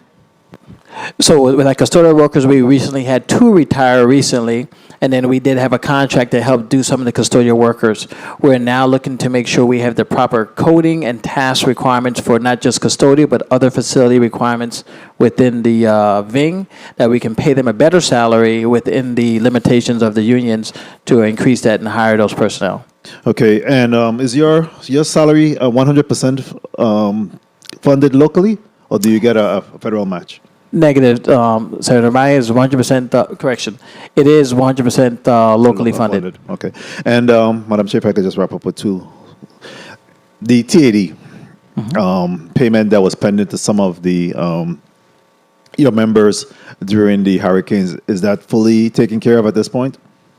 Okay, so 4 out of 419 for Irma Maria are left to reconcile. And when I say reconcile, and I think we may have spoke to it in a different hearing, for example, the person may have been owed $300 and they got a check cut for $3,000. To being good stewards of our government money, we made sure we corrected that. And so there's 4 people that corrections happened to make sure we're not overpaying or underpaying those personnel. So 4 out of 419 are left, and it should be paid out here shortly. So you had 1 or 2 that was the opposite of that, though. Should have been Correct. paid $3,000 and only got $300. That is correct. All right. So we're making sure that those are right fitted as well. Yes, sir. Okay. And in regards to the About Face Forward March, again, that continued to be a very successful program. We had the opportunity to visit with them recently while they visited at the legislature. And again, we see some bright and talented youngsters coming before us. None of them wanted to be senators, but I don't take it personal. But yeah, I do see some bright future in those students. So kudos and good luck to those students from the About Face and Forward March. That's one of those things that we funded and paid it forward that seems to be reaping some good benefits to that. Thank you very much. Again, we continue to support our VING, our Virgin Islands National Guard, because again, you guys are our guardian angels and protection of the home front. So we appreciate all that you do. Thank you for your service, and thank you for the service of all your men and women of the National Air and Army National Guard. Thank you very much, Madam Chair, for the time. Thank you. Thank you, Senator Francis Jr. How many students are currently in the About Face Forward March program? Madam Chair, there are 23 students on St. Croix and 13 students on St. Thomas. Why we can't attract more students on St. Thomas? Well, we do have the intent to, as we propose for that for the upcoming school year. We presently had staff shortage on St. Thomas, so now that we're able to fill the staffing position on St. Thomas, we're able to provide more students the opportunity. Okay. All right.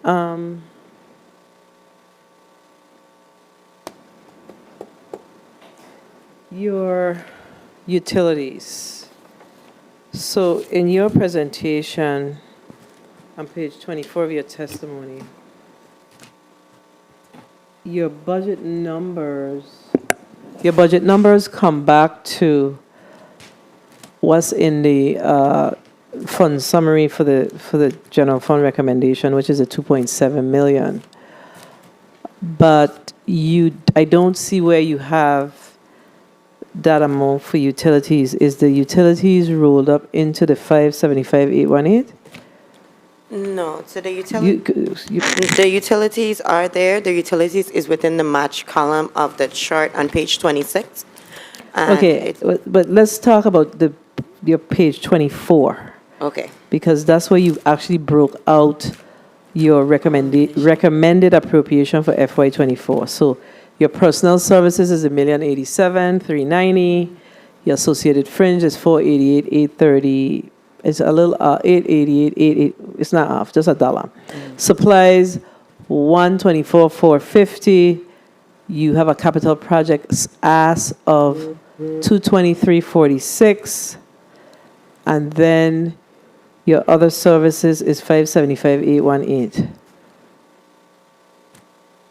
I need to figure out if this thing add up, because your utility is not added in here, which is $220. So, Mr. Post Auditor, I'm going to ask you if you can add the numbers under page 213 to make sure that these numbers are coming back, because the 220 is missing, but everything else, other services, 575,818. Something is off on these numbers, Mr. Post Auditor, from the budget book itself, though. So let's look at that quickly, please.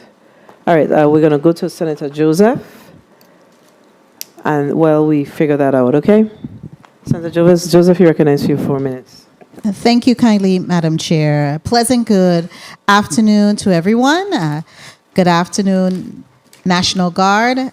I really enjoyed reading your extensive report and just diving into a bit of your financials.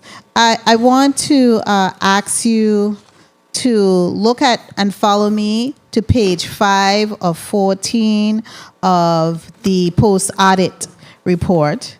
And I'm specifically zeroing in on the expenditures for personnel services. So from October 1st, 2022 to April 30th, 2023. These are your expenditures for personnel, because even with, I mean, up to this date, because I know it's more, what is your total expenditure for personnel for the general fund? For the general To date. To date, our total expenditures for personnel for general fund is actually 998,121. 98,121 and 19 cents. 21 and 19 cents. Okay, because that's just under personnel services. So if that, you have in fact, based on my calculation, already exceeded our line item for personnel services. But I do understand that you took some of the cost for the About Face and Forward program and rolled it up in there. Yes. Actually, that shouldn't be the case. You should have come here for us to make those changes. Yeah. So anyhow, that's how much you've expended, and kindly indicate for us how much you've expended thus far for fringe benefits. For fringe benefits, the total is 614,000. 614. Go ahead. $431.51. 1 minute. Okay, and that's up to when? June 30th or today? That was up until yesterday. Yesterday. Okay. Okay. Thank you so kindly. I do have another question regarding the About Face and Forward program. Is that program similar to the Virgin Islands, the National Guard Challenge program?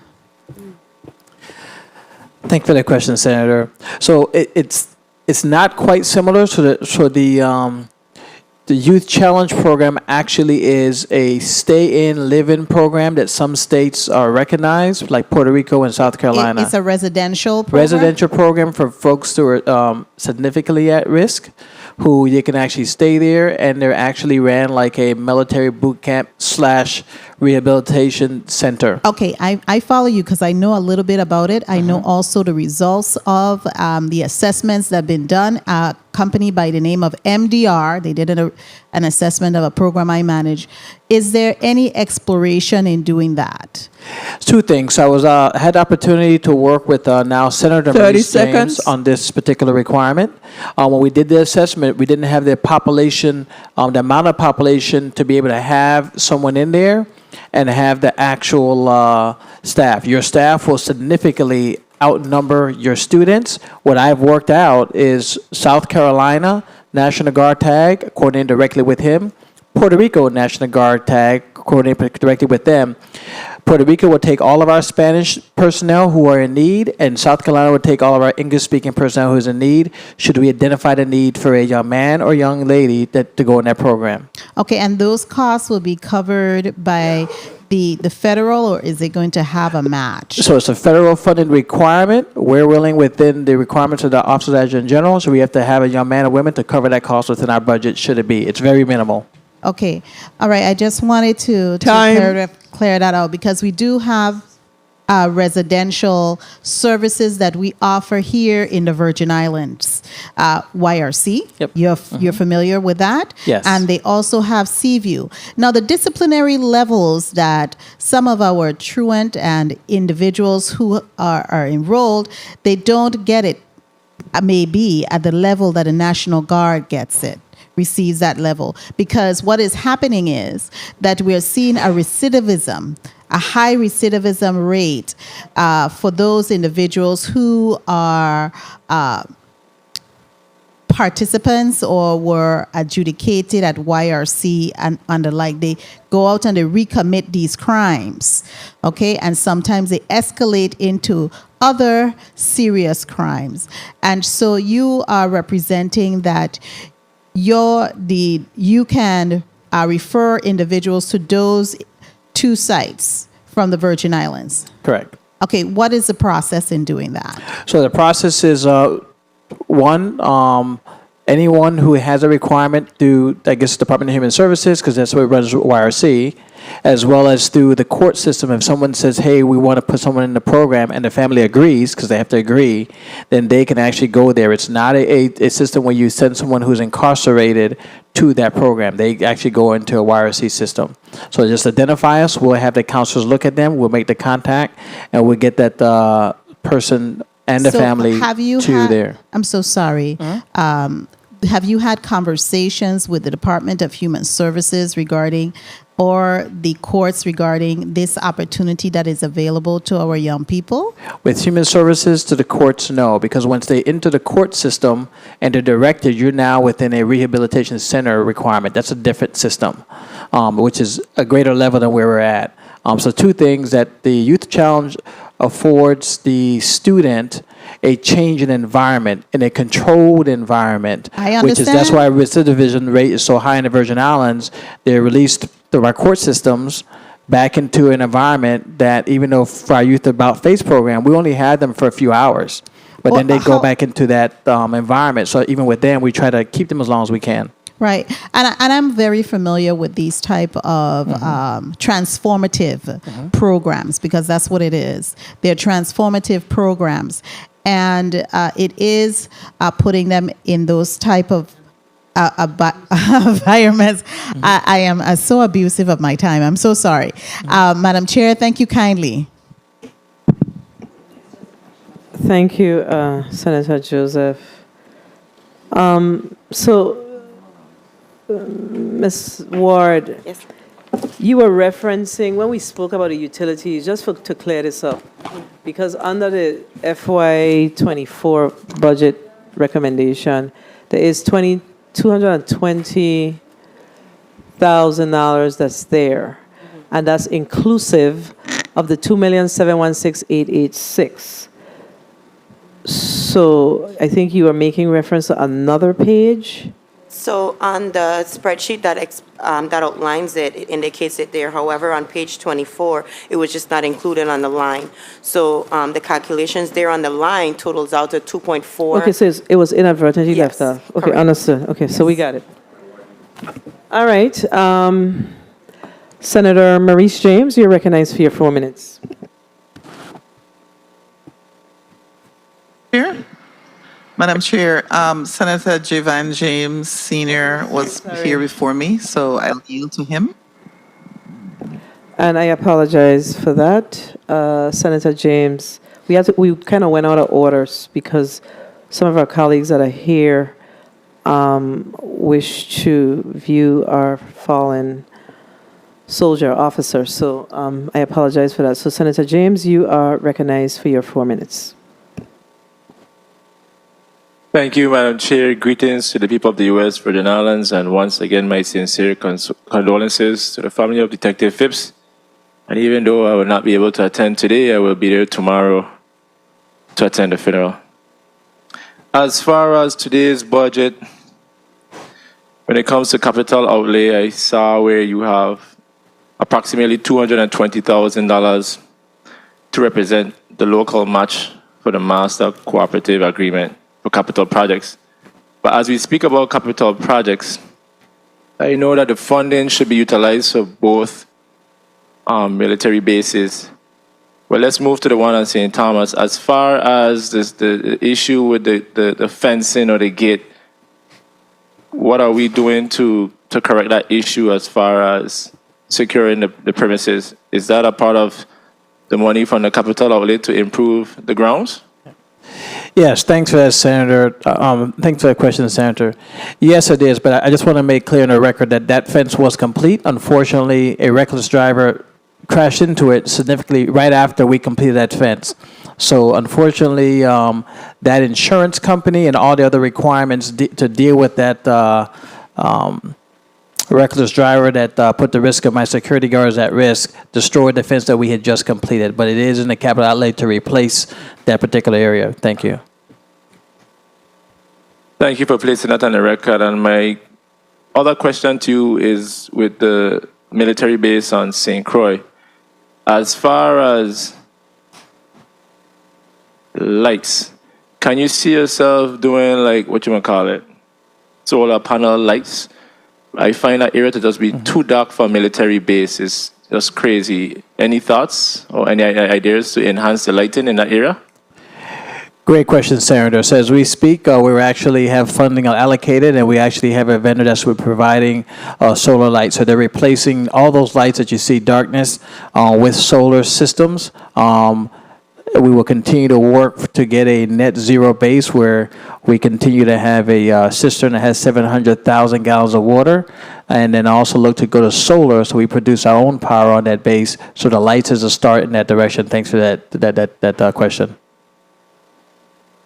Great minds think alike. I'm always thinking about security. And as we speak about you funding those initiatives, can you name the funding source for the light project?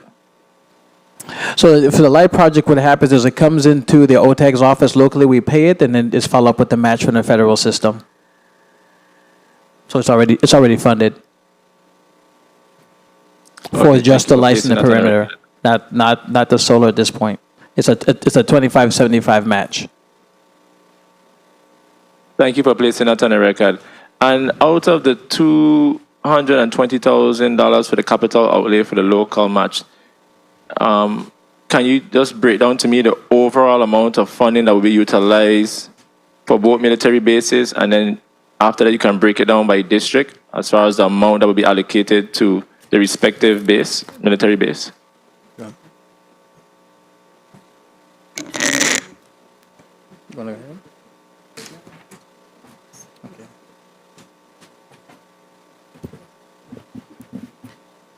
Senator James, Colonel Deborah Lobbenmeyer, United States Property and Fiscal Officer.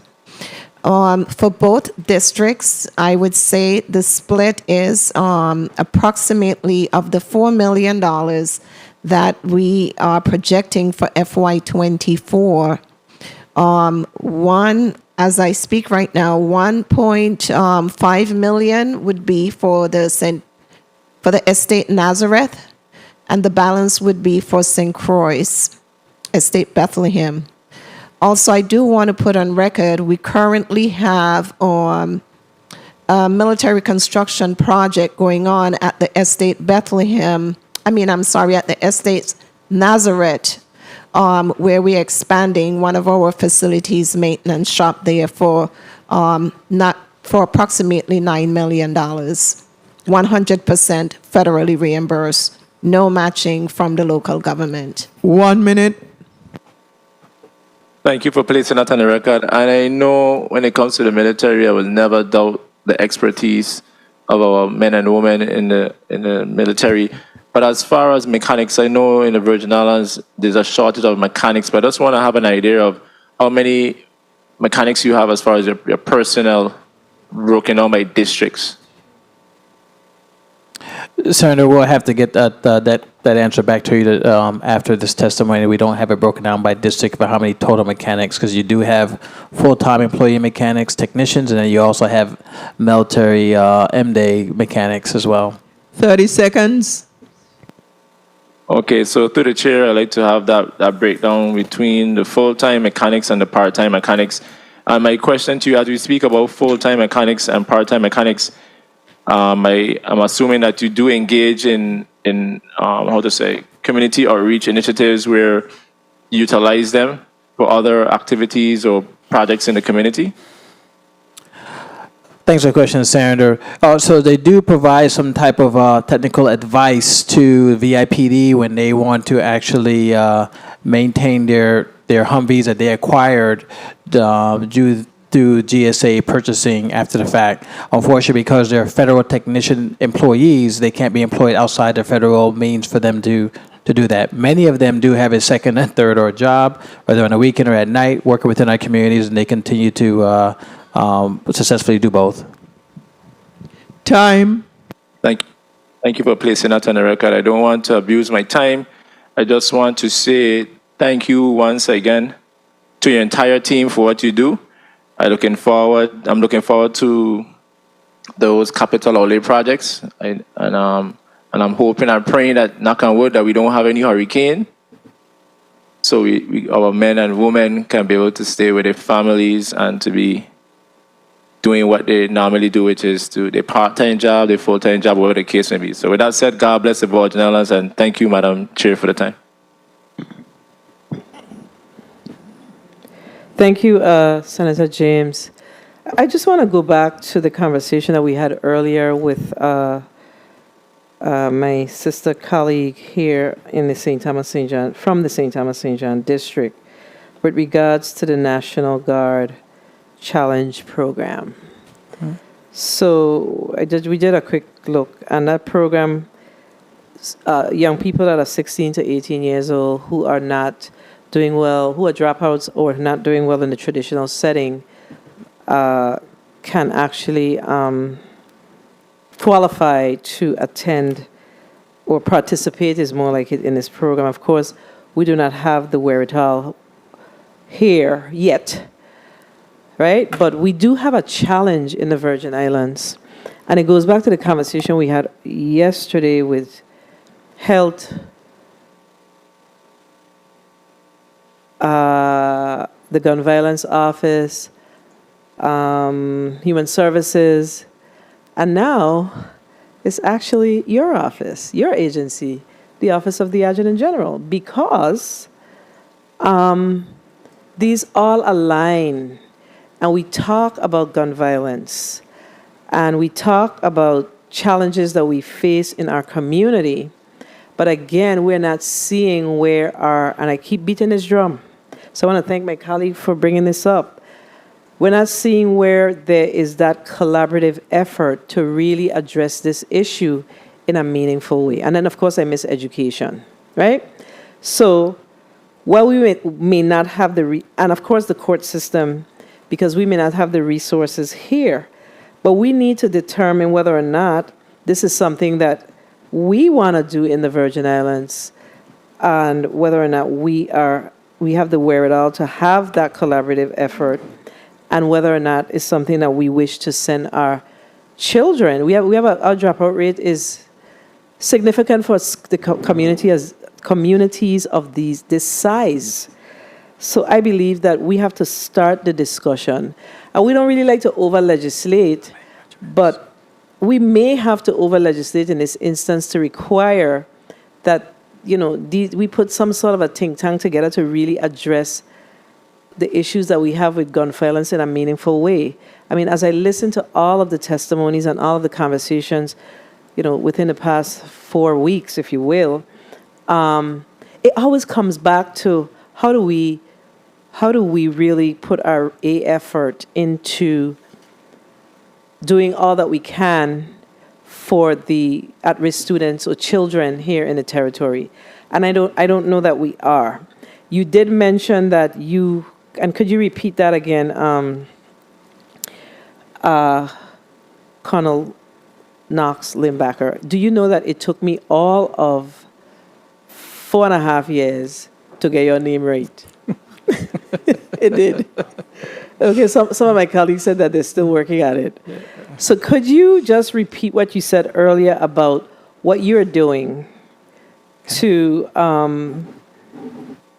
drill down on the opportunities that we may have for this program? And does it require us to fund this program, or is it a program that is federally funded, and we just need to figure out how do we get our children there? They will have to travel off island until we are able to maybe build a facility. I don't know how it works, but I really see this as an opportunity for our children who are at risk. If we're going to save our children, we have to do all that we can to do so. Everything. Yes, Madam Chair. Thank you for the question. For our first start, the collaboration has happened between us and all the agencies. So I do sit in the gun violence committee. I do get all of my referrals from human service and education.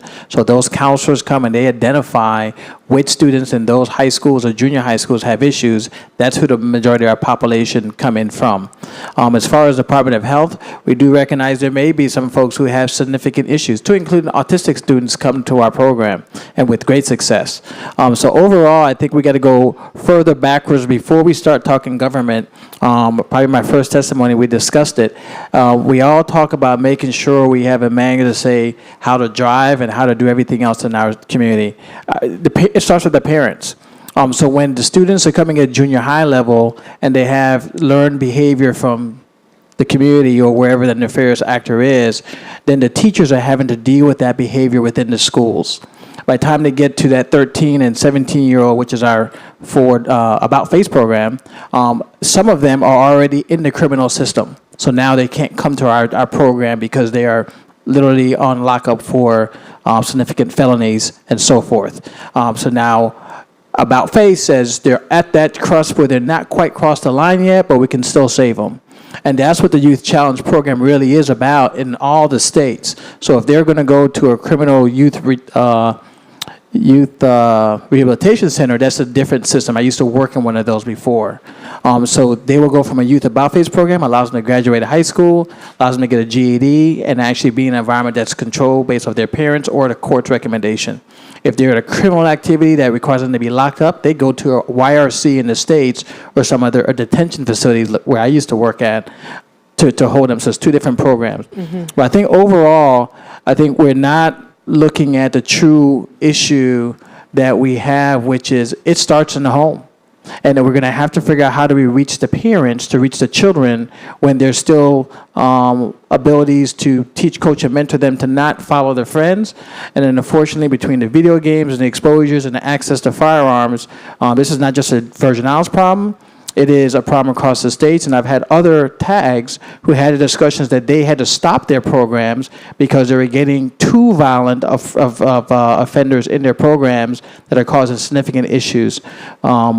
We will continue to collaborate and work with our counselors, but every person who have came into the Youth About Face program for us, we have got them to graduate high school. We've got them to go and do great things. I think one student had about 122 assignments that were missing, that we had to work with them to make sure we tutor them to get them to the next level. We've actually tracked students who have left the territories to other states to make sure they graduate and provide that support. And then we'll continue to say, your student may not be the best fit for this program because they're too intellectually gifted to be in the program.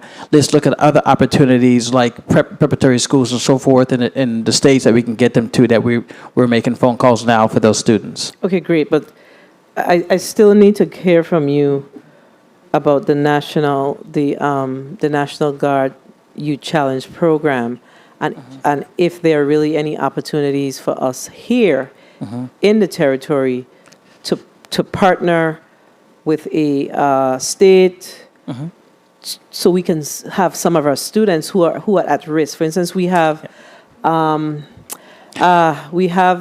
program at Iwa. I can't remember the name of the one in St. Croix, but it sits at Edith Williams. So we have that, the New Horizon program. That's what we used to call it. Now it's at Iwa. So that's the partnership that I'm talking about with VIDE and those students as we identify them, and we are able to help them. This program does say that it's for 16 to 18-year-olds. But I think if they have that opportunity, because a lot of times, they go to Iwa, then they go back into the regular population, and then in the next 2 years, you ask about that student, and he or she, in most cases, he is no longer here with us. So that's the challenge. So that's what I'm asking about, that particular program. Okay, so I think, Madam Chair, I understand that. We do have the opportunity to program here locally, but I think if it's some more extensive needs, we have South Carolina, as well as Puerto Rico, has signed up to say they will allow us to send our students. The key for us is, let's say we had a facility here in the Virgin Islands. We have to pay to house them in the facility.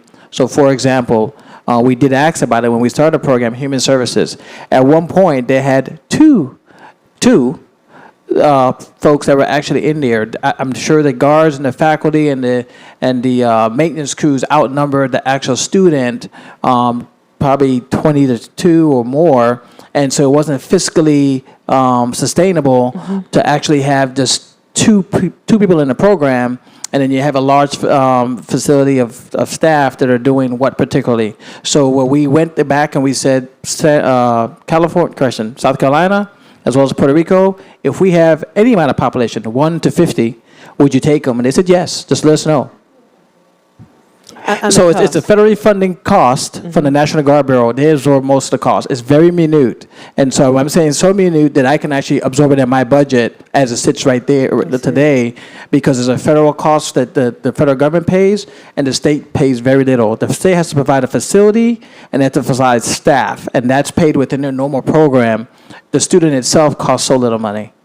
Thank you for that. I think that that's something that we need to look into a little closer, particularly with our Department of Education for those 16 to 18-year-olds who can possibly qualify. Of course, their parents would have to want them to allow them to go there. There's a lot of things to contemplate, but our job is to really focus on how do we save our next generation of Virgin Islanders. Yes, ma'am. So that's something that we really, really need to look into. So I want to thank my colleague for bringing that up. And our last senator for today is Senator Maurice James. Senator James, you're recognized for your 4 minutes. Thank you, Madam Chair. Good afternoon, Virgin Islands. Good afternoon, testifiers. Good afternoon, everyone participating in this hearing. I, too, want to express my condolences and sympathies to the family of Detective Phipps. And I also want to extend to the men and women of the police force, because having gone through a situation where we lost two fallen soldiers in the Virgin Islands National Guard, I know it can be very stressful for those remaining on the force and actually having to get up every day to serve our community. So my condolences goes out to them. I want to begin by asking Major General Knox Limbacher, I think on the page where you have it's page 7, the Virgin Islands National Guard Force, I think the numbers are incorrect in that you said you have an authorized strength of 718, and it may be that you've included the Army Active Guard in with the MD, because I noticed you have MD authorized. So I don't want people to think that you add them all up. It is in fact just, is it 562 Army National Guard members and 95 Air National Guard members? That's what I wanted to find out. Yeah, thanks for the question, Senator. You're exactly right. So every technician is a dual status technician. They have an MDA requirement and then they have a full-time technical job. So it's all included in the same numbers. So we have 158 full-time civilian technician in our workforce. No. I'm talking about the Army Active Guard Reserve, the AGR members.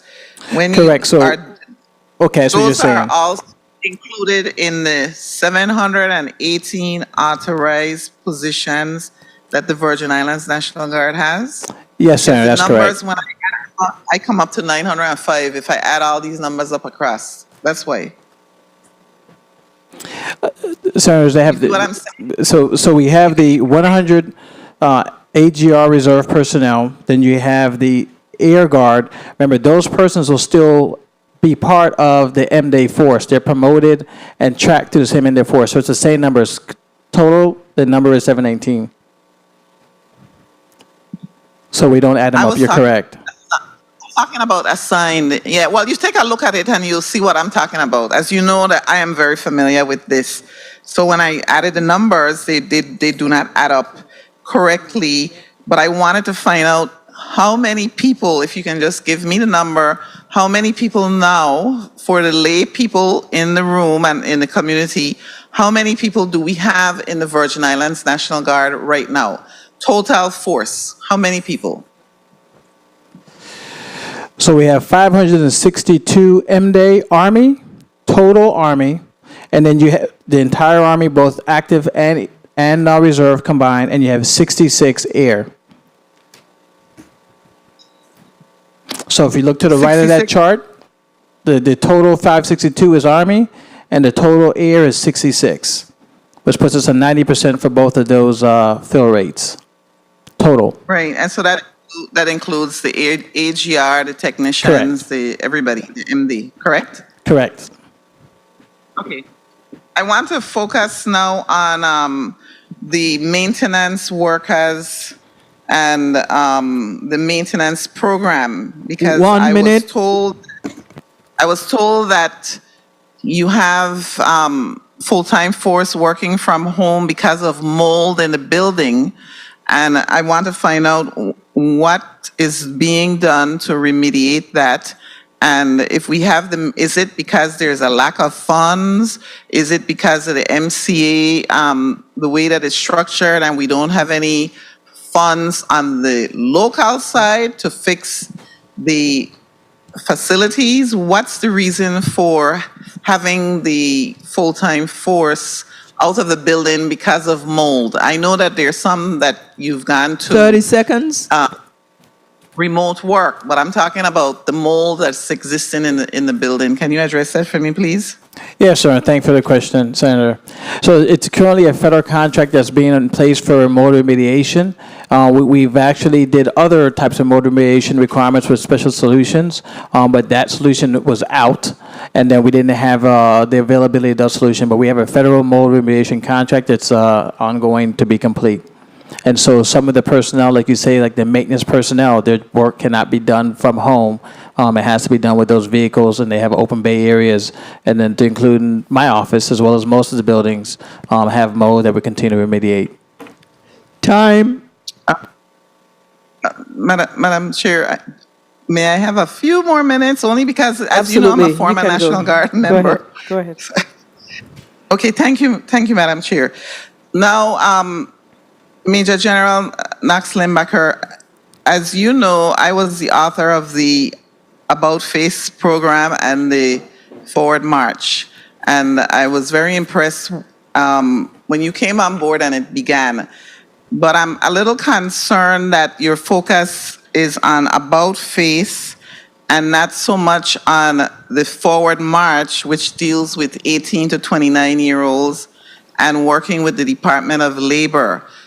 Is that program operational, or is your focus more now on the About Face with the students? Great question, Senator. So as you saw earlier, we had an increase in our OTEC staff, which includes making sure we have the personnel to actually properly launch the Forward March program.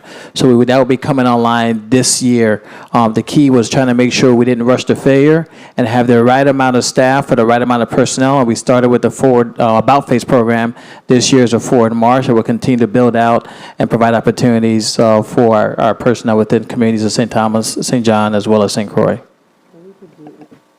I'd like to, through the chair, I'd like to get a breakdown of the 200,500, because I heard Ms. Ward say professional services, and I'm just wondering if you have people you hired, which doubled really the program funds, 2 program specialists, two program analysts, a chief. Why there's a need for professionals. I know why there's a need for professional services. I'm just wondering why a person providing those services wouldn't be coming on full-time, with the additional 500,000. And my last question is regarding morale. I don't know how true it is, but as you know, people reach out and they said that the morale right now in the Guard is very low. It's higher on St. Thomas than it is on St. Croix, but I'd like you to address maybe what's the reason, if that is in fact true. Thank you. I'll let Ms. Ward answer the question about the program analysis first, and then I'll answer the question about morale.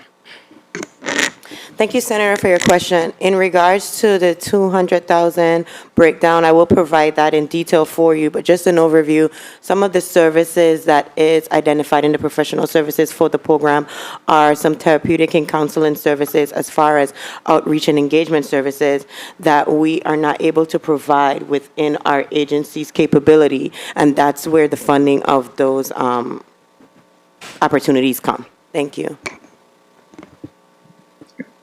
Thank you. That's what I figured you were going to tell me. Thank you. Yes, Senator. And actually, the question about morale. So at the end of the day, I understand of the 628 people who I have actually in boots today, I can't make them all happy. Morale starts at the lowest level. So those personnel who may have concerns, I'm not sure what their individual issue is, but let's look at the Virgin Islands Guard today. We have personnel in four combatant command areas at this point supporting the requirements, from Southcom, AFRICOM, Northcom, to as well as the requirements we're looking for Central Command. The Virgin Islands National Guard today is more deployed across the nation than it has been in decades. Personnel coming into the National Guard, our recruiting numbers say that, 90% fill, so the morale has to be high for personnel to continue to serve.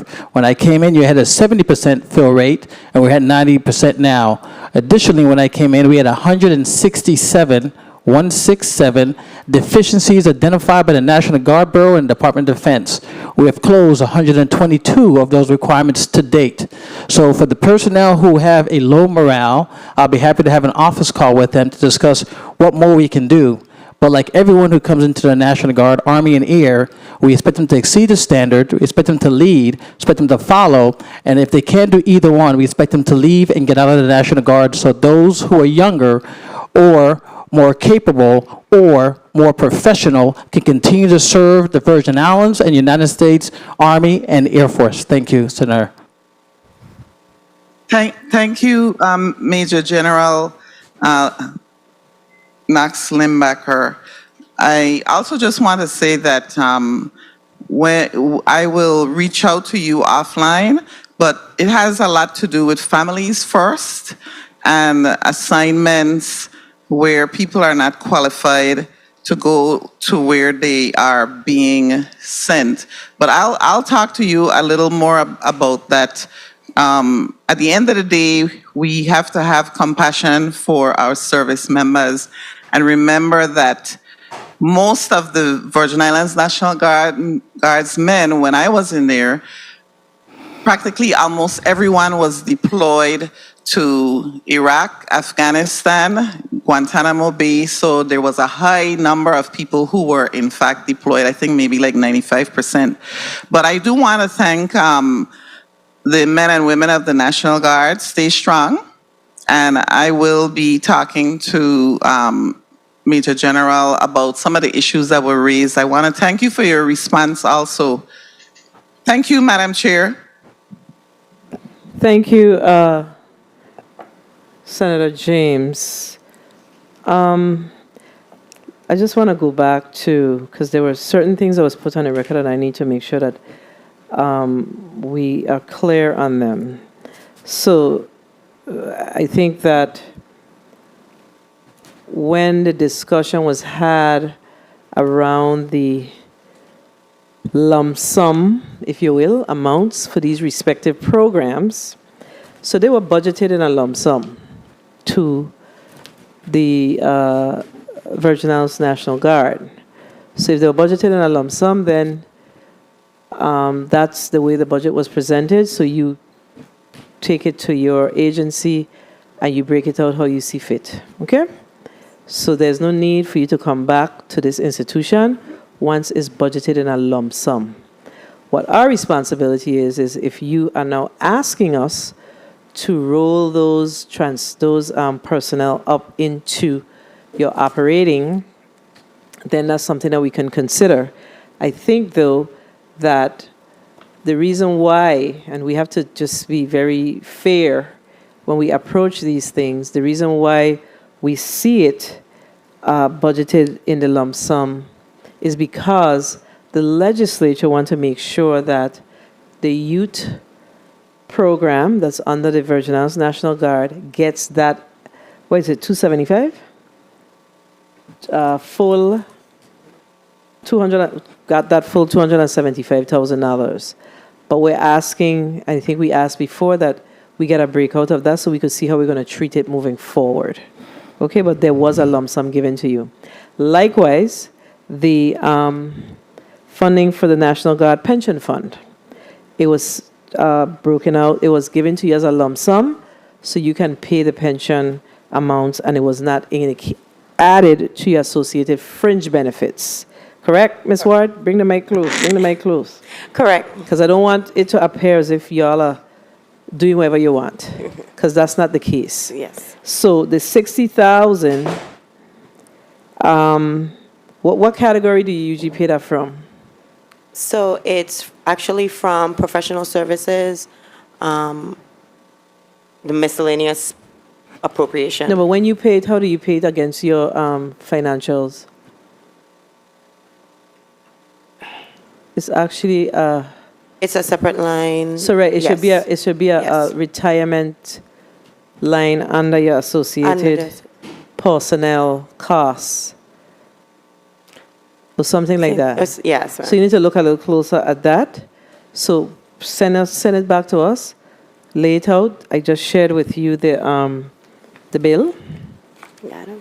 Of course, the bill does not give you a implementation period.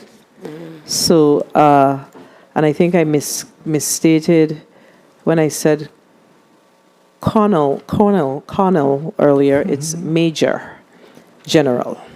Yes, Please Madam correct Chair, me thank when you. I am wrong. Okay?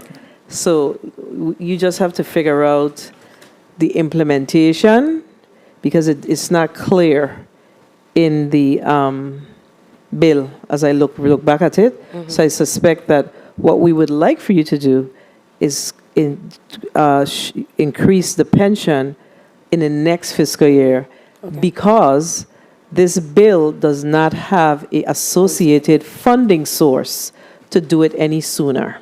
Okay. So send us back what the associated cost is. It may be over the 60,000, so we could figure out if we need to increase that category moving forward. Okay? Yes, Madam Chair. All right. And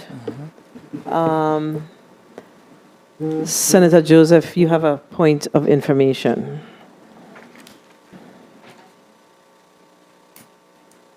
It is. Okay. I did have some questions because you had represented, Ms. Ward, that for line item personnel services, you have already spent $998,121.19 from yesterday, as of yesterday, and that's just from the general fund, correct? Correct. Okay, so we had appropriated a certain amount here for that line item, but I understand that you rolled it up. Now, the other thing I wanted to ask, kindly follow me to page 7 of the post-audit report. And on this, it has the about face and forward march. How much have you expended in that line item thus far? In operational services? Well, I don't know if you break it. I hope you broke it out. You should have broken it out. Yes. And don't include the, how much have you expended? Give me 1 minute.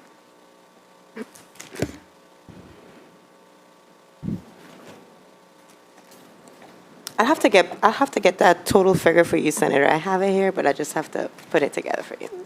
Okay, and the same would be for the National Guard pension. Fund. Okay. How much have you expended thus far? Pension. For the pension fund thus far, $40,700. 40,000. Okay, and that's as of yesterday as well? Yes. Okay, perfect. And then, Madam Chair, if you just one more question and that's it. Colonel. Major. Major General? No, is the lady. Colonel Labermeyer. Which one? Colonel Labermeyer. Colonel Laudenmeyer? Senator Colonel Laubenmeyer. Laubenmeyer. Thank you so much for helping me pronounce your name. I wanted to ask you, when you are looking at the percentage for the match, is just because I noted you have it based on the site. Is it just based on the site, or you also look at the personnel at the site? That's how you calculate the percentage. So, Colonel Laubenmeyer, Senator, thank you for your question. we look at the various facilities, and it's by district in this particular case. The St. Thomas District facility is a 43 GVI reimbursed, and the St. Croix District is a 75 25 GVI reimbursed.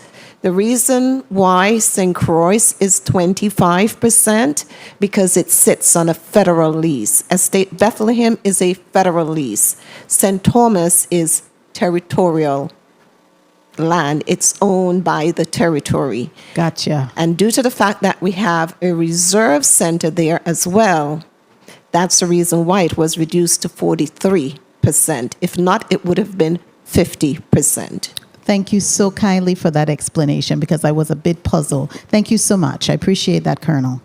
Thank you, Senator Joseph. So let's talk about the reimbursement because I think that there is an overarching concern that those are not occurring timely. That was shared with us, so let's just be transparent. So what's the status of the reimbursements for FY 2023? Madam Chair, so for FY 2023, we are presently working with the Department of Finance to ensure that those reimbursements are reimbursed back to the territory timely. We did have an area where our process in which we do utilize to be able to get reimbursements where it leaves the Office of the Adjutant General and then is transmitted to our federal resource. Once it goes through there, then there is a process timeline where the reimbursement is then validated to ensure that the charge is applicable and allowable for reimbursement. Once that is completed, then it hits the bank at the Department of Finance, and then the agency draws it back into the account to be able to ensure that. In that areas where we had a bit of a challenge, as we are presently working with Department of Finance to be able to properly reconcile our account, as some of our funding has been received, but it's just a matter of identifying the funding to allocate it to the proper account. Okay, so your transactions, your payments are made through DOF. So you don't manage any of your transactions internally. All your paperwork is processed through the ERP system. Yes, ma'am. Now I understand. So basically, when you do your payroll on a 2-week basis, you send your information over to the federal for your draws. Yes, ma'am. So you're saying to us that the drawdowns are not happening in a timely fashion, that the return of the money to the local bank is not happening in a timely fashion. That's what you're saying? So it wasn't, but we have rectified that issue, so we're now able to receive it. So what we're in process of doing now is reconciling all the funding that has been returned back to the territory to be able to identify and appropriately place it in the accounting line, the revenue string, to be able to match it for our revenue. Oh, I see. So the accounts wouldn't show that they're in the red? Yes. And how long has that been going on? Decades. Transparency. Good afternoon, Madam Chair. I'd love to help solve this problem. So it's been going on for decades. And so the issue we've had here in the Virgin Islands and in the Virgin Islands National Guard is it wasn't a very lean process. And so when I came in, we talked about the 167 deficiencies. This was one of them, where the process wasn't timely both in the National Guard and in our local government system to pay out our vendors. So when there was money sitting there and it was already pushed from the MCA, it wasn't getting, the check wasn't getting cut to the vendor. So that was an issue now until they get paid, and we have to then ask the 270s to get the reimbursement, but the vendors weren't getting it. So what we've done on our part, and we can only control our part, we've actually went to a lean system. We've put the right personnel in place. We've hired additional people to make sure it takes less than 7 days to complete that transaction with it and us. Also, what was happening previously was all the 270s were held for a significant amount of time until they consolidate them and taken to the federal personnel on a monthly basis versus on an everyday basis when they're complete, which that slowed the federal process because now they get this large amount of documentation to actually process. That's been fixed. Yeah. So now, unfortunately, we're digging ourselves out of a hole for the past many years of trying to get get those rectified while we still continue to execute the current process. And Colonel Lobenmeyer may be able to expand further if she needs to. Please, I would like that. Good afternoon, Senator. Colonel Lobenmeyer. Currently, when the 270 come to my office, which is the request for reimbursement, my grant specialist, she basically have 7 business days to process them.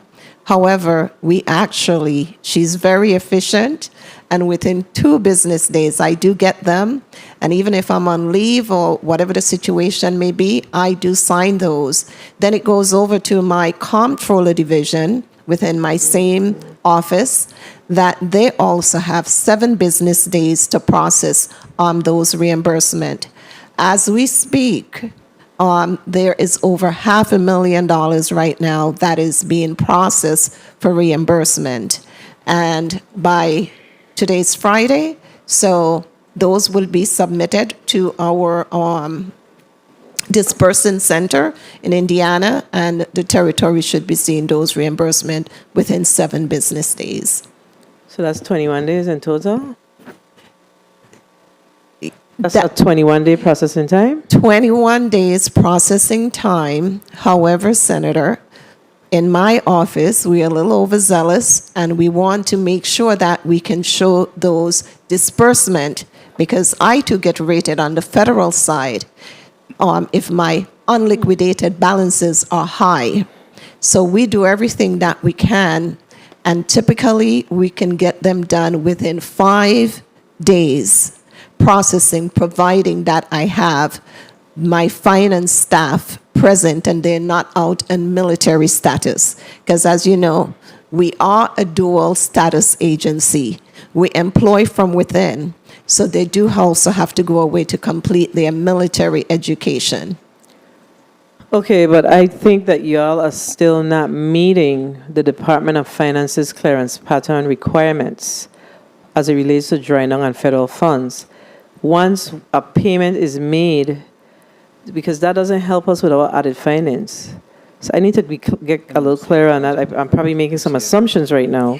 But usually what should happen is once payroll is made, we're supposed to be seeing that that payroll reimbursement hitting our account in the next, I think it's a 24 or 48-hour window.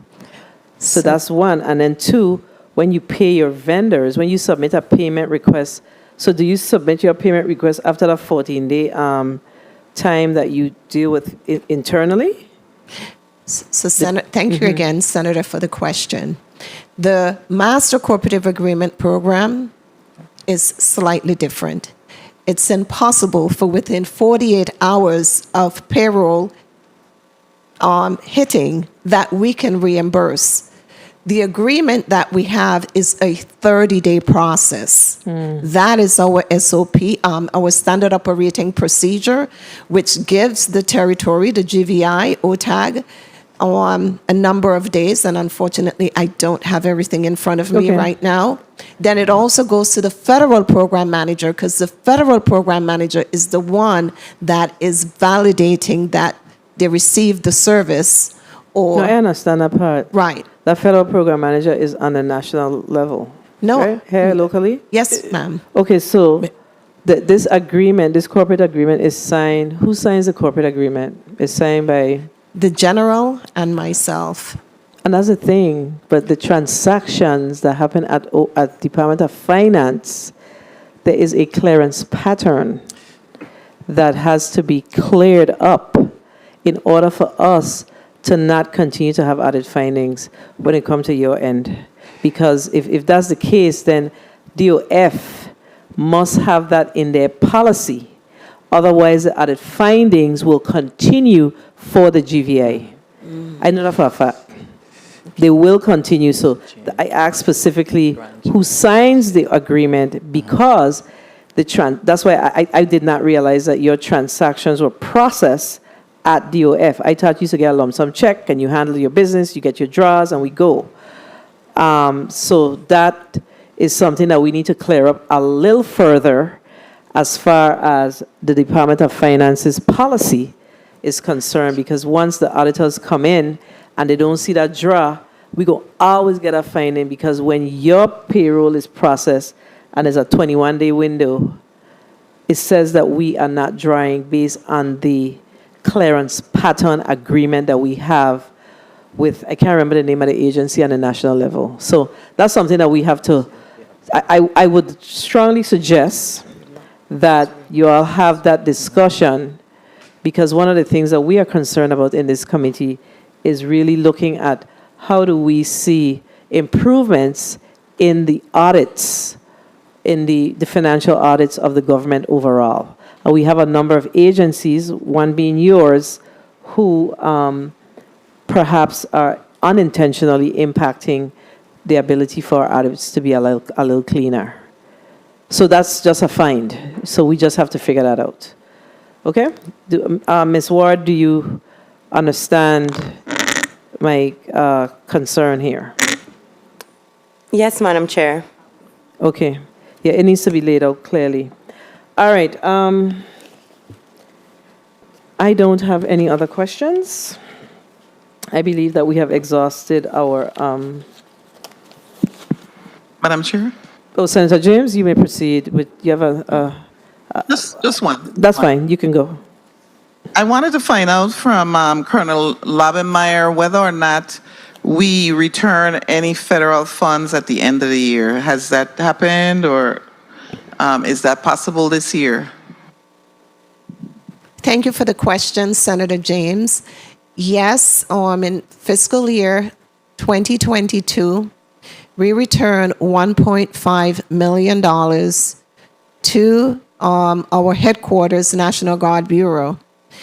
For fiscal year 23, the question is if that is possible. It is.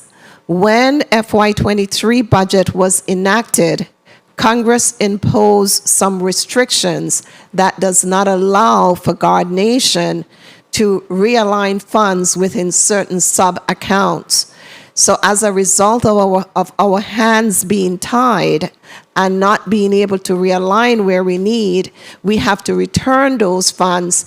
And when possible, and if National Guard Bureau have those funds, they would issue it back to us so we can execute it in the correct account. I hope that answers your question, Senator. Yes, you did. Thank you, Colonel Lobenmeyer. Thank you, Madam Chair. That's my last question. Does that mean that the funds that we have for the matching requirements for FY, okay, no, we're going to think, for FY 2022, we overmatched? No, Senator. There was no overmatching from the territory. Okay. The territory was adequately reimbursed based on the cost share for those 270s that were submitted. When I speak to restrictions that are imposed on the budget when it's enacted, that apply to other federal contracting that I do on the federal side. I see. Okay, understood. All right, understood. Okay. Yeah, the work that you guys do is very complicated.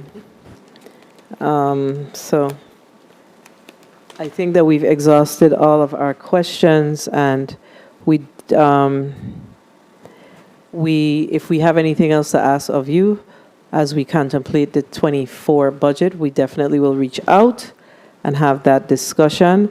You will receive correspondence requesting the additional information that's needed so we can make an informed decision. I want to thank the central staff, particularly the media division, stenographers, post-audit division, and my staff, as well as my colleagues who's been here for this entire week. We wrapped up, what is it? 3, 6, 9, 12. about 12 to 15 agencies this week. And of course, we have more to go. But again, as I say it all the time, I am committed to wrapping this up and wrapping it up in an earnest way where we are able to really do some true scrubbing of the true needs of these departments and agencies that's before us. So when we ask the further questions about the needs and asking to provide additional information is because we really have to make some real decisions as we work on our 24 budget. So thank you for understanding our side of the table, our side of the room, and we definitely appreciate all that you do in your agency. So I'm going to give the Major General, Knox Limbacher, an opportunity to close. Thank you, Madam Chair. I'd like to thank all the 35th Legislature, as well as the people of the Virgin Islands, for the opportunity to continue to serve and provide a ready, relevant, responsive joint force to our territory, as well as being ready for the warfight when called. My teammates and I will continue to work to address the concerns and issues that have been laid before us and respond with a timely response to you. And overall, as we continue to support our airmen and our soldiers who are deployed abroad, as well as recognizing the loss of Detective Phipps, we'll continue to make sure that we aid in our support to the territory to provide greater public safety and work with the ability to teach, coach, and mentor our youth to be more productive citizens. Thank you for the opportunity, Madam Chair. Absolutely, and thank you again for all that you do. And again, the Legislature of the Virgin Islands, this committee, we offer our sincerest condolences to the family of Detective Phipps, and we pray that we will never, ever in the history of the Virgin Islands, moving forward, see an incident like this one. This was very tragic. The Committee of Budget, Appropriations, and Finance, you know how you rest? We rest for the week. Is hereby adjourned.